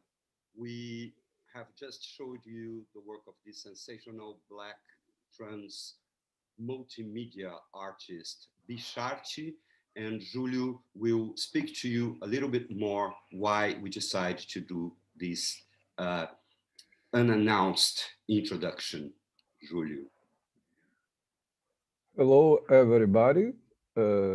Brazil is the country in the world that most consume trans pornography, and at the same time is the country that most kill trans women in the world. I am in doubt if the same person that consumes trans pornography isn't the person that killed trans people. These poems that we show here is by Bicharti. Bicharti was the winner of a queer Islam that we organized in the last FLUP. And I think if we will try to decode this poem, we will find out all the questions about the trans life in Brazil. She makes references to be fat, to be trans, to be Black, to be from Paraíba in the northeast, in a poor area in the northeast from Brazil. And she makes a reference also about her age. She is 22 years old. And when she says, I wanted to be alive with this age, she is making a reference to the average age of trans people in Brazil. The average age that trans people die in Brazil is 35. 35 years old is the average age with in which trans people die, or worse, is killed. This poem is more than a poem. This poem is a manifest. This poem is more than a manifest. This poem translates everything. And I suppose my friend Elton had a lot of problem to be precise, to bring all small detail about the language, about the day-by-day life of a trans woman, to the English idiom, to the English Puritanism, to the English conservative society. I would like to understand how he did to transpose all these particularities for the English, and which kind of difficulty did you have, my friend?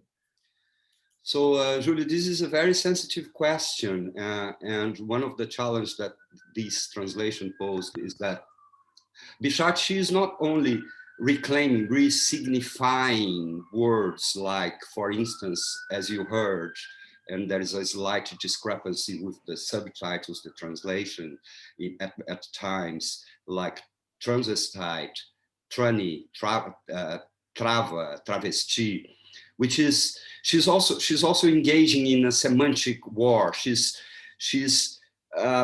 These type of terminology is generally used by people from the community in a celebratory way amongst them, but it can also be used very derogatorily, in a derogatory way by the outside, by society. And I think in English, there is only much we can push some of these terms, pressurizing them into this process of resignification without upset, perhaps, people. And I've tried to make some kind of balance. And in many moments, I refrained to use the specific terms, like, for instance, when she say, I've used once tranny, and it's easier to understand and to conceptualize because you are seeing the subtitles and it comes from the mouth of the artist.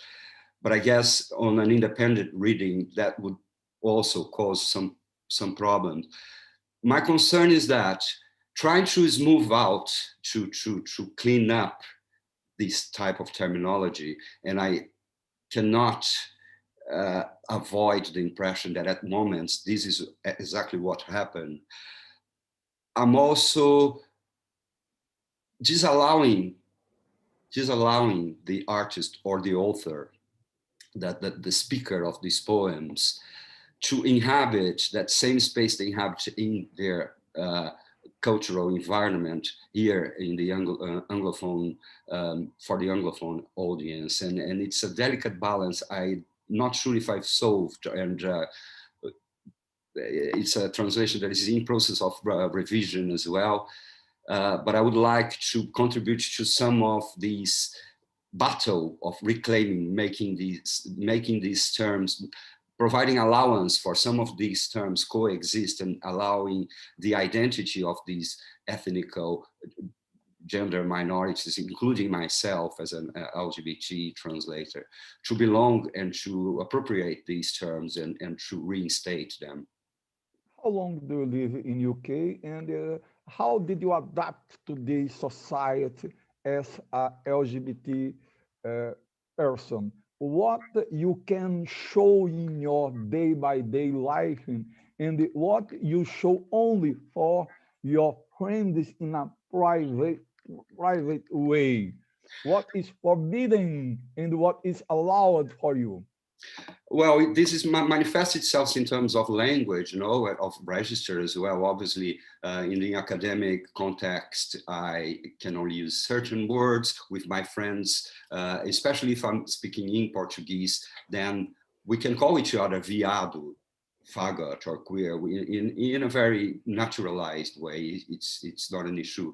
Of course, the ethics and politics of translation makes these types of choices in translation, and that is a question of the publishing industry as well, how much the publishing industry is willing to accept. And I think there are a lot of translators here that work with us at the Brazilian Translation Club and other projects that are pushing a bit this type of language and making them, and some of them even without translation, for instance, the word trava would appear just as trava without italicizing or anything like that. And by being absorbed by the culture with time, then they become somehow translated and somehow intelligible and hopefully attractive as well for the reader. But that is a question when you talk about Bichart, because she wanted to bring everything from the private life, because in the private life is the space in which the people think it is allowed to kill a trans woman. She makes reference to the people that use the Bible.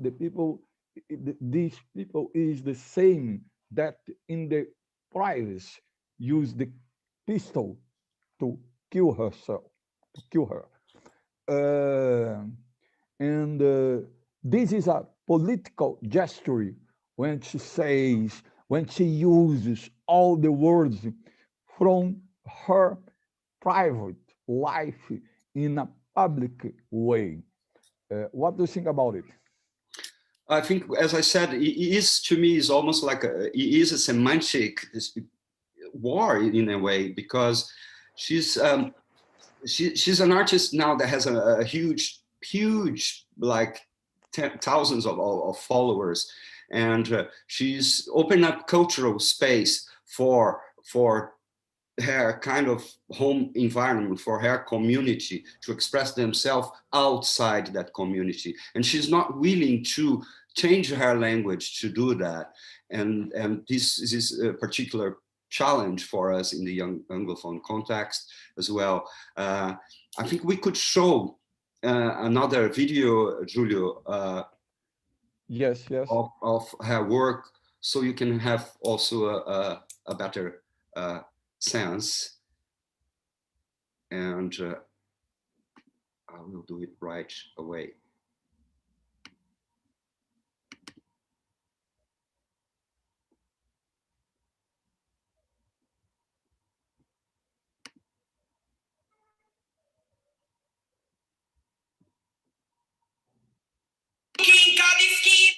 It's not important, sorry.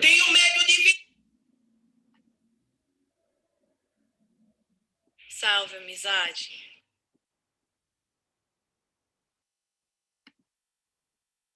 I'm going to stop recording here and get ourselves together. Welcome to the Zoom world.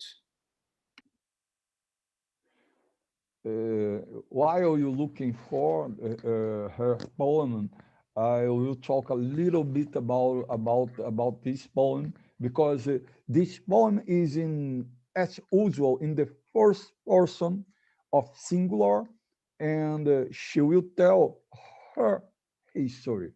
And again, her private history in a very, very political gesture to show what happens in her private life as a trans woman, Black trans woman from Nordeste in Brazil.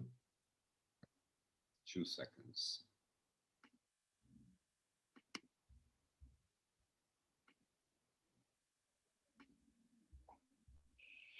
Hoje a Bichart conta uma história real que infelizmente mexe com o emocional. Um bando de hipócritas com a Bíblia na mão, uma criança estuprada e muita condenação. Parece até uma piada daquelas que a gente não consegue rir. Um bando de sensacionalista rezando para uma menina de 10 anos parir. Por quê? Vocês não cuidam da própria vida, é mais barato e muito mais prático. Porque lá em cima Jesus está aos prantos totalmente revoltado. Reparem que do fanatismo esses monstros são refém. Vocês dizem que são pró-vida, né? Pela vida de quem? O tio estupra e isso não gera repercussão. O médico salva a vida da menina de 10 anos e vocês dizem que é o fim dessa nação. Mostra-me tuas mãos, quero ver as tuas obras. Porque no domingo tu bota a Bíblia embaixo do braço e na segunda dissemina veneno igual cobra. Vocês são o próprio Satanás falando em nome do Senhor. Na parte da Bíblia só prega a condenação e esquece o maior mandamento, o amor. Assassina não é aquela que aborta porque foi estuprada, é aquela que prega a palavra de Deus, vai para frente do hospital e prega ela totalmente errada.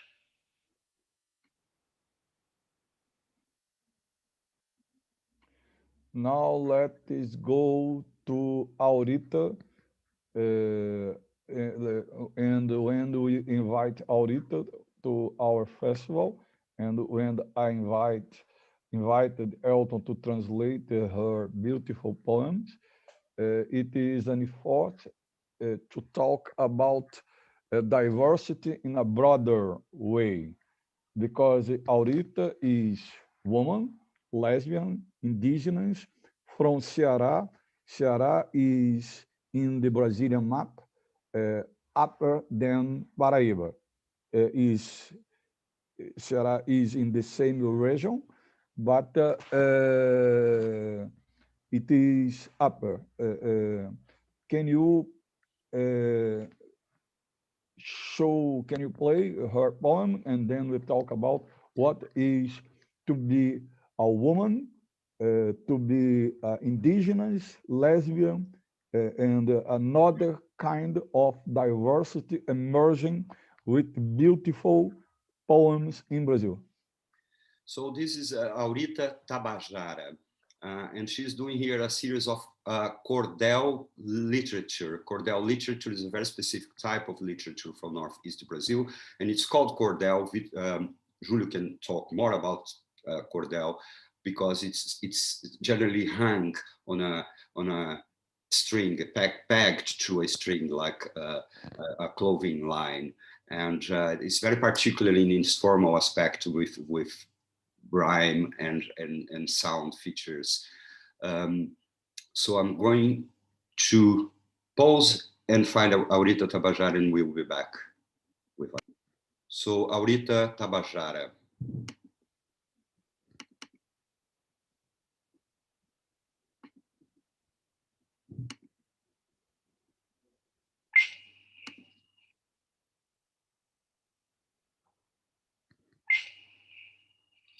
Sou Aurita Tabajara, nascida longe da praia, fascinada pela rima e melodia da jandaia. No Ceará foi a festa, meu leito foi a floresta, nas folhas de samambaia. Minha essência ancestral me encontra cordelizando, em amparo faz-me existir, e ao mundo eu vou contando que a minha forma de amar ninguém vai colonizar, da arte me armando.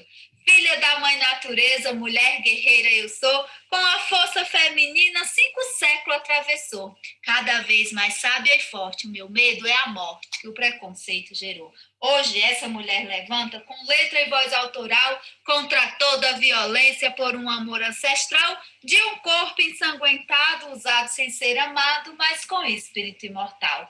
Minha avó é referência desde o tempo de menina, até me tornar mulher. Nas histórias que ela ensina, me ensinou a falar que a mulher tem seu lugar, raiz que nunca termina.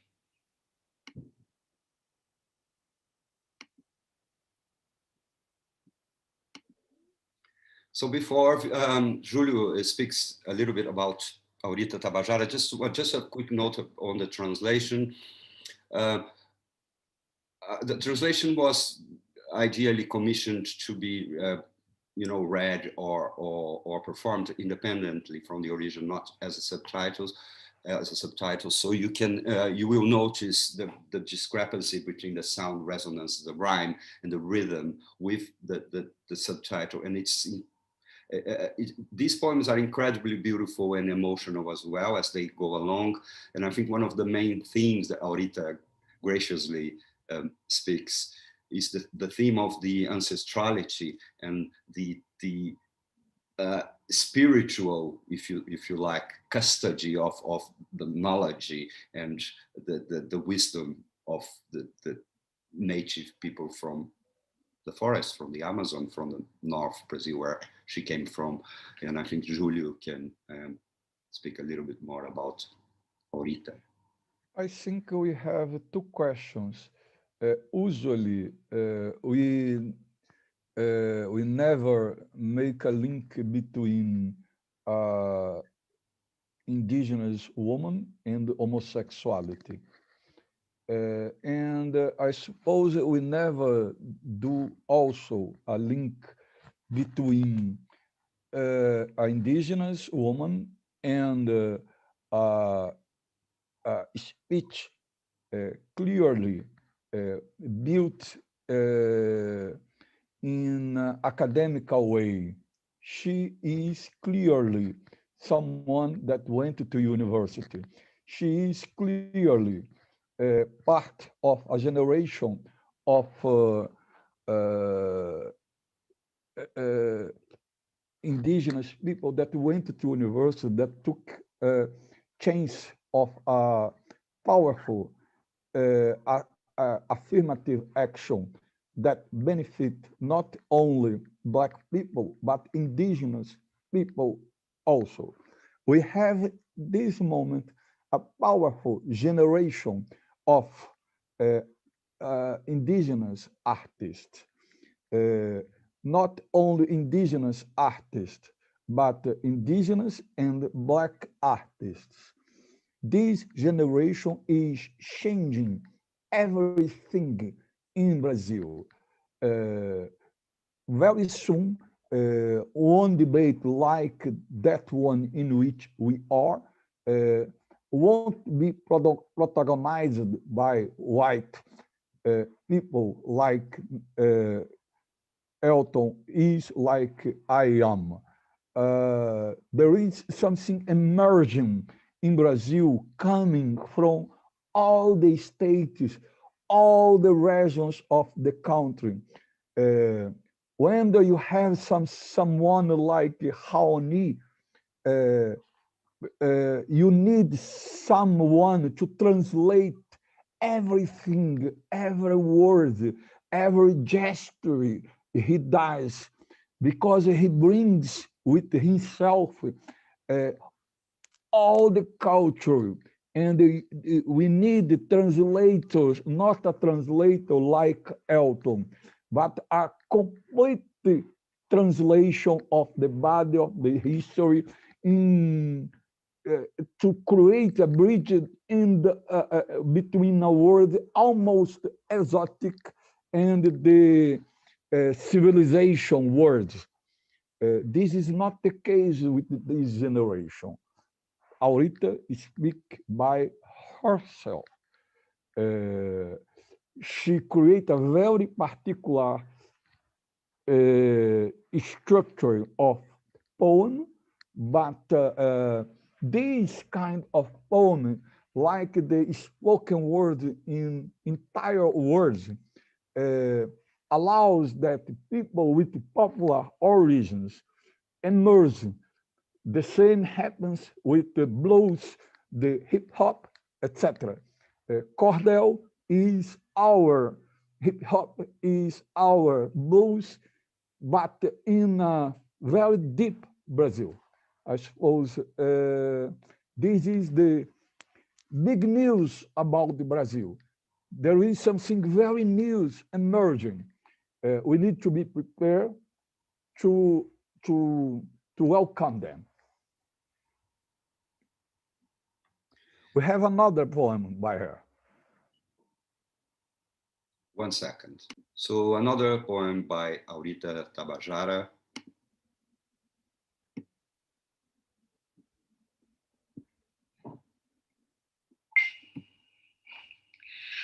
Qual palavra vai definir esse tão imenso amor? Foi quando você nasceu, meu mundo modificou. É como um sol que brilha quando nasce uma filha, nasce uma pequena flor. Numa tarde de domingo, após tanta ansiedade, há dores que agonizavam, mas traziam felicidade. 23/8 é o mês, às 5h16, nasceu minha raridade. Minha filha traz o dom que a natureza natureza lhe deu. Inteligente e misteriosa, Cauine o nome seu. Linda igualmente a ela, é sua mãe que revela, no mundo ainda não nasceu. No ano 2003, 5 anos de casada, foi a primeira filhinha, estava sendo esperada, pois a primeira nasceu com problemas e morreu. Uma fase bem pesada, com 9 meses de vida, um sorriso encantador. Deu seu primeiro passo num lugar que me marcou. Foi na praia Lagoinha, perto de uma canoinha, que na lembrança ficou. Com 13 anos de idade, se sentiu abandonada, de tanto ouvir gente ruim, que a mãe não valia nada.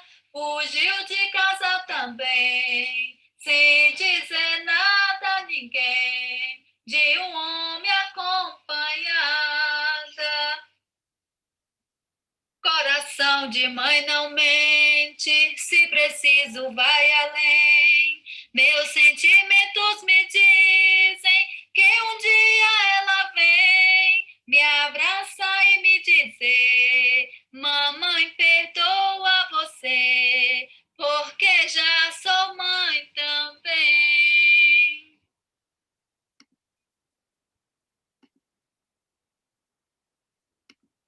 Man, I came from Northeast, Northeast.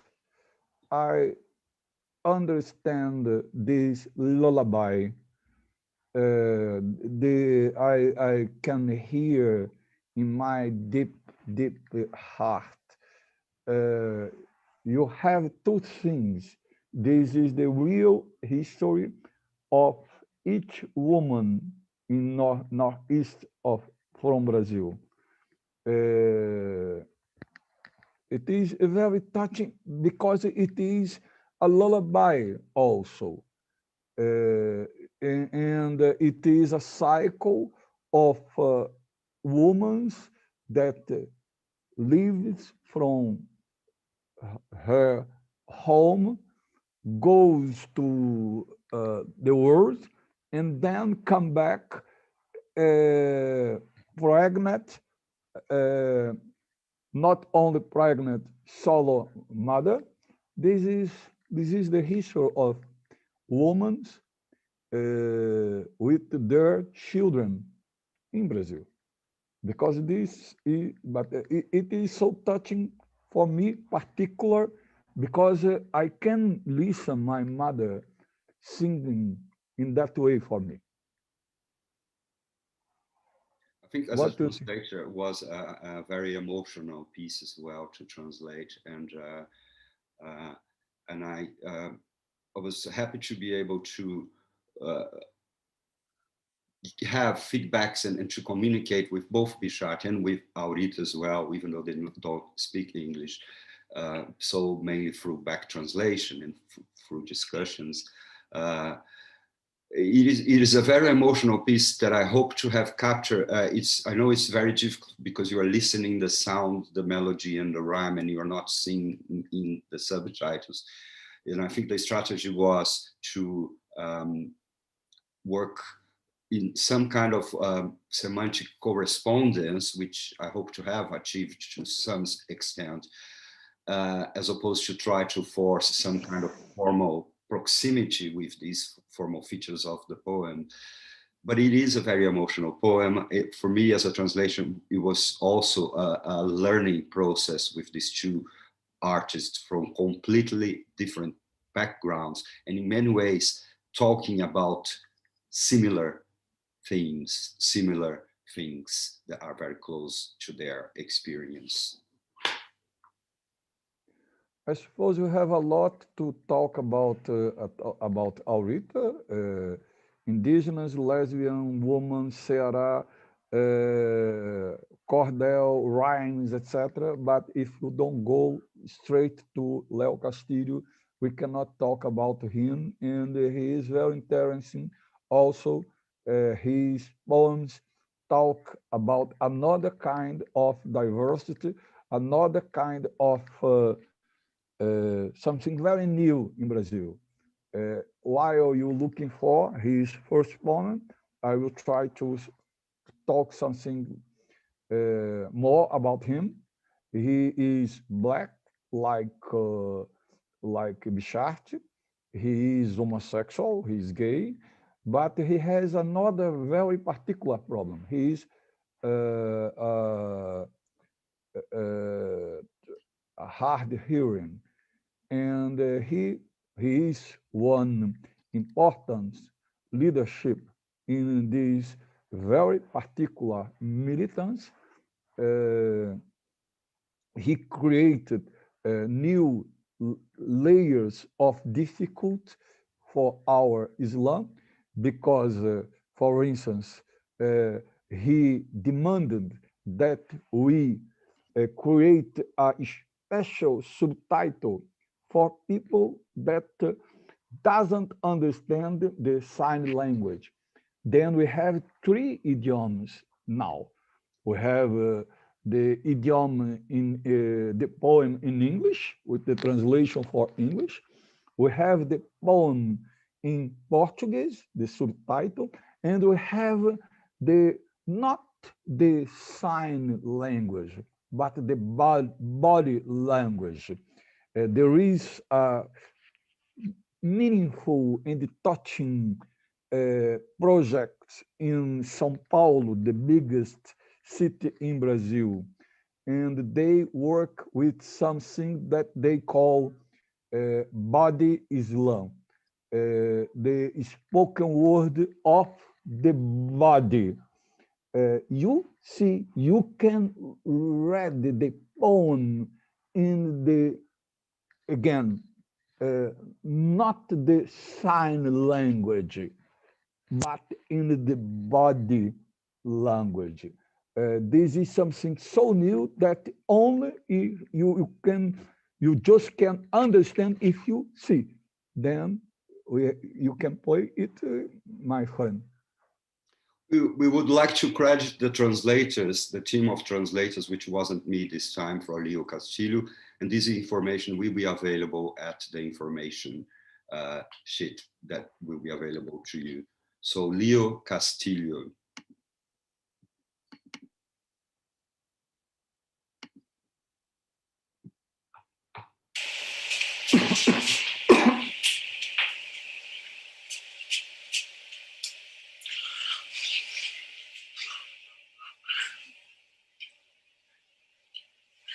Leonardo.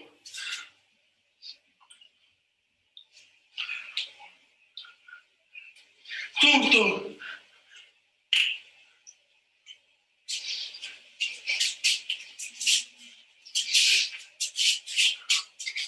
Tudo. Tudo. Tudo.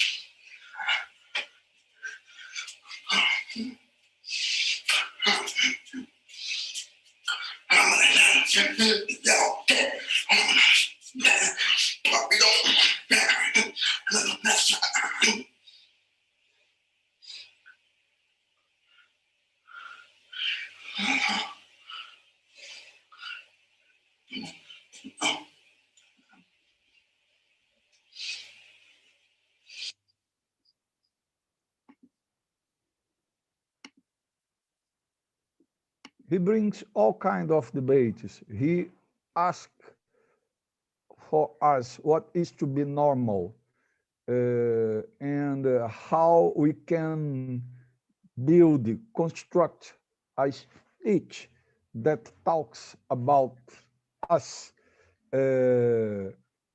I suppose he is the best translation of all kind of marginality, and he looks for and he finds a different way, a different idiom.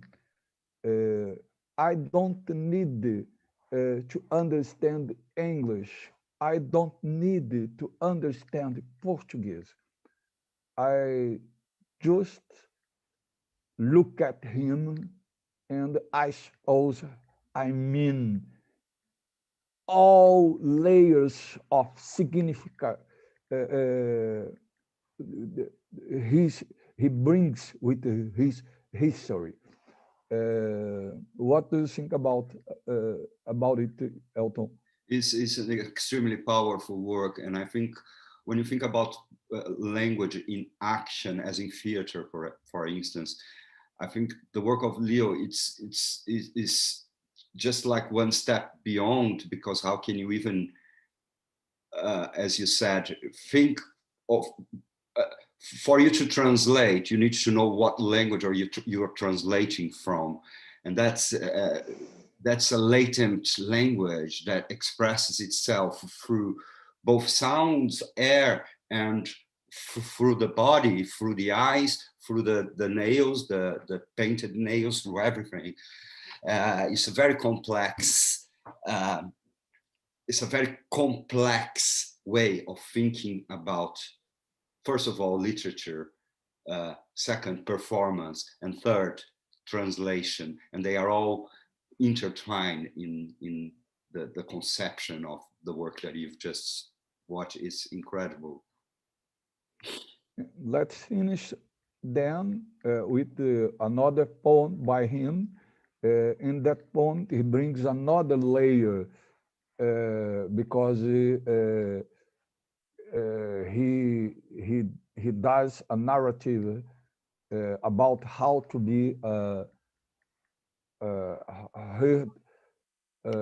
hard hearing and homosexuality, and all the time we are talking about complexity of narratives emerging from the Brazilian periphery.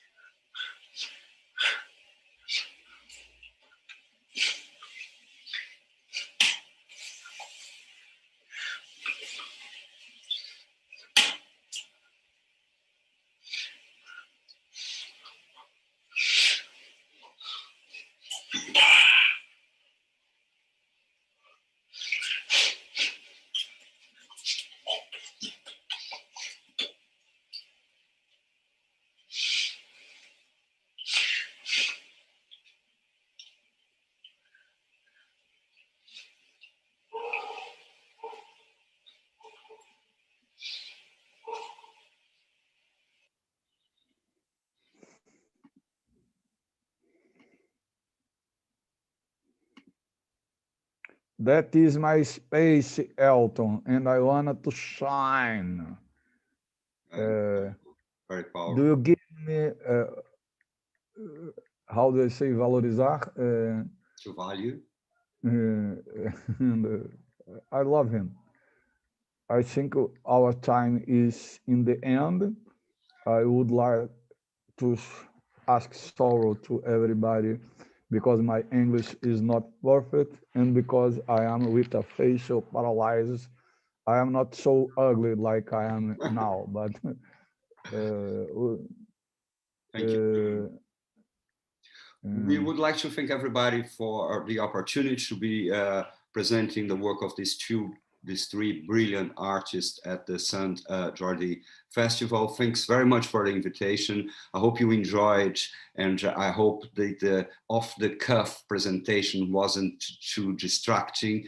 And once again, Julio is from Floop. Please follow him and the Literary Fair on Instagram and all the social media. UCL Brazilian Translation Club, also in every social media. We are currently doing a series of 10 workshops on Afro-Brazilian literature, which will lead to a bilingual publication by the end of the year with Conceição Evaristo Júnior, Giovanni Martins, and others. Again, thanks very much, and sorry for the improvised kind of feel of this talk. Brigadão, Júlio. I say thank you, man. Bye-bye. Thank you, everybody. Bye.